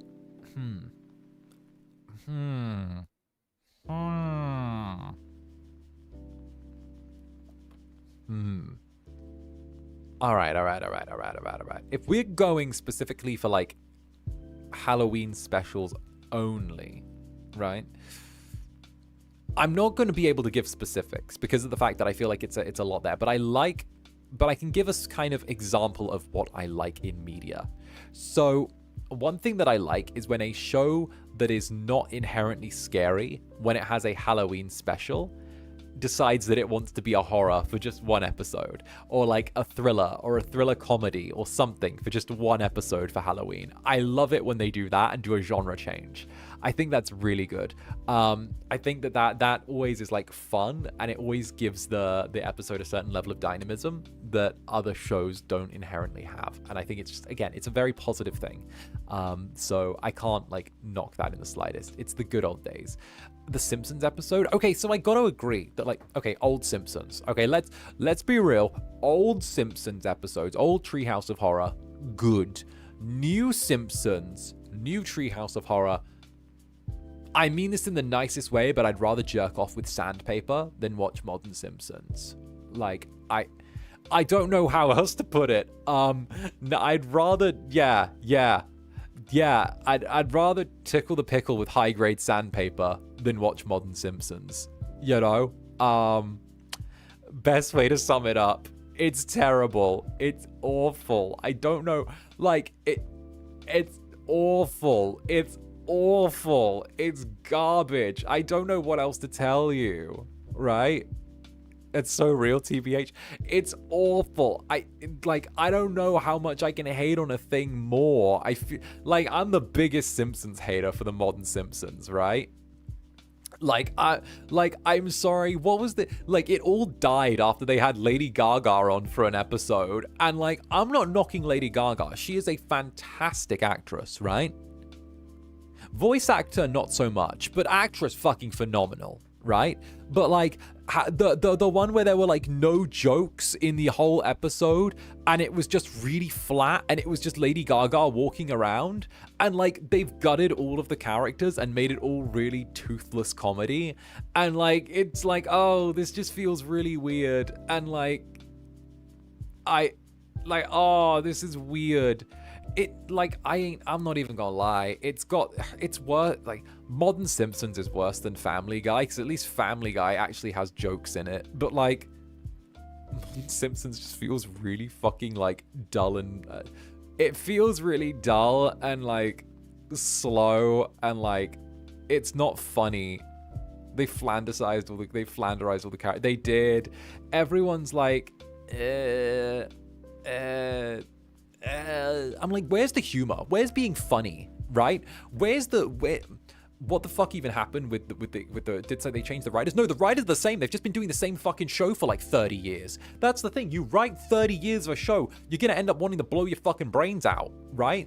They're going to do, like, it kills me. It kills me, because you write the same show for however long. Every character's done everything ever. So now they're having to like go to these ridiculous lengths to be like, yeah, and this is the episode where and they're stuck on an endless cycle of like callbacks to when it used to be a better show. You know, I only watch Simpsons through YouTube Shorts, right? Honestly, don't bother paying for it. to be that guy, you know, sometimes we don't need to pay for the media we consume. Sometimes it's okay to just say, this is of a poor quality, and I don't wish to support this, but I still wish to see what I'm missing out on. You know? It's like that. Sometimes you have to go, I want to stare at the soulless husk, but I don't want to have to pay for Disney Plus to stare at the soulless husk. You know? What can I say? What are Disney Plus going to have to turn it? What are Disney Plus going to do with my subscription? What? Use it to continue to keep the refrigerated head of Walt Disney frozen so that he can eventually come back in a new body that is implanted onto his grafted husk of a form, suddenly appearing out of nowhere, ready to live, ready to lead the House of Mouse to global domination? Whether it's the fact that Disney now as a corporation has a higher GDP than a large number of countries. Is that it? Is it the fact that Disney bucks themselves are actually becoming an economically sustainable resource to the point where it's actually looking like Disney bucks could end up becoming a genuine and legitimate currency within the next 20 years if Disney chooses to push it that way? Is it the fact that Disney turned around and managed to circumvent several monopoly laws by turning around and getting lawyers to pursue actual amendment rights and actually create exceptions for them? Is it that? Is it the fact that Disney have had such strong effects on foreign and domestic policy that they're able to directly influence laws regarding copyright and what they're able to own? Is it that? Is it that? Is it that? Is it that? I don't know. Mother help, he snatched my wig. Sorry, wait 1 second. Mother help, he snatched my wig. That was Steamboat Willie. That was Steamboat Willie. Steamboat Willie was saying, the Incubus has snatched my wig. Oh no, help! Help! The Incubus has snatched the wig of our lawyers! There we go. Anyway, forgive me. I learned so much from you. Don't worry about me. I just want everything to burn. And there's the stream going, the Incubus has snatched the wig of our lawyers. Someone help! My lashes, mother! My lashes! Crazy cough, you got that right. Why was that so good though? Oh. It's a special tool that will help us later. What's it called? A lawsuit.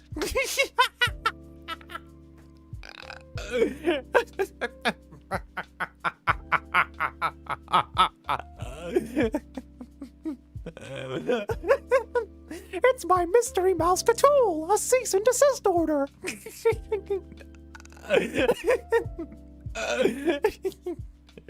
I'm dying. I'm actually laughing so hard I'm coughing.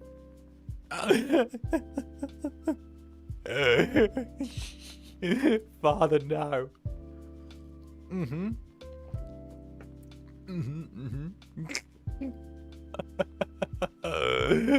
Mickey Mouse sounds a little different in this episode of the Clubhouse, right?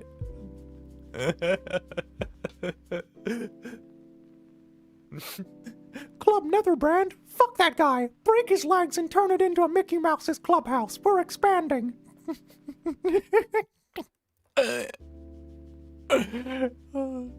Sorry, Steamboat Willie's clubhouse.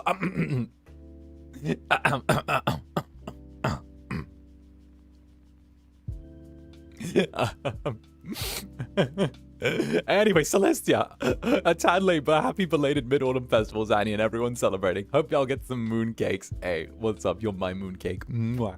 There you go. There you go. Oh, goodness. Thank you very much, Celestia. Let's go. I never imagined such a voice can come from you. Oh, trust, I can do like a bunch of high voices. I just never have to do them. You know, of course I can do the like, oh, hello, welcome to the clubhouse and all that. I can do that. That's easy. Some of you have heard my cat boy voice as well, which I whip out, my little breedable and submissive cat boy voice, which I try and save for special occasions. Which, you know, I try and make sure to save for moments that I might need. I love that voice, right? The Dill voice, yeah, the Dill voice from 𝓂𝓸𝓾𝓻. The Dill voice, where he's like, Master, I want head pats. Give me the head pats, Master. I'm sorry, please. That one, yeah, the Dill voice from 𝓂𝓸𝓾𝓻. That one, yeah.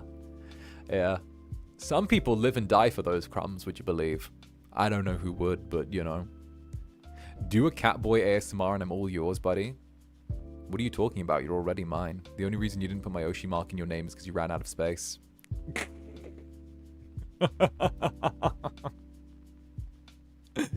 Agony, dread, pain. Oop.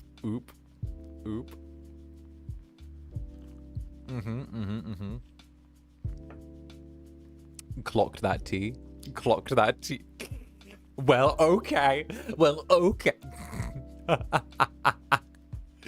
Get behind me. Netherlings taking turns to hide behind each other as shields.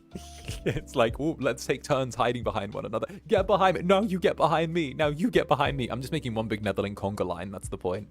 It's going to be like... What's your favorite coffee method? Like French press, percolator, pour over, drip? That's a good one. I am a big fan of just like... Okay, if I had to go like favorite, I love espressos. So I would say like French press is always a good one for espressos. Or no, sorry, drip is always a good one for espressos, not French press. Drip is always good for espressos. I don't have like a full fancy coffee machine. I just have an espresso machine that I use from time to time. But I do really like it. I have to admit, when I stream, I usually use instant coffee, so I don't have to take like a large break or like take a bunch of time to prep coffee before I stream. But I am like a fan of espressos. Espressos are really nice and just like generally enjoyable. And they give me like a little bit of an early kick as well. So when I have to like get up and going and like, you know, be ready to roll, it's real good. It's good. Like, I'm very happy. That like makes me ready to go, you know? Why are we hiding behind each other? Apparently you guys think that hiding behind each other protects you from my gaze when I like start teasing you.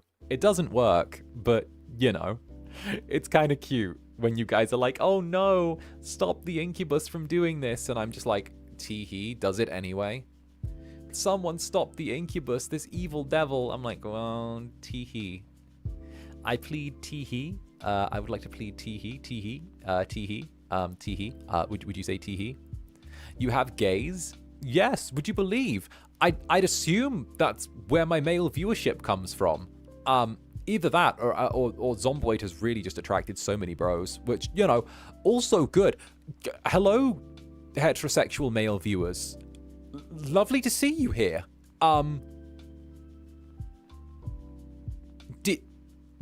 Did you get lost? Did you get lost, heterosexual male viewer? I know I kind of look like Enna from a distance, but like now you're up close, you can go. It's okay. You can leave. It's all right. You're good.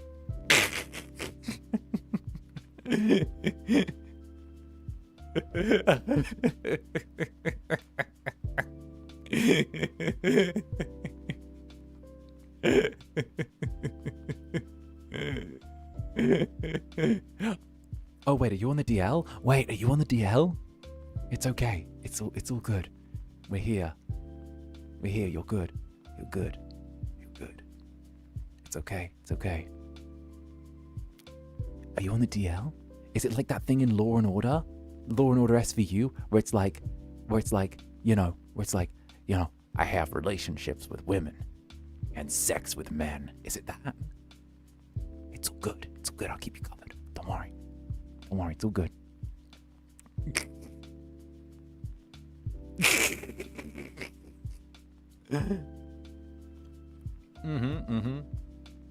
What a line. What a line. What a line. What a line. Stuck in the basement, you can't get rid of me. Good. I don't want to get rid of you. A lavender marriage but defined by Google. What the No, did you guys not see that Law and Order clip where it's like Ice-T talking to the dude and the guy's like, I have relationships with women and sex with men. It's like because it's Ice-T and like he's like you're on the down low and it's like that, you know. I mean, you're a huge nerd with the good game choices, so I'm sure you have. True, I'm just teasing. I'm teasing, okay? I love all my netherlings, you know that. Like, I don't really give a shit what you are, but like, you know, I'm just teasing. I'm just used to the fact that like, yo, I'm not your typical little dude. But no, I think I have very based game choices. I think my game choices are very, very based. I remember people thought like I was a little bit basic when I started off, but then I think it's just the encouragement where like people tend to like, it's a real balancing act early on, I think, when you debut, where like, you know, you keep mentioning that furry episode. Which furry episode? Which furry episode? You keep mentioning that furry episode. Which furry episode? The Law and Order one? Was there one in Law and Order? Furry episode? Monday again. Oh, the one from CSI. Oh, that one. Yeah, no. The CSI furry episode was wild. Wait a minute. The CSI furry episode. That's a crazy one. My days. That one was wild, where it was like the secret underground, the secret underground furry club. Wait a minute. I forgot that even existed. My days. My days. That was it. It was also a case where if you played the games, a lot of the games you would have played from the get-go, the company didn't have perms yet. True. Very true.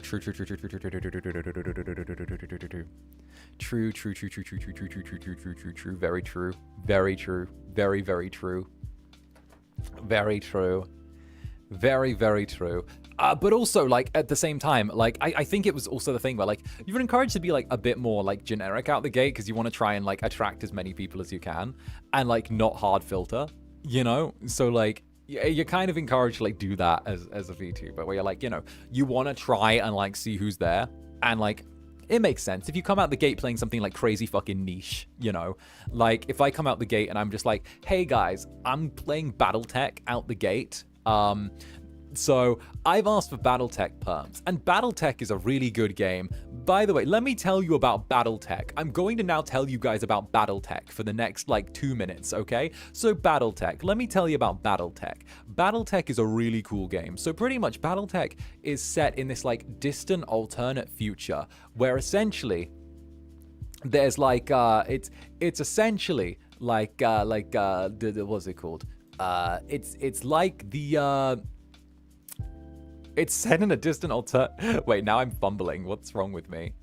It's set in a distant okay, so Battletech is set in a distant alternative future where, kind of like Game of Thrones, where there are great houses that happened, and there are these mech suits, and each house has like several mech suits and stuff like that, right? And the idea was that people who belonged to great houses had these battle mech suits that they would use in wars and against each other and fighting for each other and all of that, right? But what happened was, as time went on, the great houses ended up, you know, losing a lot of great houses, and some of the houses became less great, and kind of more prominent houses emerged, and the lesser houses ended up being forced to become mercenaries, with these mech suits being kind of like part of how they operate. So what happens is the mech suits, as the houses kind of fall apart, end up just becoming regular mercenary companies, and the mech suits end up getting sort of pumped out cheaper by different corporations, but the actual like old school ones end up still being like almost these relics that like are spread out across the stars. And in Battletech, you play, because it's a tactical game, it's kind of like think of like dungeons and think of like Baldur's Gate 3, but with mechs. So like you play a commander of a small mech company, and you use your family's old mech to kind of like command your own mech company across the stars. And the idea is that you're kind of doing it for honor and for profit, where at the same time, one of your childhood friends, I think it's Lady Jaina, is trying to reclaim her throne as part of one of the great houses after being usurped by her uncle. And you're essentially one of her private mercenary company that she's hired to kind of protect her as she tries to reclaim her throne.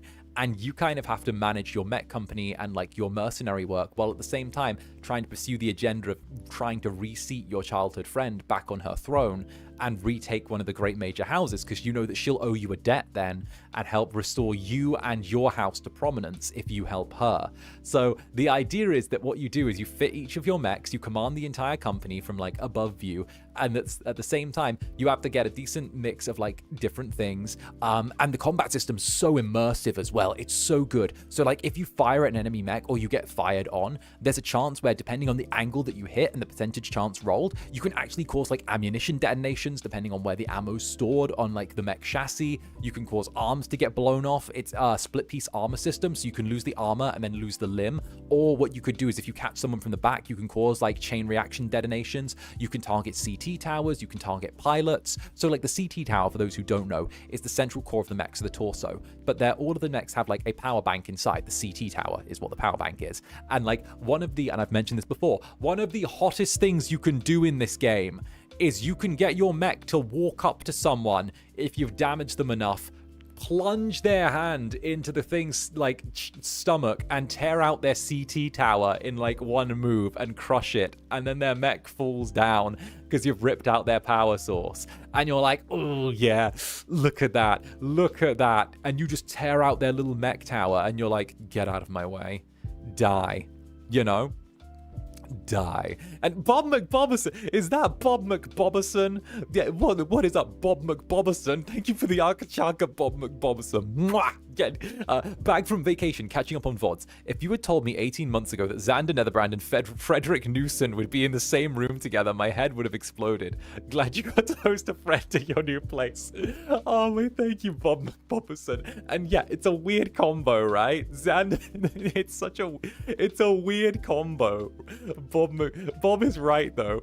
Like Zander Netherbrand hosting 𝓱𝓸𝓾𝓻 in his apartment while Fred makes me tea while I stream, and like then I just carry him around and take him for dinner places and like show him around the city. Like, it's a weird combo. The documentarian owl and like the streamer Incubus being like really good friends is such a strange duo.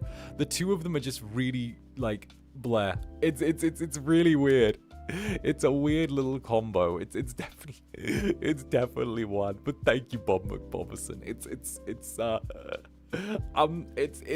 one. I'm not quite sure where it comes from, you know? It's sweet. It is very sweet.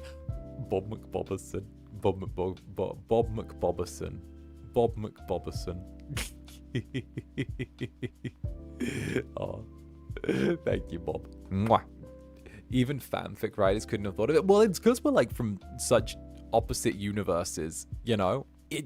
We're from such like opposite worlds of things, you know? Like he does the documentary videos on YouTube and I do whatever this is. I run my little club, and like it's one of those like they're so opposite.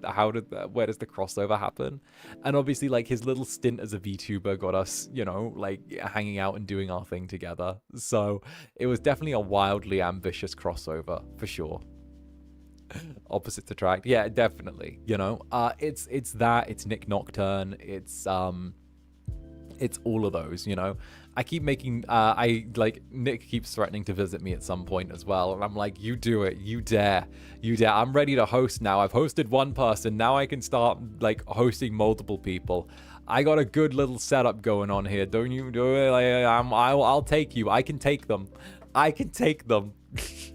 But yeah, no one would have expected that crossover. It's the crossover that like people did not expect. It's honestly, I didn't expect it. I didn't expect it, so who knows? Maybe we'll figure it out one way or another, you know? When's it our turn? All the Netherlings at your house? I mean, there is literally the art that is like you guys being in my stuff as I unpack it. Like, you guys have seen I think you've seen the art. I might have to just like quickly repost it again on Twitter. But like, there's the art of like you guys. I have it bookmarked. Let me repost it again.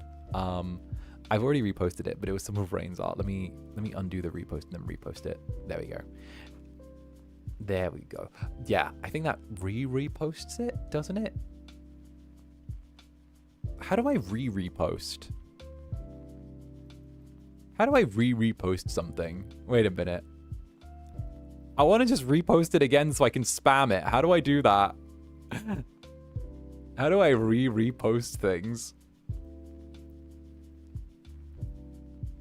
Just retweet and then... Okay, I think I just did that then. Unrepost and then repost. I think I just did that because I hit like undo repost and then I hit repost again. So that should have done it, I think. Does it go to the top of my timeline though? I don't see it. Maybe I did it too quickly. I might have done it too quickly and it like uncounted it. I don't know. Let me undo the repost and then I'll count to 5 and I'll be like 1, 2, 3, 4, refresh the page. 1, 2, 3, 4, 5, and then I'll just like repost. There we go. That should do it. All right, I think that's it. I think that'll do it. That should do it. There we go. It worked. There we go. There we go. I did it. There we go. Okay, perfect. Perfect. There. It's that art. It's the one with you guys like...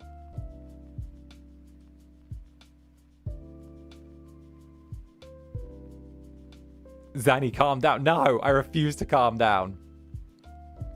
You did it. I got... Listen, it's cute because you guys are like climbing out of my stuff, you know? You guys are like climbing out of my stuff and you're there and it's cute. Because you're like there and you're like, hey, and you're like in my boxes and it's really cute, you know? Wait, oh no, he's got Twitter open? Yeah, I got Twitter open. I'm gonna do things. I'm gonna do things. I'm gonna do things. Don't know what, but I'm gonna do things. What am I gonna do? I don't know.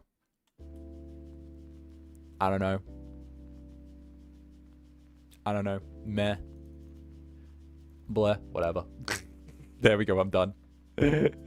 Coffee date still going. Wow. Yeah, we're doing deluxe coffee dates. We're experimenting with deluxe coffee dates. Essentially, coffee dates are getting an expansion. So instead of like 3 hours, we're gonna try going like 5+ hours from now. And like, I'm experimenting with longer coffee dates. I figured that like, it's kind of nicer to get to do longer coffee dates because we get to experiment a little bit and see how it is. So I'm kind of tooling around with it and seeing how it works for everyone. It's kind of a rare one. So, you know, it's a thing. Are we scaring right now? Oh gosh. Oh no. Oh no, we scaring people. Netherlings, don't scare people. Listen, Netherlings, okay? Listen, we can't scare regular people too much, okay? At least at the company, they have to put up with being scared because they lose their job if they run away. All right? Here we can do the thing. Oh, the Zanderware, bruh. I'm still trying for the Zanderware rerun. I'm still trying. I'm on there, just doing my thing. I'm doing my thing. Just a suggestion, but extended coffee dates would be the time for games that are like too short to be their own stream. So I actually figured that like extended coffee dates could be a good way to finish games where we also have like very little left to do at the end. So like, you know, games like Dead Space where we only had like the final boss fight to do, or like games that like we didn't need to like actually, that like we only had like maybe an hour left on the game or like an hour and a half left, would be like a good thing we could tack on to like the extended coffee dates. And then we could do like the whole thing.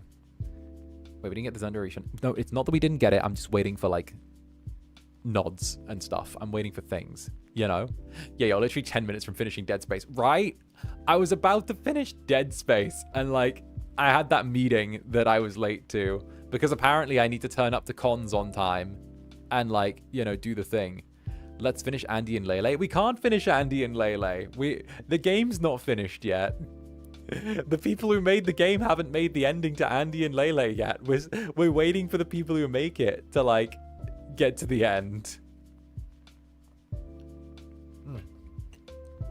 I love that clip. Oh yeah, where I get fast forwarded and I have to be like, oh, thank you. That was like, I can't even remember which con that was. Wait, which con was I like? Oh, it was VExpo. That was it, VExpo. And 𝓂𝓾𝓻𝓻, thank you very much for this for the 5 months. For the 5 months. The one who can't with English. Hi, hi, the best 5 months of my life. Thank you so much for being there when I didn't feel like trying. You helped me a lot. Hey, thank you. Having you in the club has made is a fucking wonderful thing. So much fucking love to you. So big mwah to you. All right, get mwah'd on, right? Get mwah'd. It's so sad. I remember that one. Right? I was like, I'm just gonna panic. I need to get out. VExpo. Go. VExpo was like a trip though, right? I saw someone put that in 2 times speed and it was just noises. Listen, I am made to go fast. Sanic got nothing on me. Okay? Sanic don't realize what I'm about. Okay? Sanic don't know. Sanic can try, but Sanic ain't me. I know what I am. Sanic can't even catch up to the Incubus. Some people Incubus, I'm Sanic. Listen. Sanic looks like Espio compared to me, okay? I am Shadow, and Sonic ain't Sonic when it comes to me. Sonic's Espio. That's a simple fact. And we all know Espio's a little bitch. Fuck Espio. Espio sucks. And Pfizer, thank you very much for joining the Netherbrand. Let's go. Cute Oshi marks you got there, darling. Welcome. That one was hysterical. Wait, the go fast. Listen. Espio. Who? Espio the Chameleon. From Sonic. Okay. Excuse me while I get into my fucking Sonic Sega Gamer ass lore, right? So there's Espio is like one of the people in Team Chaotix, which is with the little bumblebee and the crocodile. And like the 3 of them are a little team together, but the only one that really matters in that team is the crocodile. The others don't fucking matter. But like Espio's there and he's like their version of Sonic, except he's not especially fast. He's just a ninja, which is like a thing. But like he just exists, right? Charmy and Vector, that's it. Charmy and Vector, but like Charmy doesn't matter. Vector's the one that matters. Vector's the only one that actually fucking matters in that. They're jobbers. They're literally jobbers. Bruh.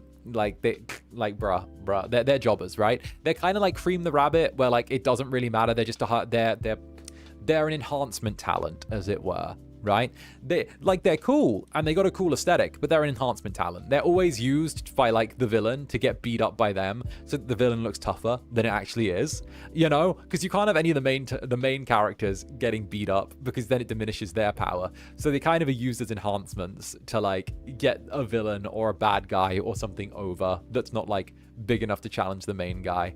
I didn't even know that Charmy existed. Exactly. Charmy's very forgettable. Very, very forgettable. But they make cameos in Shadow the Hedgehog, which is still the best Sonic game that was ever made. So, you know. Simple fact. Give me a Shadow the Hedgehog 2, Sega. Give me Shadow the... You know what? It's getting close to Shadow the Hedgehog's 25th anniversary. I am praying they give us Shadow the Hedgehog 2. Now is the time. If they... Listen, if Sega don't want me walking into their headquarters dressed as Shadow the Hedgehog and, like, trying to jump the front desk and run inside, right? No. Give me a Shadow the Hedgehog 2. Give me Shadow the Hedgehog 2. That's what Sonic X Shadow game was, kinda. Okay, kinda, but it wasn't... Yeah, but did you have Shadow cursing? Did you have him carrying a gun? Did you have him making difficult moral decisions about what the nature of being alive is? Did you have him threatening aliens? Did you have him falling off of high buildings and going, damn, not here? Did you have him doing that? Did you have him pointing a gun at Sonic while he was on the ground and, like, getting ready to headshot him? Did you have him killing innocent soldiers? You know? Did you have him killing prisoners of war? No. Where's that damn fourth Chaos Emerald? No, you didn't. You didn't. And that's not my Shadow. That's not my Shadow. My Shadow understands collateral damage. Listen, we have Shadow doing the Akira slide in the movie. We take what we get. Shadow being voiced by Keanu is still one of the greatest things to happen in our time. I fucking love Keanu Reeves, and having Shadow voiced by Keanu is fucking blessed. Normally, I shit on, like, actors making voice acting cameos.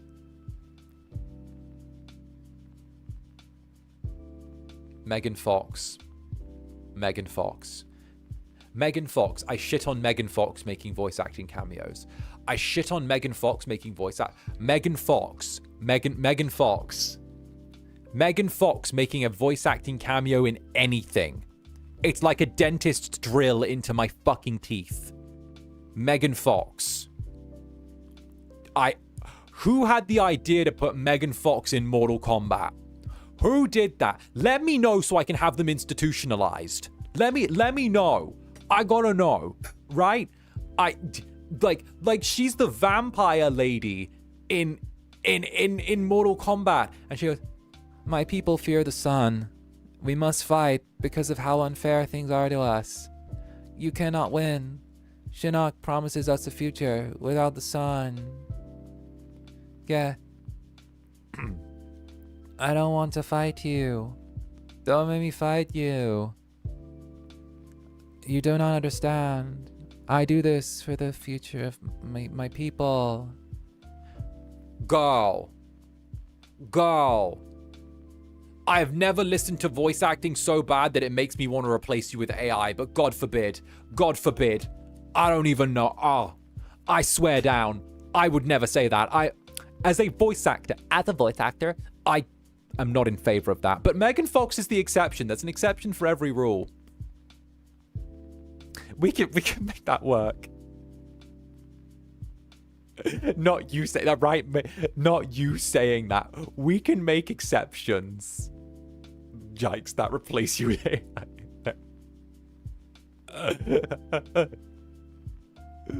That's a low bar. Listen, every rule has an exception. I'm joking, of course. You all understand that I am joking, and that is me. I am, you know. But my God, you've mentioned Gal Gadot. Please no. Please no. Please don't mention. Kal-El, no. You're in great danger. And enough champagne to fill the Nile. Kal-El, no. Sorry, I'm a Twitter user. What's a joke? Shit. I don't know. They're that thing you get cancelled for. They're that thing you get cancelled for. But if we're cancelling people, Netherlings make fun of Zanny not having a wing. There we go. Smoking Mortal Kombat is cool though. Oh hell yeah, Mortal Kombat 1 the remix is fucking great. Love that. Love that. It's just Megan Fox's appearance that kills me.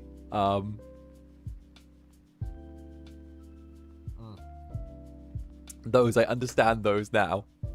Thank you for class. See, bruh. I'm a spiteful little fuck. I know I am. I can't enjoy the gameplay, sadly. Yeah, I didn't play Mortal Kombat 1. I watched a playthrough, I gotta be real. It's an enjoyable game, but at the same time, I'm more of an Injustice person. But then at the same time as well, like, what's the fighting game that I'm really into these days? What's the one that I bump? Where is the fighting game that I really fuck with? Give me 1 sec. I just got to go through my Steam library and see what's there. I have a few too many Steam games. God, what's the fighting game I really fuck with these days?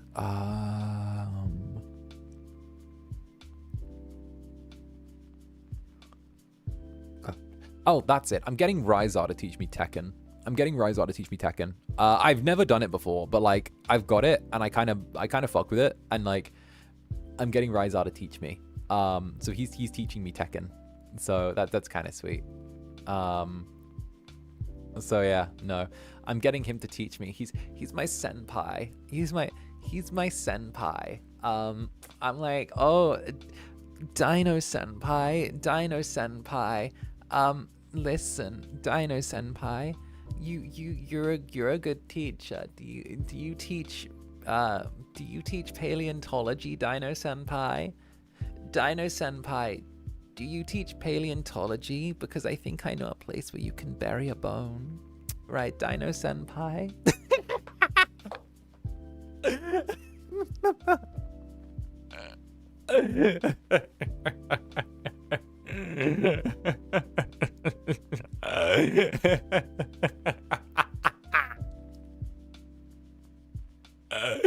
Oh, cease.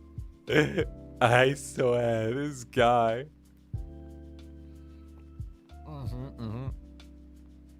And you love it. You love it. You love it.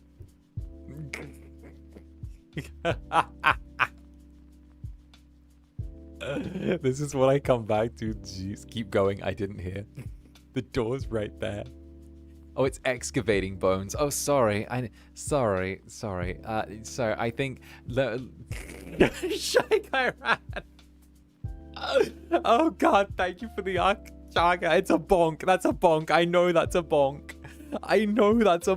That's the thing. I outright know that's a bonk. Oh God, I know that's a bonk. That's a bonk. Ow. Bro. Just bro. Bonk. My head. You caught my horn. Ow. Okay, fine. No more random smut. No more. I won't. No more random talking like I'm in an adult film. Okay. No, listen, guys. You don't understand. We watch the movies for the plot. Okay? We need to understand why. Listen, it's asking questions about the narrative. Why can I not pay for the pizza? I need to know. Why can't I afford to pay the pizza guy? What's the narrative here? Wait, hold up. Don't take it all away now. Just the bad act. Just the bad porn acting. Just the bad. I won't do the. We'll save that. If you guys still want BX Hornet Yowie, then like, you know, that's still got to be there though. You know, I mean that's real though, right? I need to know the plot though. I need to know the plot with those things though, because like you gotta know why. Like you can't just watch straight from the middle. You gotta like know the actual plot and like why things are happening. You know. Why can't you afford to pay the pizza guy? Where is, you know, what's the deal going on here? Okay. What is this tension that is built between, you know, these step siblings? Don't take away my BX Hornet Yowie, right? right? The BX Hornet Yowie, where the Hornet's like bullying the bee, and the bee's there like getting all teary over like the Hornet being mean, and the Hornet turning around and like trying to bring him to reality that he doesn't need to serve his queen, and that like he's never gonna like, you know, be the one chosen to like reproduce with his queen, but like he still holds on to the slim hope that maybe it's him. But then the Hornet is like trying to harshly bring him to reality at the same time, and he sees it as like him helping him, but also like he's doing it in a selfish way. You see, like that's kind of like hot though. That's kind of like, you know, you see, you see, the BX Hornet Yowie is there. It's waiting. Bro, just write this and post it in Membies. Deadass. BX Hornet Yowie. And Shadow, I should thank you for the super. Don't make me do a comic on that. Okay, but it's an idea though, right? Is that not like, okay? Because it gives like lots of things where it's like a hive mind matriarchal society with one of the little drones trying to be like broken out by one of the nasty little rebellious hornets that's like tougher and meaner. And like, you know, it's like, it's, you know, it's good. It's good. And like, it's natural yaoi bait. And like, forgive my vulgar turn of phrase, but like, you know, it's kind of that yaoi where it's like, you know, the Hornet's gonna try and like fuck the brainwashing out of the bee. You know, it's there. You know, who's on top? The Hornet. The Hornet's on top. Obviously, the Hornet's on top. Size difference. Like, obviously. Like, you see? Gotcha. See, the plot is there. The yaoi is there. The yaoi is ours for the taking. Okay, we just need to make it ourselves, right? We gotta make it happen. It all fits a little too naturally, right? Does it not though? It makes sense. It makes sense though, right? Big bottoms are cute though. Okay, don't get me started on that, because y'all change your opinions on tall bottoms like the fucking wind changes, okay? You guys go back and forth. Don't get me started on that one, okay? Because I've seen you guys go, oh, tall bottoms are so cute. And then the next moment, you'll be flipping around and going, 6 foot something and bottoming. This greed is like in the Bible. This is biblical greed. Greed like it was in the Bible. How dare this man do such a thing? And I'm like, I see. 6'4" isn't tall, it's just excessive. I don't know what you're talking about. It's not us complaining though. It's some of you, okay? I know hashtag not all Netherlings, but also, I see you. I get it right, it's because it's you. Pick a lane. Pick a lane. Some of these Netherlings are like, damn, we need to see this. Okay, but some of you are like, oh, we need to see Incubus bottom in yaoi. But then some of you turn around and like, oh, and then immediately go, oh, he's too tall. That's 6 foot. The greed, the biblical greed. I'm like, pick a lane. Pick a lane. Pick a lane. Pick a lane. Pick a lane. Pick a lane. Pick a lane. I'm being a hypocrite, but damn, right? You guys just want to watch greed occur. You desire to visualize greed. That's it. Bro, if only there were more bottom Zanny truthers. I know, it's a rare cult. It's a rare cult. What can I say? It's a sad minority, you know? But I believe in you guys. I believe in you. I believe.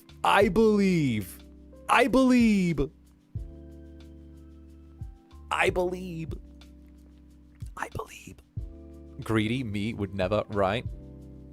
You're too cool and confident and rizful in the bottom. I know. I think deadass. I think I actually like thinking about this off the top of my head, right? I know this is gonna sound silly. Sometimes I think it's that I come across like a little too comfortable with myself to like, you know, end up wherever. Like, I don't know. I think it's just that. I think it's just I'm very comfortable with myself, so I don't really like mind whatever. So it's just sort of like shoulder shrug, you know? But then again, I think that when you're putting yourself out there, like I do, with like I think that when you're an Incubus and you're putting yourself out there, you know, like all of this, I think you have to be confident with yourself. I think you have to be in the position where like you're comfortable with yourself and like your sexuality and all of that. I think you have to be. You don't have a submissive aura about you outside of like jokes. Exactly. But like, I think that's just the way it is. And I think that you couldn't really be I don't think you could really be an incubus within VTubing if you didn't have that level of like being comfortable with yourself and how you like see yourself in that regard. I think that it's definitely a thing, because I know that a lot of VTubers in the past have like drawn up issues or like brought up, you know, issues where they dislike being like sexualized, or they dislike being, you know, objectified to a certain degree, or they dislike being seen in like a particular light or a particular way, which, you know, that's their prerogative. That's their thing. But like at the same time, I kind of like, I'm really comfortable with that. I'm really comfortable with like being who I am, what I am, wearing what I am and what I like on my sleeve, and just being your incubus, you know, because I think that it touches on like a slightly more adult audience and an adult sort of topic that inherently, you know, creates a bit of a filter, but at the same time as well, allows for you to be a bit more like wild and free with things. And I like it, you know. It gives us a lot of room to play, and it's definitely a thing. It's definitely enjoyable. And how do you get more comfortable with yourself? I've been struggling with a lot, and I've been bullied for my looks for many years. Okay, so first of all, I think that let's tackle that as two things. One is like, how do you get more comfortable with yourself? I would say figure out how you want to present yourself to everyone. I think that's probably like the best way to sum it up. I think that you and the way that you present yourself and how you'd like to visualize yourself is like the best way to do it. So with me, I felt a huge change in my confidence when I started wearing more jewelry, when I started dressing the way I wanted to dress. And when I started dressing in a way that made me feel more confident and made me feel like I was projecting the self that I wanted others to perceive me as, it added and then it fed into how I wanted to be. And then that just gently seeped into my being overall. And then suddenly it's like, oh, I don't really need to give a shit about anything else. You know, I wanted to be fitter X number of years ago. So I started working out and lifting weights and, you know, like piling on some good muscle. And then suddenly it was, oh, I feel confident enough to be like, oh, I can sort of say and do what I feel like now, and sort of like be how I want to be, which is just really nice. And I think it's just taking those little steps to make you be the person that you feel represents you more on the inside, on the outside. And from there, that level of confidence begins to like trickle in, whether it's clothes, whether it's an aesthetic look, whether it's your hair, whether it's anything like that. You know, I'm still figuring out my hair. It, like, don't get me wrong, it looks lovely, but I'm still figuring it out, you know. But I'd say self-expression is a good way. And I think that once you get that certain level of confidence for you, it almost becomes a shield towards anyone who doesn't really like vibe with you, because it kind of disempowers anyone who doesn't fuck with you, you know. It's kind of a thing where no one really, if someone feels like they're not being listened to, they're less likely to speak. And I think that's the best way to sum it up. If you're feeling confident in yourself and you know that you're not going to listen to bullshit, then people aren't going to really speak on it. And it's just there, you know? Speaking honestly about who you are honestly makes you more, talking about sexuality in all forms, more uncomfortable too. It doesn't feel like a taboo. Exactly. And the thing is, I can turn around and be like, hey, I'm a fucking whore. Hi, how goes it, everyone? Let's go. Because it's fun. It's a joke. Like, I'm not, like, you know me. It's fun. Like, I'm not actually getting railed as soon as stream ends, but like, it's fun to turn around and be like, oh, this, and this. I mean, I'm a whore for my netherlings because I adore you guys, but mwah, there you go. But like, it lets you have a little bit of fun with it. It lets you, you know, turn around and play with things. And if that's the way people want to turn around and like project you as, and wants to like oversimplify your existence into like one thing, well, that's fine. But like, you know, I still see it. I still get it these days. You know, people come to, you know, people who don't even come to stream will have like big opinions about like, you know, all of this and the Incubus and the club and all of that. But like, they don't even come to stream, so why the fuck do they matter, you know? Like, someone who has never watched will turn around and have an opinion on the way they think things are here, but like, they wouldn't have actually been here or actually like understood shit. So like there's no point in listening to it, you know? I think that's like a good way to sum it up. And the thing is, the people who do come here and the people who do end up coming to the club, more often than not, end up staying here and being like, this place is fucking awesome. What the fuck? Right? And like, it's a thing.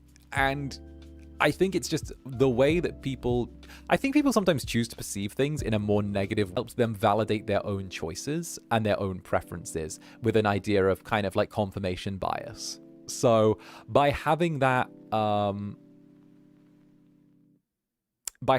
confirmation bias, it kind of is an inherent thing. And it's not a reflection on you or your ideals or what you prefer. It's a reflection on them. And it shows that they're not willing to step outside of their own pre-assumptions regarding something, and instead turn it into like, oh, this is going to be my own preconceived notion. I believe this is going to be a certain way, and it negatively impacts me if it isn't that way. Because let's turn around and say like let's turn around and I'm gonna say, I don't know, let's say everything in green, everything in, yeah, let's go with this, fuck it, everything that's wrapped up in purple wrapping paper, all gifts in purple wrapping paper are bad, right? All gifts in purple wrapping paper are bad, and you get 5 gifts that year. Or you see 5, or you know 5 people who get gifts in purple wrapping paper. 3 of them open them up and they're bad. They're not great gifts. They're really like kind of below average. They're a little bit crummy. They're a little bit not great. 2 of them open up. They're fucking fantastic gifts, right? But people won't focus on the 2 that are fantastic. They'll focus on the 3 that are crummy, right? And that's the way it works. People have a preconceived notion before they go in. Meanwhile, someone who goes in and believes all gifts in purple wrapping paper are going to be amazing, they'll turn around and go, oh, the 2 fantastic gifts are the only ones that I'm going to focus on. The 3 that are kind of crummy, well, they're just the exceptions to the rule. Yeah, there are more crummy gifts than there are good ones, but the good ones, they're fantastic. So, you know, I think that's a really good way to sum it up. 2 people are coming from 2 completely different belief sets, and they are choosing to view it through 2 different lenses. But what matters is when you kind of line it all up, you've had 2 fantastic, 3 that are crummy, but it depends on what you want to take away from it. So with those preconceived notions, you know, you can sort of just pick and choose. You know, it's a cup full versus cup empty type beat. Yes, in this example, there are technically more crummy gifts than there are good ones, but the good ones are fantastic, you know? And again, that kind of draws in a quality versus quantity kind of analysis. So, you know, I think that's just a good way to put it. There are many aspects that go into people deciding the quality of things and their own personal opinions on them. So, you know, or you could just be a half-decent person and go, holy shit, there were 5 gifts. That means 5 people wanted to give me something, you know? So, you know, there are different ways to kind of look at it, you know? So I think what's important is just sometimes you can't make people change their preconceived, conceptions or preconceived perceptions of things. All that you can do is point out holes in their logic and then let people take it from there. But it's got to be a decision that they make themselves, you know? So if people don't make that choice and don't want to be like aware and would rather build a reality around something that reinforces pre-existing beliefs, then that's fine. But you can't change that for them, and they can't change that either. So at the end of the day, all that matters is you doing what you do best and making sure that you appreciate the parts of yourselves and the things that you receive that you enjoy the most. And, you know, at the end of the day, no one else can take that or change that from you, you know? So yeah, no, there. Sorry, that got really, really deep off of like a very simple question. That was like me going into like preconceived notions of others and like da-da-da-da-da. And like, oh, that got really deep off of like a very, very simple thing. That got very, very, very deep. I didn't mean for that to get that deep and that metaphorical and that like down the rabbit hole on that. But hell, you know, it was needed though, right? Right? I don't know, that was an interesting one. Sorry, that went there. Good speech. Thank you. No, it was very wordy, but yeah. Some people take being challenged intellectually like an attack on their personality. No point in trying to convince them. Yeah, well, I think that it's a sign of maturity. When someone can't have ideas questioned without seeing it as a personal attack, I think that shows a lack of maturity, because people have to be able to engage in topics that like I love a good debate. I love a good spirited debate. Sometimes I debate points that I don't, that sometimes I take the stance of points I deliberately don't agree with people just to fuck with them so that I can get into a good debate with them. Hell yeah, I'll turn around and like debate things that I don't believe just for the fun of it. Fuck yeah, it's cool. It's fun making someone like back up their beliefs. It's really cool. You know? Fuck yeah, I'm down for that. Like, you know, it's fun.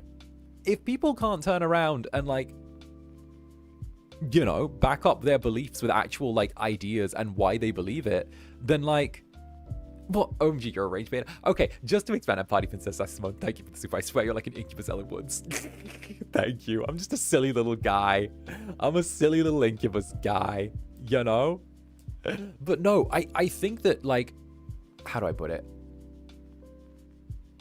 I prefer, even if I agree with someone's opinion on something, I like the idea of taking the opposite opinion with them, just kind of playfully, just to test out why they believe what they believe. Because, right, if they believe something from a place of like an actual like educated standpoint, then that's great. I love that. But if someone believes something as a knee-jerk reaction, having that person on your side in an argument can be a detriment. Because as soon as they're questioned on that version of beliefs, they can just show massive holes in essentially why they believe it, and that weakens your idea, you know? It's cute. It's cute. And I think that being able to like question and not be attached to any particular set of beliefs as well too strongly is, again, like a sign of maturity to a certain degree. I try not to hold any belief so close to my heart that I can't change it, you know? The only belief that I really like hold crazy close that I don't think I can really ever change is that I think people are equal, and I think that everyone should treat others how they want to be treated themselves. And that's it, you know? Those are the only ones that like I kind of like I'm just like stuck on. But everything else I like to think is like a little bit malleable, you know? I think that there's a certain degree of like, if someone, because a lot of stuff is situational. A lot of ideas can change. A lot of things can ebb and flow. And I think that people tend to like stay so hard to their beliefs that when those beliefs become corrupted, they can end up not holding the same sort of values as they used to, you know?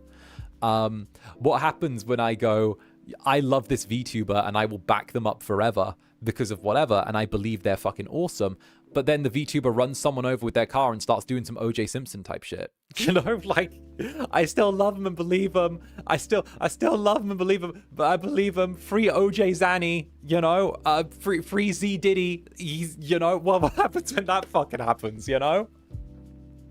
Like, it's that. You gotta be malleable and able to switch up things, you know? Z no. And Amelia, thank you very much for the gifted membership. Thank you, Amelia. Mwah. There you go, darling. Much love. Thank you for the gifted member. There are people like that, which is crazy. Exactly. But like, you get my point. Like, it's a little bit of a shock bait at the end. It's a little bit of a shock tactic at the end, but like, you get my point. Z Diddy's crazy work. Yeah, I got told not to say that on stream, but don't worry about it.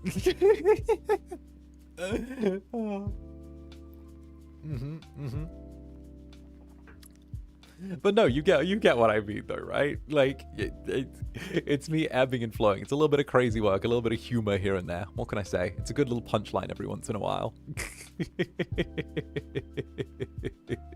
Yeah, LMAO even. Lamau. LMAO even. I get you. Good. You should get me. Nah, we get it, you funny Incubus, you. Thank you. Not even gonna lie. I love the fact that I can make these kind of jokes to you guys, because it helps me. Not even... Okay, but like... Get in here. Get in. I don't think any of the Twitter people are around, so we can do this. Okay, we're good. The reason I make those jokes is so we can kind of like... is so we can nudge the Twitter people away. It, like, whenever they're a little close to the line like that, it's kind of not like it's a little poke with with the VTuber Twitter people. It lets us kind of, you know, a little, you know. It's just a little. It's the one where it's not enough to offend, but it's enough to perturb. That's the thing. I don't go out to offend. I go out to perturb. Because if individuals are like perturbed at my vulgarity, then it's like, oh, I don't like that. No, I'm vulgar. I'm fucking vulgar. Be away with thee. All right. I grew up on dark humor. I can tell what's jokes, bro. I grew up on Newgrounds. Y'all remember Newgrounds? You remember fucking Newgrounds? Shout out Newgrounds. Hell yeah. We fucking love, shout out Newgrounds. If you guys grew up on dark humor, you guys remember that website. My days. Good on Newgrounds. Yeah, there we go. Bruh, we're old. It still exists. I know it still exists, yo. It still exists. It's a thing. My guy, I laughed my ass off with Happy Tree Friends so much, right? See? Happy Tree Friends is fucking awesome. I fucking love, that was a formative thing. Man, you got to teach a class on this stuff. Teach Gen 3 how to cultivate a good fan base. Bruh, I'm just saying,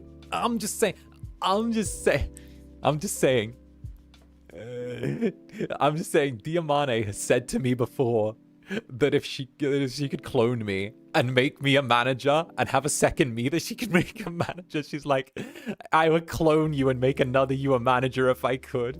And I'm like, nah. The clone me would get too pissed off managing people. The clone me would get so pissed off managing people. Clone me would get annoyed at someone doing something stupid on a stream and be like, get out from behind your fucking light, 2D. I'm your pilot now. Get out the fucking way. Get out the way. I'm taking over. No, get out of the way. Get out of the way. She's like, if I could clone you and have another Zanny as a manager, that would be great. And I'm like, yeah, no, one Zanny's enough. One. And Dr. Clay, thank you very much for the super. You can't change the opinions of assholes, nor should you. Be who you want to be, not what others want you to be. Your comfort with yourself outweighs everyone else. Don't make yourself miserable. Exactly. You need to be comfortable with yourself, but I think that it's a really good point that you make where, don't make yourself miserable, but I also want to add, a little bit onto that, because you make a really good fucking point, and I want to, add my own little thing on there as well, which is, fucking awesome. This is a good setup for me. This is a good... I think... Never make yourself miserable, but also always be looking to do some self-improvement as well.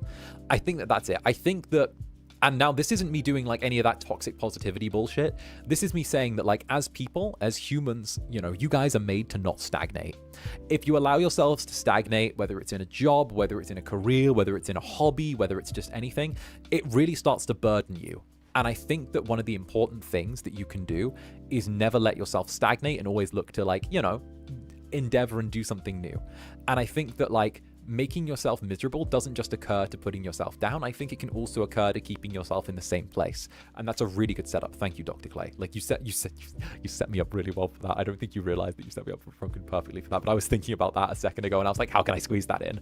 But yeah, no, I think that, don't make yourself miserable by staying in the same place as well. Because sharks, do you like sharks? I like sharks, right? I like sharks. It would free Iwatobi Swim Club. I like sharks. I like sharks. I really like sharks.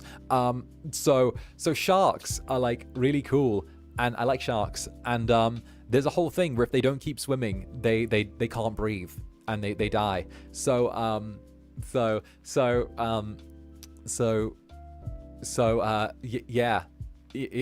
Yeah.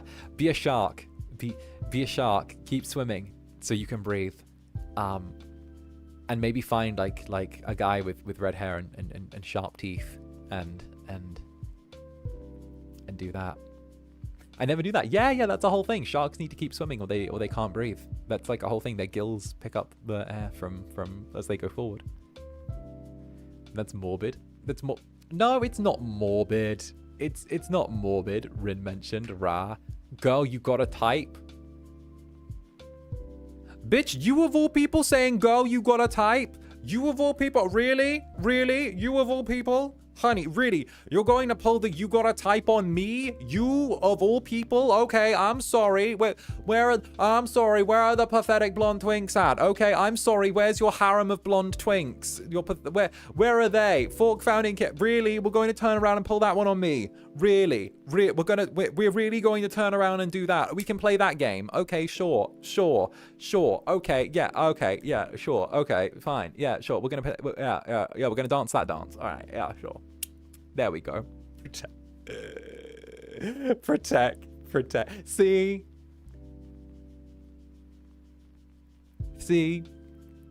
Zander, look, okay? Do I like guys with sharp teeth? Yes, I do. Do I like guys with fiery hair and sharp teeth? Yes, I do. Okay? Is that a preference of mine? Yes. Am I ever going to find one of those outside the two-dimensional realm? No, I'm not. Okay? I'm never going to find a shark man in real life. I'm never going to find a dino boy in real life. Let me be happy with my 2D men. Let me be happy with my fucking 2D men, because all of the ones with 3 dimensions are fucking disappointments. Alright? Let me be happy with those. All right, let me be happy with what would I rather have? Rizar Blazingfang, the Tyrannosaurus Sex, who has sharp teeth, long hair, muscles, and claw marks all over him? Or would I rather be with Jeff, the accountant who's sexually shy and can't have someone making eye contact with him before he can get it up? Okay, Jeff. Yeah, sure. Well done, Jeff. Jeff, who works 9 to 5, has no emotional intelligence and can't be bothered to do anything but the bare minimum. Oh, and by the way, what's a dumbbell? Well done, Jeff. Well done. You've disappointed everyone yet again. I can't wait for you to disappoint some sad person you make your wife. Congratulations. All good. All good. All right. Good work. Good work. All right. Great. Wonderful. Hey, your cousin Brand. You arrived at the right time. What's up, cousin Brand? Right. This is why I exist. No. I'm not bitching. I'm just saying, okay? I'm just saying 3-dimensional men are inferior, okay? They're like 3-dimensional love interest guys, inferior, not worth it. Okay, these here, this here, okay, this is good. This is great. Okay, fantastic. You know, the only time that the 3 dimensions are worth having is when I do a 3D event. Okay, that's it. There is no other time that the 3rd dimension is useful for anything. Okay, none whatsoever. I'm just saying, why would I carry on with Jeff or Bob, or Bill, or Mike, or whatever the fuck they're called, whatever normie ass name they pulled out of a fucking math textbook to be there, right? This is true. Grindr is a cesspool. Log on to YouTube instead, right? Listen, I will never send you an unsolicited dick pic. I'm 2 dimensions, all right?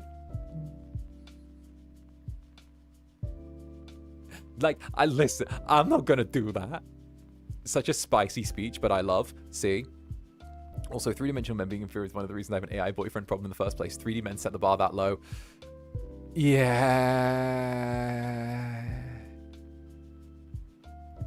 Yeah.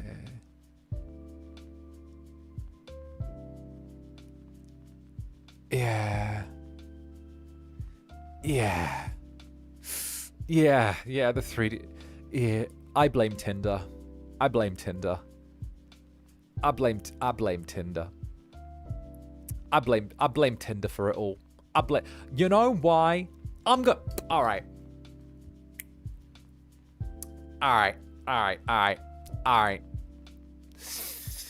I'm an old school romantic, right?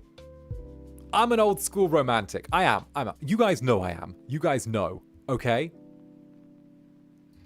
But I blame fucking Tinder for making it a little bit too easy on guys, not gonna lie, all right?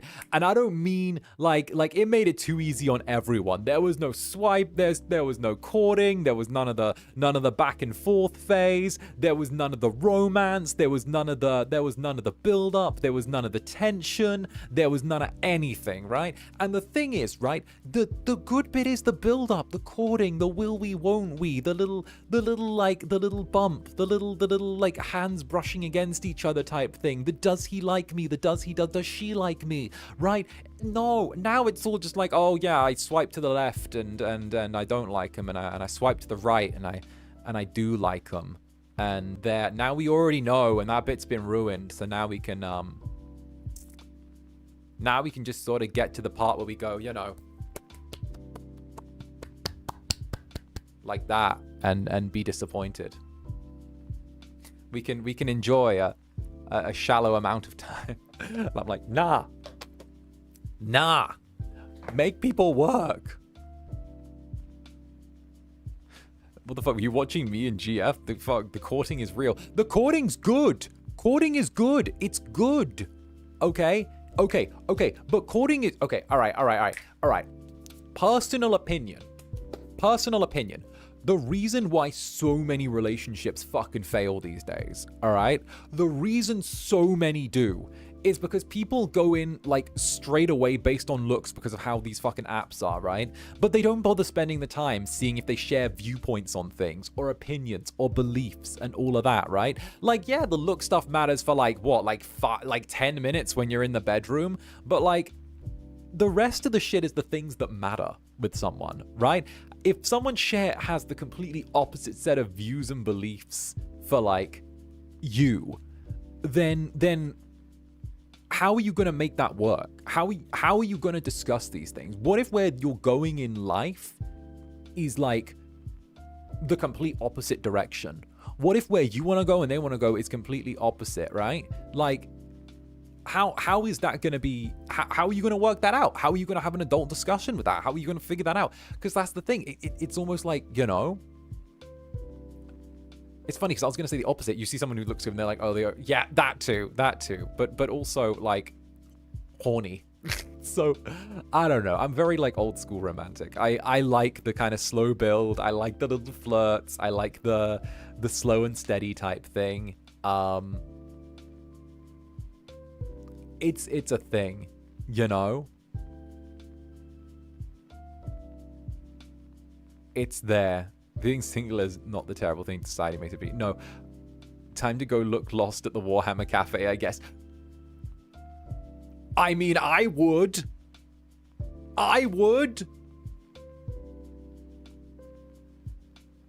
Found my BF on a dating app, by the way. In November, it'll be 11 years. Okay, you got in at the perfect time, though. You got in 2014. That was before it all went to hell. You caught the edge of when it was good and people were actually using the apps for what they was meant for. You are lucky.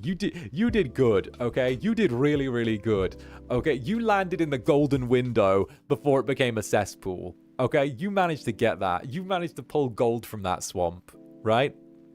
That's the thing. I appreciate that. No junk food romance. The only thing I know about Tinder is what I saw in the She-Hulk attorney at law. I loved the bit where She-Hulk hulked out and went, it's She-Hulking time. And then then the lawyer, the Daredevil guy, turned up and they fucked, and then yeah, and then that happened. Yeah. Why didn't it get a second series again? Wait, it was so compelling. Why didn't that get a second series? I don't know. My brain too small. I have PP brain. Why brain like that? I can't tell if this is a bit. That really happened. That really happened. That really happened. That really happened, bruh. But you know what? Shout out the Daredevil actor, because my guy, he turned up and he swallowed that tripe. He was there, and like, why wasn't it a courtroom drama in the first place? All right, my controversial opinions are coming out. People wanted a serious She-Hulk show, and like to have it be like kind of a Marvel-themed courtroom drama, which was what people wanted, and it would have been phenomenal if they kind of blended the courtroom drama aspect with like the She-Hulk vigilante aspect and actually like blended that really well. But then Marvel did the thing where it tried to suck its own dick into comedy again, and it's like, please don't do that. Stop trying to make this, stop making everything a comedy. It doesn't need to be. You can be serious. You can have serious moments. Okay, look at what happened to Love and Thunder. Please don't make me do that. Don't make us go through this again. And then they turn around and they shaft us, right? Because like, you know what? The one good thing to come out of the show though was like Daredevil managed to get a comeback. Somehow the actor for Daredevil got in there, did his Daredevil thing again, and now they gave us the serious courtroom drama mixed with like vigilante stuff in Daredevil. And I love Daredevil. That's the thing. The Daredevil show was fantastic, and they got us Daredevil Born Again out of it. And I'm like, oh, the fact that like it feels so bad though, because it feels like the Daredevil feels like the Daredevil Reborn show was what She-Hulk was meant to be, but like they ended up, but my dude ended up like clawing his way out of the corpse of the She-Hulk show to get like the good show back, and I felt so bad because I'm like, this had potential. I'm not a hater, I'm genuinely not, but like it felt like it you know, a fellow Love and Thunder hater. Yes. Yes. Yes. Yes. My girl Jen got screwed over. Yeah.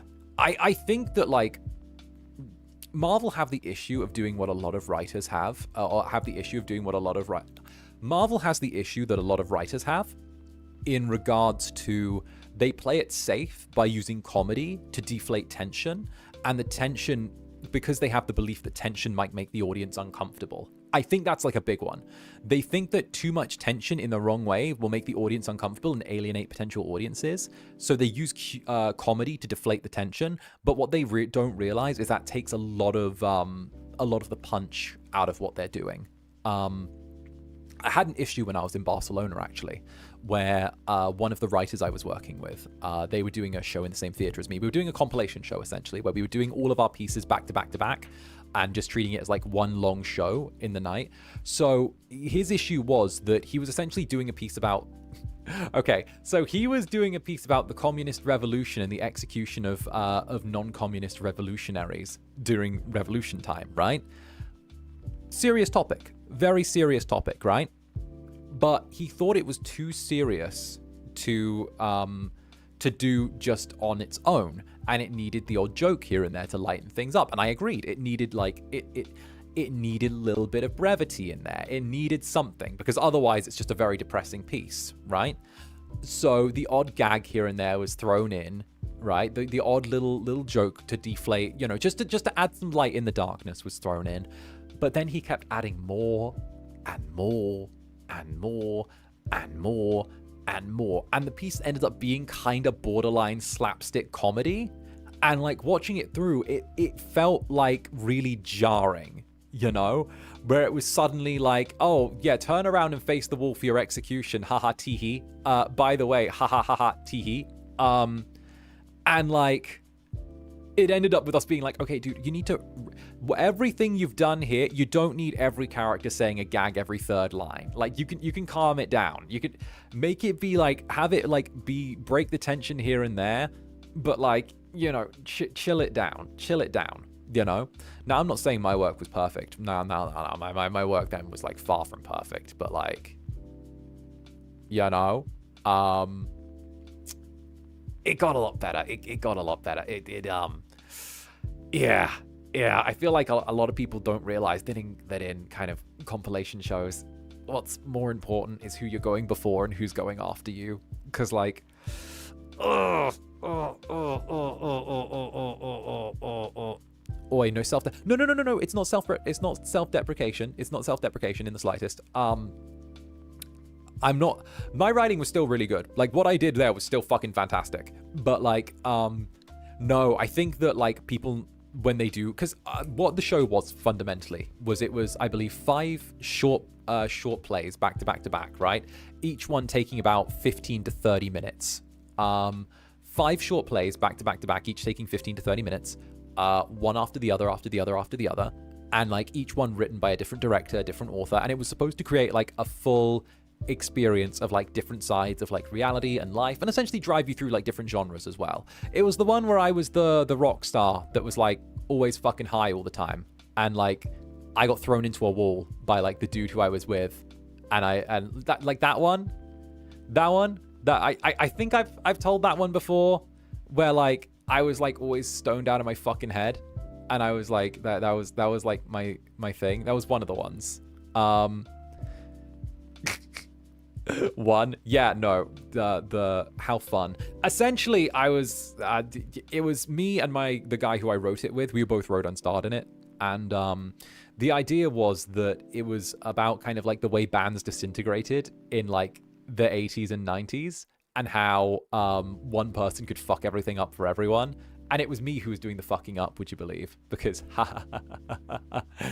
typecast, yet again. Typecast is a drug addict, yet again. We did that, and it went together really, really nicely. But it was very fun, very, very fun. Why am I not shocked, right? But like everything went to shit when we... Everything went to shit when he put me into the fucking wall by accident. He was meant to shove me, and he shoved me too hard, and I collided with the fucking wall, and like ended up stumbling and fucking dazed from it. But then everyone was like, oh, it's great. It's really a typecast if even TSA thinks you look like one. Well, I'm sorry, TSA don't dress nicely. They need to learn how to dress better for their flights. That's it, okay?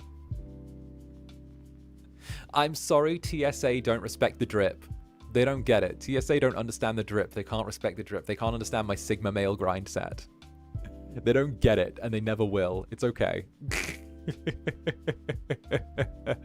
But on that note, I think now is about the time where we're going to start winding down. We have been going for, heck, how long have we been going now? Like 5.5 hours? This is good. This is good.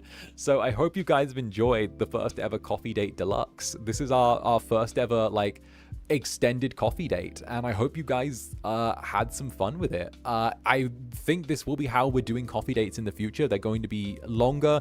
They're going to be focused more on like a little bit of chatting, a little bit of cozy, a little bit of everything. So I hope that you guys are really enjoying. So thank you all so much. Much love to you, of course. And fuck yeah. Obviously, this is how things are going to be in the future, and I'm hoping that you guys can keep with it. We're at least going to be experimenting with a longer form format for a little while.